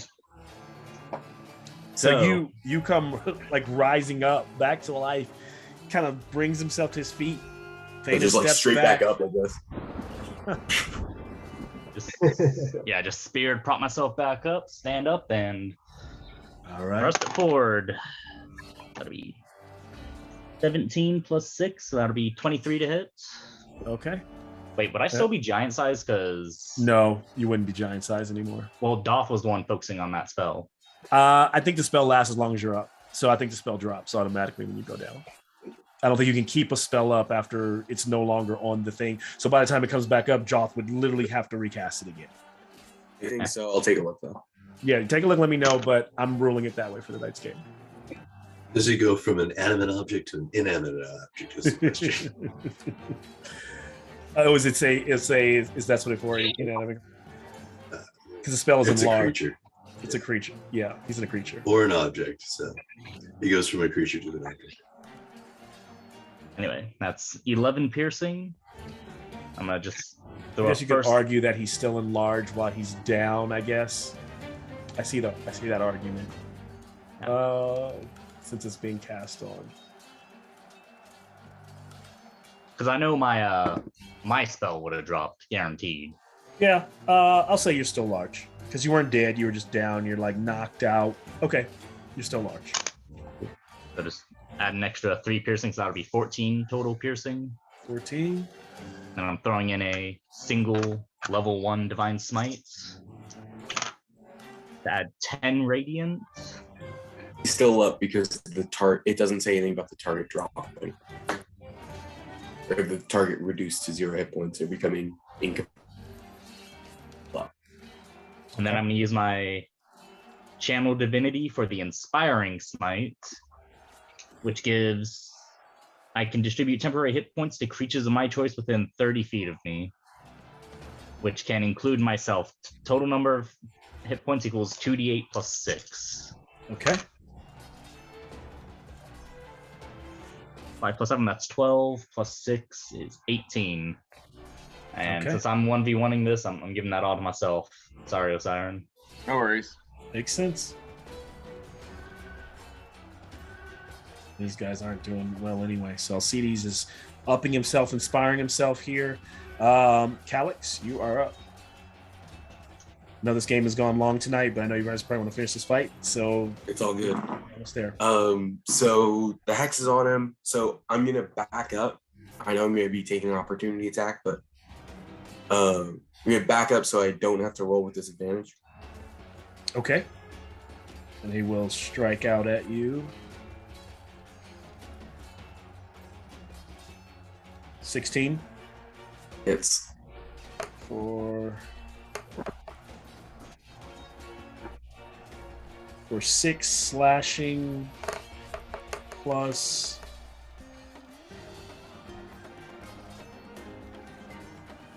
+6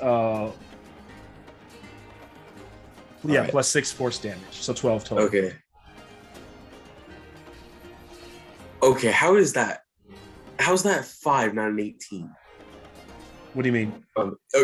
I rolled the constitution check, concentration check, and it's on 18, but it says 5. Interesting. Anyways, so We'll take the number that's on the roller on the log. yeah, I know. Hex drops. So I'm gonna Hexblade's Curse on the guy. So just keep the hex thing on there. Okay. And then roll to attack. Dirty 20 to hit And who are you firing at? The Eidolon. The one that's right in front of you, the one that's down. Yeah, the one that's right in front of me. That's Got why it. I backed up. So, Oh, I see what you're doing. Got it. That hits. so course. yeah, 16 damage. Takes it. And then 10. That's gonna miss. 10 will miss. And then That one arrow goes through it, and it kind of like it hits it, and then it continues off into the distance. So you like lose the arrow, but you can tell like it looks kind of flashes for a second. It looks really hurt. Like that one stung it.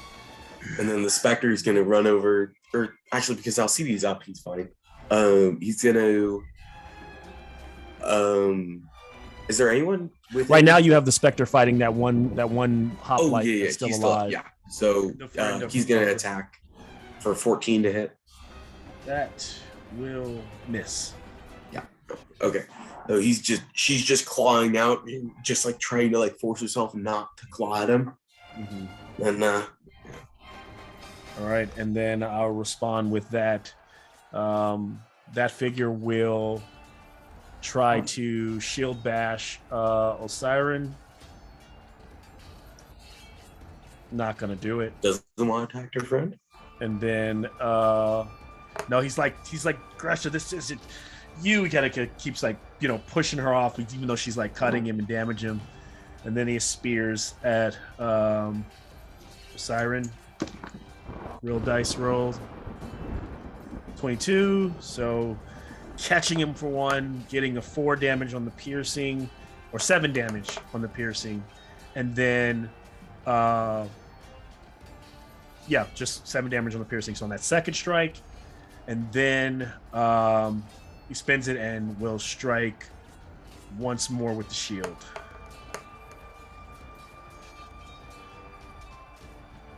$18, and then I think that hits. That's it. Yep. So he'll take 5 bludgeoning. Down. And he's down again. And they just keep fighting as he drops the Triton once more. Can I do Hellish Rebuke as a reaction? I guess Off the first hit? Yeah, you can. So DC 13. And 16. Takes 4 damage. 4 damage. All right, he's slowly getting there. So you guys see me putting up a better fight than his friend as we move back to Rakira. Okay. I'm going to try to finish off the guy behind me. Yep.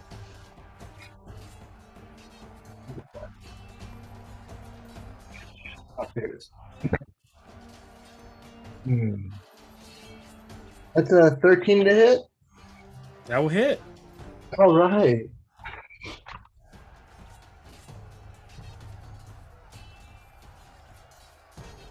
It's a 8 damage from the first one.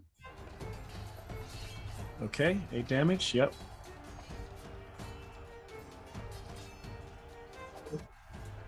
Another 13 to hit. That will hit. So that's 8 damage. 8, another 8. So he's hanging on. The thing is hanging on here. Like the creatures, the spirit of it is you slashing into it. It's starting to like shrink and dissipate. Starting to like being maybe pulled back to the underworld as it's losing steam. Can I do action search? You can. Ooh, yes. That is a 22 to hit. Okay.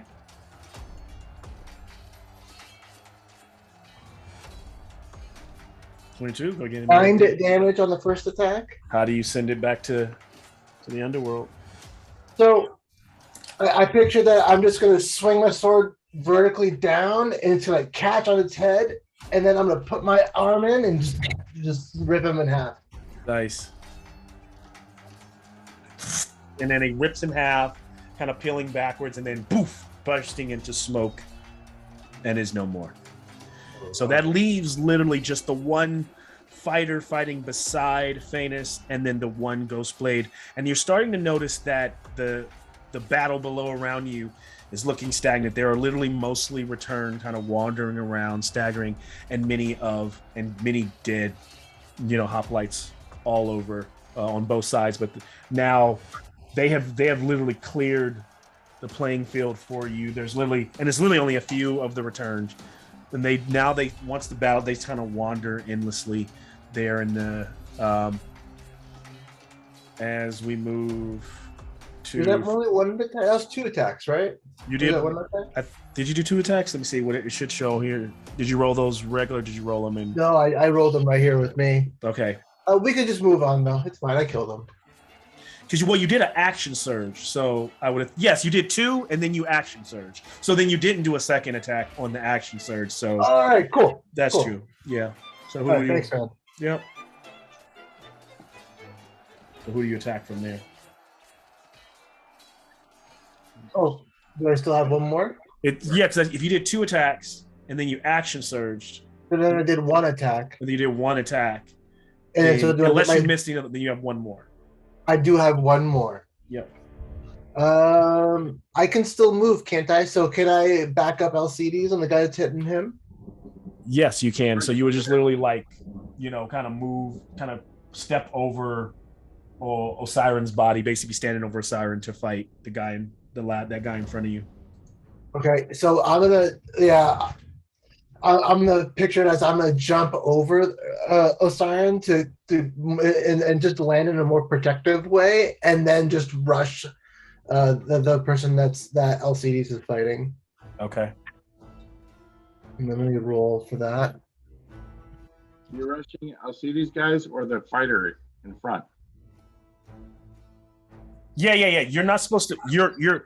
There's a guy next to. Not. I'll see these guys. He's fighting Famous in a 1-on-1, 1v1. If you enter that 1v1, that breaks the deal with the gods that Alcides has. Oh, that's right. Okay, so then, but then there's a guy next to him, right? Yes, that guy is free reign. He's the guy that's right there. All right, yeah. I mean, I would then just like run and almost like jump on top of him and try to pounce on him with All my right, sword. give me your attacks. All right, I rolled a 9 to hit on that time. That misses. Okay. It's funny, if I wasn't attacked by that spear or frost earlier, I would have been up still. Yeah. Okay, so then we move from Rakira to Siren, if I'm not mistaken. Siren's down, so death save. And I just roll Constitution. Yep, and it's you just roll a d20. You just roll a d20, and it's 10 up, no modifier. Okay, Nope. roll D20. So you don't add any modifier, or do you demand you add a con modifier? It's just Doesn't matter. it's just 10. Just 5. Yeah, Yeah. it just needs to be 10 or more. So, if you what'd you get? 5. 5. So then that's 1 fail. Yep. All right.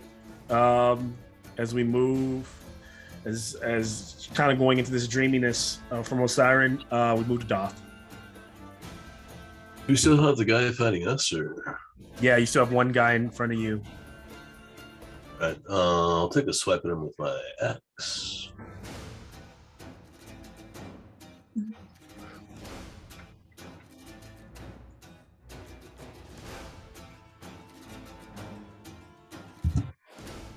Mm, 25 to hit. Hits. Royus Iron Hand Axe. 9 points of damage, and then because I hit him, I'm going to go ahead and basically Goring Rush, push him prone. Okay. So part of the attack action, immediately after hitting on your turn, bonus action to attempt to shove the target with your horns. So basically, you're just going to try and shove him prone. Strength saving throw DC 16. 15. It fails. I guess it's prone. So yep. So the creature kind of like gets pushed down and like floats down against the ground, but is like kind of like laying there momentarily, trying to like rephase itself back up. So yes, giving you all advantage while it's there. If that ends it for Doth, then it is the Ghost Blade, and so the one that is the one's dead. So the one that's there with you will stand up, so half its movement, and then just go back to fighting. Rolling a 17 against Calyx. I'm not within melee reach. Oh, then Doth. Does 17 hit you? Unless it's like a 10-foot reach. No, it's not. Did I hit Doth? Nope. Okay. Then second attack. And it fails. So Alcides, you are up. Alrighty. With that Since one, you have one. You still have 1 hit point, right? I have one. Do we hit get attacks of opportunity for it getting up, or? You don't get attacks of opportunity for somebody standing up as long as they're within 5 feet of you now. Yep. Well, he used his second win. I'm gonna use my action for my lay on hands Okay. and just regen 30 hit points real quick. Just dump all that in. And because this is a 1v1, you all have the feeling that this fight ends with those two, or will break, or if they're adhering to it. So, all right. So he goes. Bonus charges up. action, Shield of Fade. Yeah. All All right, so he just kind of buckles down, stands there. Alcides has like an aura. He's not like quite glowing, but you can kind of see a little bit of that radiant light on him. That flaming plume on my head. Yeah. The Militian fighting, I call him the Militian, will sees Siren, are you still down? I haven't done my second save yet. Got it. So he will turn his attention to Rakira and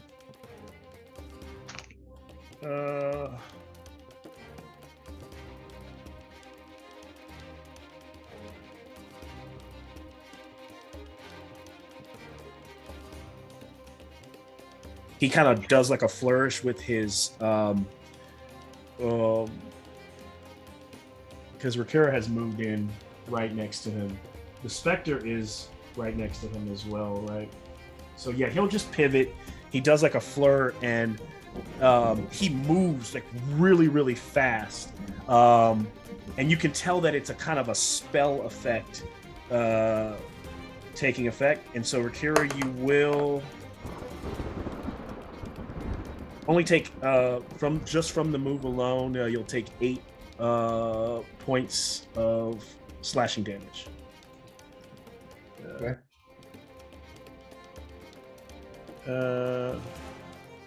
Okay, and so then what he will do,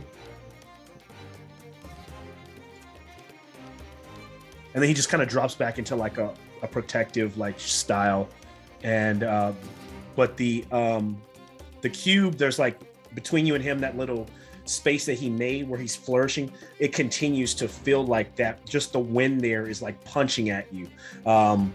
So it's constant. It stays there within you. So you feel like as long as you stay in it, on your next turn, you might take more of that damage. And he just drops back and stands there and waits for you to come at him, kind of using it to protect himself a bit. We move to Calix, I believe. Just doing like the closest thing to gun fu that you can do with a bow. Just at the Eidolon. It's be dirty 20 to hit. Okay. That hits. 16 damage. Okay. Gun kata. That's what There it's you go. called. 26 to hit with 12 damage. So that's gonna be 28 damage total. Just 2. How do you finish him? You finish it. Just one goes right through, and then one goes right through the center and just drops, and then just smoke goes through, and I inhale it, and because it was Hexblade's curse, I gained 10 HP, which actually matters. Nice. You guys feel like you have this moment. It is It now. just draws the bow ready to aim at that, and then the Cursed Spectre. Nice. And then your Spectre. Yeah, what does your Spectre do? Yep. Gonna just attack his friend. 12 to hit, not gonna hit. Just Not gonna trying hit. to claw at it and just say, Rakira. "Finish me." I can't. Just begging for him Yeah. to set him free. Rakira, you're up. All right. I'm gonna go for the same person as last time. I hit him this time. Where is the guy behind that shield that hit me last time? Is that the person right in front of me? Yeah. Okay. All right. Yeah, I'm gonna charge at him and see if I can get through that shield. Okay. So that is a 12 to hit. You miss. I'm gonna use inspiration. Actually, I'm gonna try again. Okay. Oh, I rolled a 1. Ooh. So I'll just move on to my second Daggers attack. forward. Second attack. Yeah. Oh, much better. Okay. So that is a 24 to hit. That hits. Ooh, you guys are close. I got my maximum hit points there. That is a 13 to hit. 13 damage, I mean. Okay. Takes it. And that's all I can do. You throw him back. He needs to make con save. Okay, and you take 9 slashing damage from that cloud, that spell that he has going on, cutting at you. We then But I'll just use a bonus action second wind then. okay. Moving from Rakira to Osiren for another. Yes. So I'm stable. No, you're 13, so that's 1 save. You got 1 fail and 1 save so far. Okay, 1 save. Yep. So you need to get to 3 to stabilize. You Oh, need to 3 get saves. 3 Okay, actual got it. saves to stabilize. Yep. Okay, And if you get to roll 3 last one. fails, then you pass on. And So whichever one's first is. whichever one's first. Okay. And if an enemy strikes you while you're down, you take automatically 2 fails. 2 fails. Got it. Yeah. So Siren is fighting through. Doth, you guys have cleared the area up there. You see your friends down there fighting. You see it looks like it could go either way for Alcides and Phaenus. What do y'all do? Your tentacle dropped when you went down, right, Osiren? Yeah. Tentacle's gone. I'm gonna dash, double move, jump. Wait till I get like really close to the ground. Misty step as close as I can to Siren. Okay. So you're dashing, so 60 feet and then 30 feet. So yeah, that puts you like 30 feet away from the base of the bridge there. And you're trying to get to And the side. Siren, if you could delay your action next round till after I go. Osiren can't do anything but I know. But yeah, so he's just running, leaps down, slams into the earth, starts to push across the fields, and then our champion, like, why won't you stay down? And that blade flaming, and you could tell that blade is something that was clearly given by a blade of the gods. For the first attack, 15, which I know does not hit Alcides. Nope. You guys clash blades again. Kind of spins, tries to deliver another one. This one's just technique against technique. 27 on that second one. I know it hits, so he goes in, cutting with only 8 slashing, barely breaking, but then the radiant building up, and then doing on top of that 8, another 17 radiant damage. That will be my sword. And then the third attack is an 18. Nope. All right. And then he misses. On that second one, he will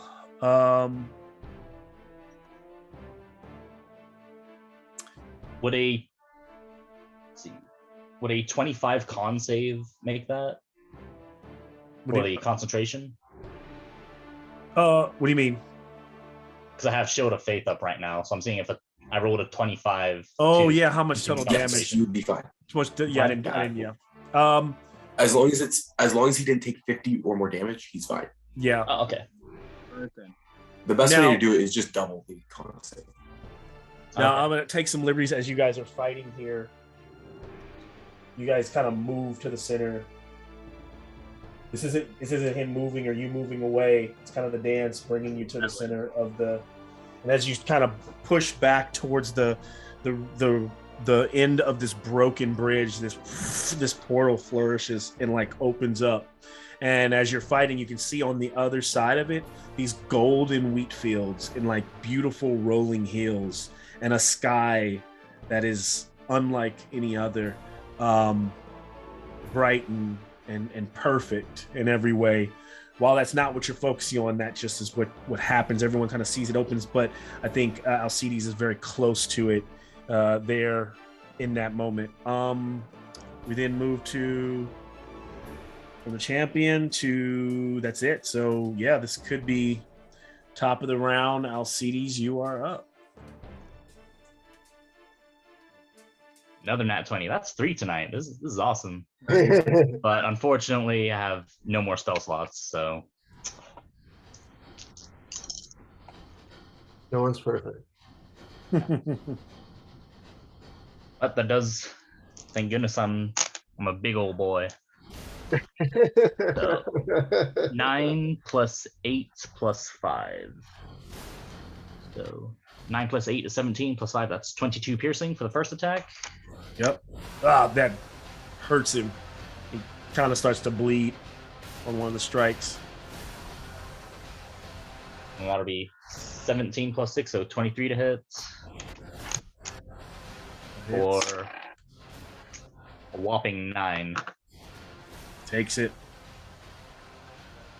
And yeah, that's it. Can't do anything for my bonus action. All right. He looks. He's tired, and he's bloody. Yeah, he's got 3 fucking attacks. Yeah. So we move from Alcides to. So he's looking tough, and then to Calyx. There's nobody else on the field to attack, right? No, it's just Osiris down. You're way up on the mountain now, and your Alcides is fighting like just going back and forth.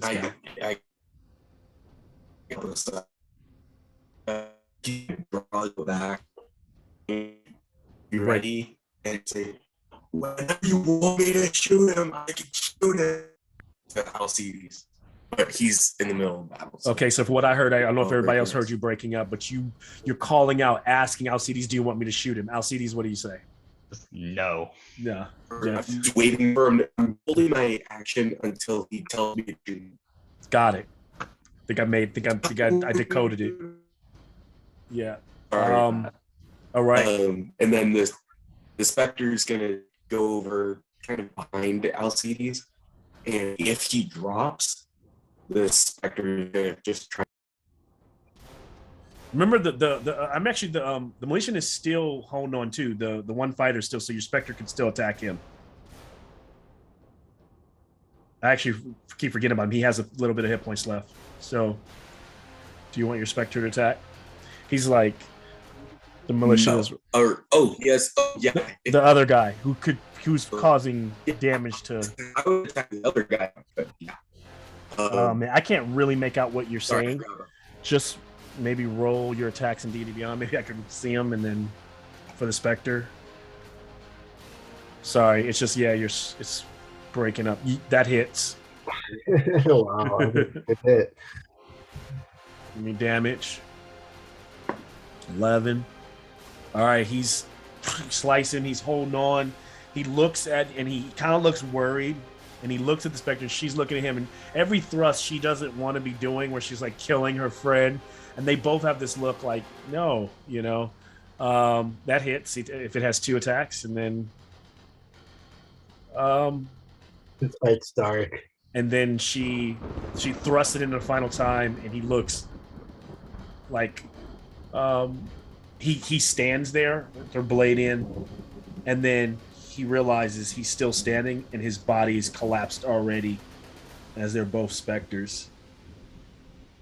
She looks to Calyx with a look like, you like, release me, as the other militia is gone.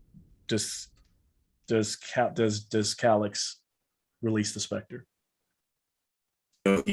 No.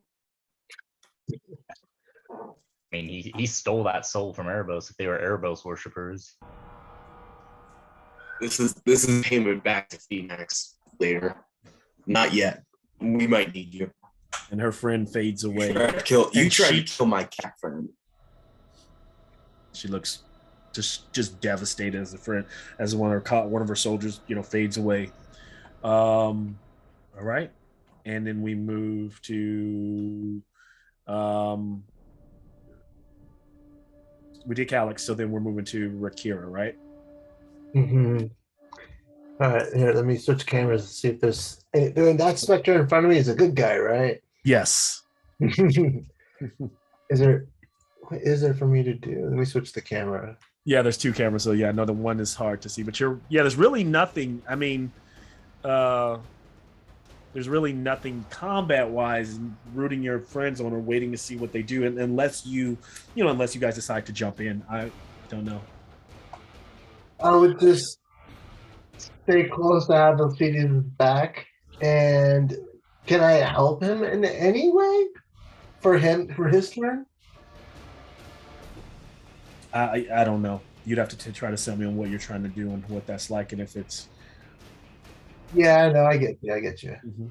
Well, I'll get off the wall, I suppose, and then Yeah, fair enough. I just enter the wall so you don't keep falling down. See, like that. So there we go. you guys are all just standing on the bridge because it's the only way I can keep you guys on the bridge at that angle. All right, so yeah, I mean, at this point, Rakira's just watching the fight, and then like rooting. yeah, and just rooting, and then looking back at Calix, making sure he's cool, and then he's Getting out. big So, thumbs up from Calix. yeah, so at this point, I'm just mending myself, making sure everyone's okay, and watching the fight, and rooting him on. Whatever you can do in that 6 seconds. Yeah, it's all up to him now. Well, Siren, you are. I take it back. Oh no, you're still down. I'll do another death save. Yep, another death save. Yeah, keep forgetting these. It was 1 and 1 so far, right? Right, and now it's 2. 2 fails or 2 passes? 2 passes. Okay, 2 passes. That's better than 2 fails. As we move from Osiren, this could be his last opportunity to do anything to Alcides. If these rolls are bad, Thanos launches into what could be his last flurry of. Doesn't Doth gets his turn? Oh yeah, Doth gets his turn. I'm sorry. Even though I know, so Doth can make it to Osiren, right? Correct. Yeah. So. Cure Wounds 3rd level. So 30 feet gets you here. How much can you do Misty Step again, or? Yeah, I can. Yep. Then that gets you there. Okay.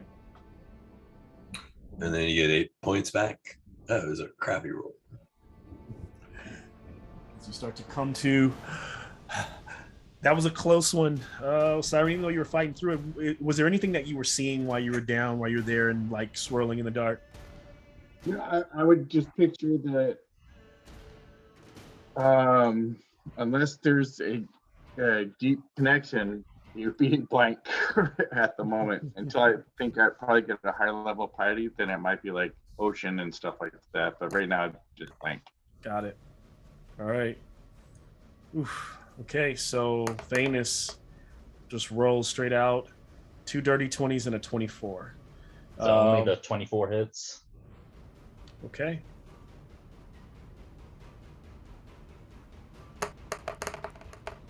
So 9, 14 slashing and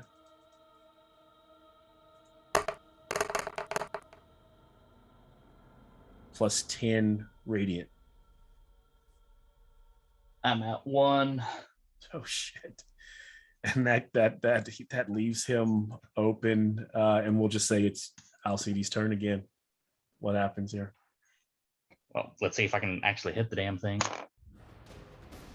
Yeah, because if he gets another turn, he's looking weak. If you can make it here, if he gets another turn, it's could be rough. Does an 18 hit? That does. Why won't you die? Take determination. That'll be 11 piercing. Take it. Looking weaker. Lightning like rumbles through, lights up the whole lake around you, the portal. Yeah. Then that's a 19 to hit. Hits. The key to D&D is just never use the same dice twice in a roll. I got 4 sets and I just switch between them. It's very wise. That'll be 15 piercing. Okay. Is that a last attack? That's all I can do. So as you stab him at this third time, he's like, ah! And he rolls out. He's bringing up his blade as he's kind of dropping down, and as like the lightning rumbles out. On the other side of the portal, there like appears like a woman standing in that wheat field. And she goes, Venus, just stop. And when she says stop, it kind of breaks all of you guys. Everybody kind of hears this break, like, stop. And Venus collapses onto his knees. Like her, and it's almost like, you know, that opening that you had, it's also just the opening, the perfect blow. Heliod, Iroas with you, and his distraction as it brings him to his knees. And then he kind of looks up you and looks to her.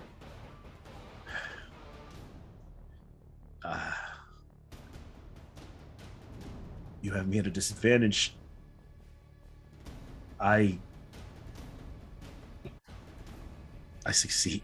You know, and he kind of like tips his head. For her. Kill me if you wish. Then he just kind of like onward, tips his head and leaves it open for you to either kill him or no. And she's in the woman on the other side, almost like on the other side of a mirror. She's like, no. It's starting to almost get more mirroring where she can't really yell anymore. She's like, don't. I'm just gonna look to the sky towards Heliod and Iroas. If they were gazing down on this battle,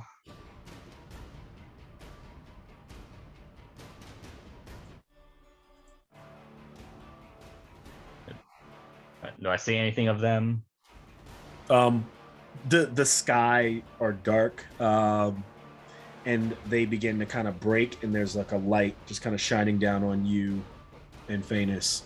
And through the sky and like in the Nyx, you see the brief movement of Iroas's kind of like the backside of his bovine like body in his spear, kind of circling around. You don't see Heliod, but the light you could interpret as Heliod.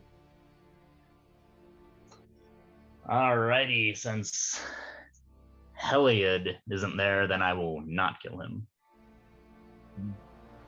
Because I feel like if Heliod was there himself, he would just finish it himself. So if Heliod is not there to finish the job, then this man gets to live. And Broken, just a chance as we kind of go around. I just want a reaction to what everyone is as you're seeing Alcides drop his spear and spare this man. Just what maybe your mental state, where your character's feeling right now, what how they're taking things in, just really quickly here. I'm making sure he doesn't get a sneak attack against. He's put his weapons down, so yeah. I mean, he's dropped both weapons. It would be very hard for him with Alcides with the spear at his neck, to try to bring him back up. I'm just gonna run over to Alcides to make sure he's cool and just see if there's anything he needs from me or anything like that. Alcides is bloodied and scorched. Yeah. Is the battle over?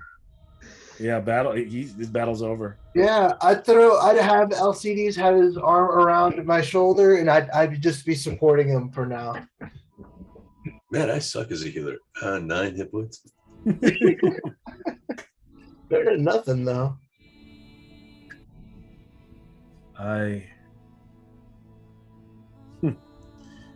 If there was a way that he kind of pulls off his helmet, drops it. If it could mean I could cross over to Alicia to see her, I would have you kill me now. But there is no retribution for me. But you must understand,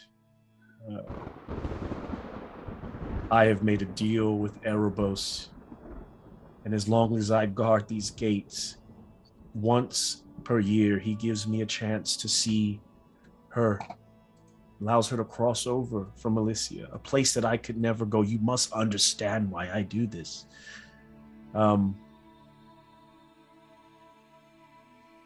I have now been deprived of everything. If you take this from me, I have nothing. So either way, he's doomed, pretty much. Because either he failed his duty. He's failed against you, so he has taken that, what he's kind of looking to you is like, you can clearly cross, but what he's technically by your win, you deactivate. He can't be able to guard here. but he's also kind of asking if you will allow him to continue to guard. He's lost all his, but I don't. He's kind of looking at Alcides for that answer. Yes. You must remember, as a guardian, you must also allow people to pass. It is your choice as guardian whether people pass or not. That is your decision to make. This does not mean you failed your duty. THEROS sets the rules, my friend. So he gives no agency to anyone that follows him. I lost my agency long ago. I sold it for this moment here. And then you are right. The minute I let you cross, my job is done. And so he looks to the woman beyond the mirror. I'm sorry, my love. You have been saying for so long that I should give up this. This group has forced me and forced me to see some of the error in my ways.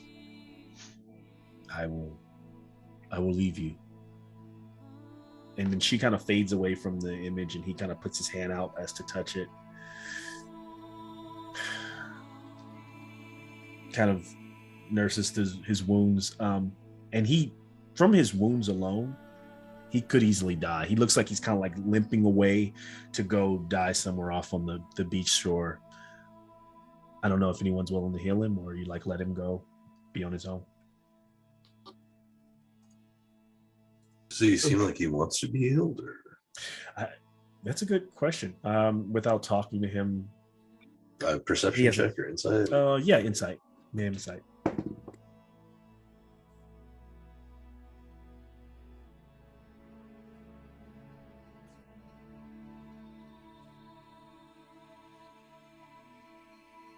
Got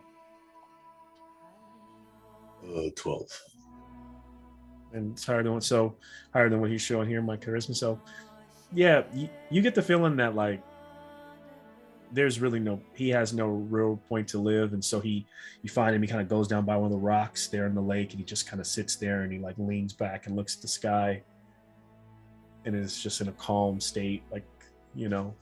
And so you all watch him slowly, like, can kind of give him his moment, I imagine, as you all kind of recollect yourselves and stand before the gate.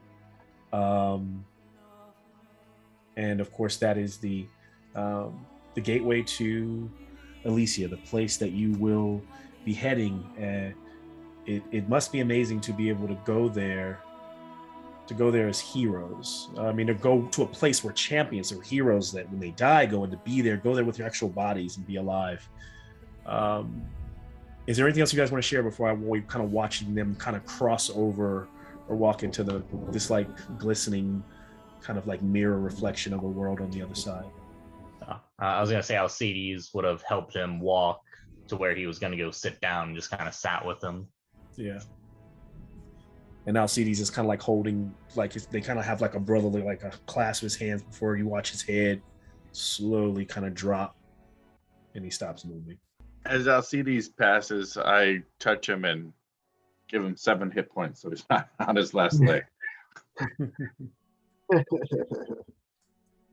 Cool. I'm at 17 now. All right. Alex is gonna call all the return that have been fighting and all that just kind of attention, and just kind of raise his bow and scream, "Praise Phoenix!" Draw it, and just feel like he did a good amount with this, or did a good job here. Just kind of taking in the idea of him commanding this army, even though he didn't, but yeah, no, he's just down there by himself. Like none of the return like do any of the cheering with him. They kind of like walk back into the water. It's just like slowly like disappear. Okay, bye. All right. I'm gonna walk up to Calyx and be like, "Yeah, they heard you, huh?" Maybe they're deaf. It's fine. Oh yeah, they can't hear you. Yes. Yeah, no, they can't hear me. They'd listen to me if they could. And I will ask Like she has to. And I point to the specter who's just like see. How like, long can you hold writhing on in to pain her? until the next long rest.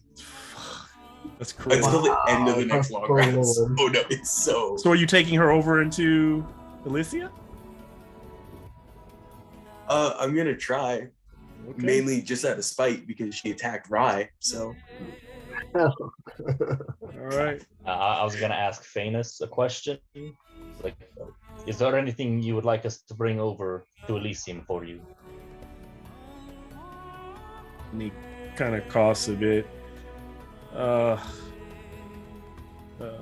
And I actually don't have her name, but he gives you the name of his beloved, and just, you know, he gives you a little pendant, like that he chains around his neck. He tells you to give that to her, and then he looks at you, kiss, release, take Greshka with you, and have your friend release her on the other side. At least one of us will be redeemed. And that's his last words. Or at least one And I of us also can say, I be will bring honor to your sword. As you pick up the sword and it begins to glow, you have this sun blade in your hands that you kind of like hold up, and the light kind of reflects and like pours down on you. We pull back on you all kind of crossing over, walking through your silhouettes one by one, starting to disappear, and then the portal closes to like a little point, disappears, and we'll end today's episode there. Good game.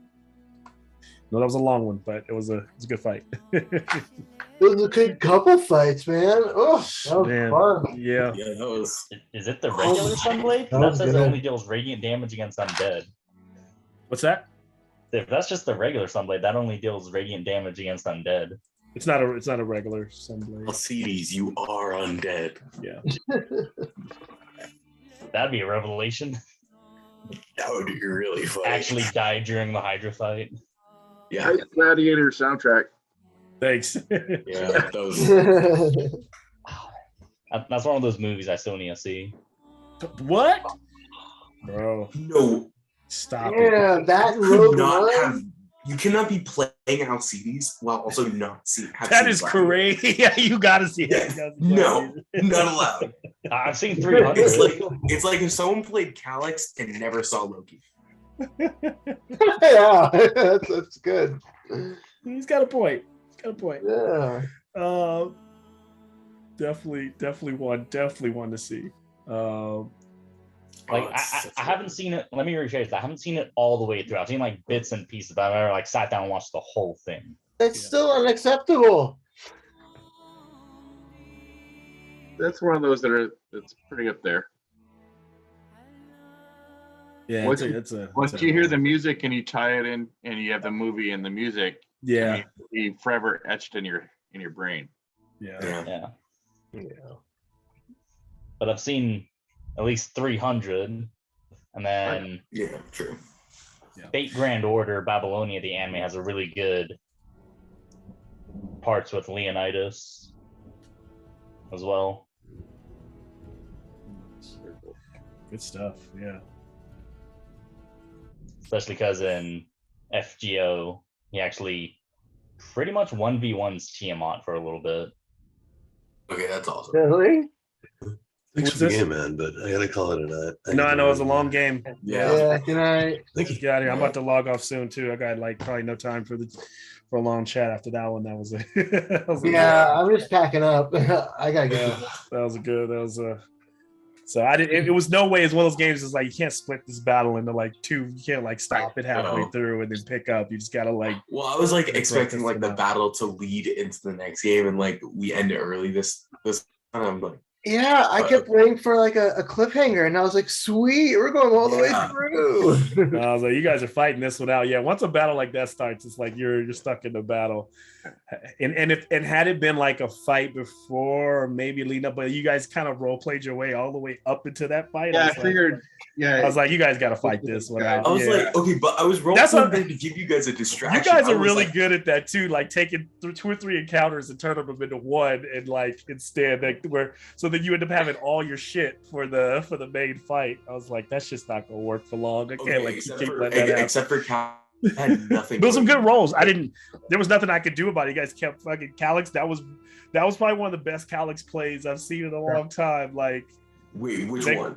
You turning into the guy. First of all, the whole thing was. The whole thing was good. It almost went awry when you came in there. Like, I think I want to leave because I thought you were gonna like set up like, oh, you know, I thought you might try to send them like, hey, I just heard you guys need to go over here or you guys need to. Oh, okay. But then you played the I'm leaving which almost got you into a full on like fight with them from jump. Well, I was ready for them to like fight, to like not necessarily fight me, but I just wanted to cause a distraction so they could move in because it's like they have heavy armor. And that's why I kept thinking like, where is this distraction headed? Because you're pretty much telling them you want to like just be a deserter. Like you just want to like walk away from. I can't. Yeah, I want to be dramatic. Like that's. You know what I had in my head was going through this whole adventure tonight. I felt like the whole Calyx having all this like self-esteem and just like leading the way, and then things just you're like the comedy of this whole thing, you know. You're like Brawler and from what is it? Anyway, he's very low-key in his everything. And don't think that doesn't mean Phoenix wasn't happy. Like I just think like, you know, when I play out the ideas that the return don't cheer to, right? They just kind of like go back and return. But no, I feel like it's more of it's less of like the return like cheering. It's like it's more of Phoenix telling them not to cheer because it's like, all right, this guy's good. I don't want to know he's good. Like that. Yeah, man. That's kind of the that 1v1 was pretty dangerous. It was almost like that. When he said that, I'm like, this is not going to end well. It was dangerous. We were supposed to fight this person like 7v1. He literally got me on the last one. If I had one more turn, that would have gone a completely different way, and they probably had to jump in. But I was like, I mean, you know, with the going based on what I had here for hit points, everything, and I had a lot of chances to devastate him, and I kept missing. I had a couple good rounds, and then there was a lot of rounds where it was like two misses, one hit. Like literally, I roll terrible as a DM. Even when I roll regular dice, it's just like I do not hit high rolls very often. I was rolling terrible tonight too. Because that guy had a +10 with the magic weapon. Fucking hell! Every roll was a +10. I have a +8, but I rarely broke 20. Yeah, and there's also, you know, the way, and it's a thing. I definitely know the way Jameson builds all his characters. They all like their ACs are always. All right, good night, guys. Good night, man. Good night. Yeah. Not all my characters. Just I can't think of one with a low AC. Jakarta only has a 16. Okay, Jakarta's probably the most average that you've built so far. Of like three characters that I've probably played with. Yes, it's pretty. That's because all those characters are at high level. Yeah. Plus, Alcides got his AC nerfed down from 20 when I got rid of my fighter level. Oh yeah. Yeah, my Biden, I should be hitting hard with that. And I was rolling a 2 and a. You got a plus. Are you so you're rolling? Because what is your plus attack when you just attack with your before you had the Biden equip? What were you? What's your? Hold on, let me check real fast. Like because I don't think you're proficient in tridents. That's why probably So he's. Because that's a -3 right off the bat. So when it equipped it probably made. Let me go look at it in your character sheet. But he still gets +3 regardless because he's attuned to it. So it's -3 plus. So it's probably evening that. It's his strength, not his dex or wisdom. Yeah. So yeah, he needs to make it his hex weapon. / he needs to take the improved pack weapon. Eldritch adaptation. So then it uses charisma all the way. Yeah. That's only hexblade. Oh, he's not hexblade? No. Darn. There's your first mistake. You're not playing a Hexblade Warlock.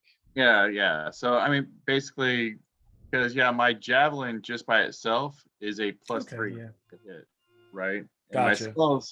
My spells are +5. My Dagger and Crossbow is +5.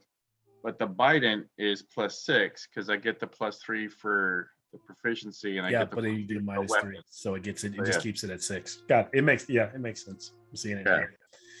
Yeah. So it's a good weapon to hit with. It's just roll. It's really also, you know, that power of it comes in like the other abilities that it's able to do. Yes. It's going to come in clutch when you need to use water and change the weather and the sea. I mean, like that's something you probably could have used it for here, like causing like an elemental shift in the weather and stuff like that. You could have definitely used it for that, I think. And then it's some very interesting ways. it gets a major and a minor thing on it, right? Yes. Which have I given you those? It's based on when you hit your certain Piety? piety, yeah, which you should have, right? So I thought I gave those. If not, then I will put those on your sheet this week. Okay. Yeah. I thought I did. Piety. Okay, no, I didn't give you your minor. And how much piety do you have right now? My piety right now is 13. 13. So you would get that first. So you have to breathe underwater. So, oh yeah. So you don't get it till you get 25. That's when you would get the first minor. So that's why I didn't give those. Okay. And then let me think about piety for tonight. I definitely know LCDs will get a bunch. My brain's just shot right now. I also spent 10 of that piety before the fight, but I don't know if that did anything. Yeah. You know, you have to let it. Yeah, you got to spend it. Just spend it. Let it be out there and spent 5 of each. So, cool. All right. Good night, guys. Good night, guys. I'm gonna jump off too. Appreciate you all sticking around. So yeah, tell me about the piety because I feel like I'd get a good amount of Phoenix piety for you will. For I'm not gonna do it right now though. I just can't. I'm gonna think about it. I understand. I just want to say, all right. I performed you performed great. I convinced people. All right, that's pretty. You performed great. That's pretty. You and Alcides were definitely, you know, star players tonight. So I got y'all. Yeah, I got y'all. So cool. Yeah. Good shit. And the social encounter that could result in a combat encounter is like right where Calyx fits in. Yeah. Cool. I can handle this. I can't fucking try. You guys are great. Good stuff. All right, folks. I'm gonna turn it in. Later. Later. Oh my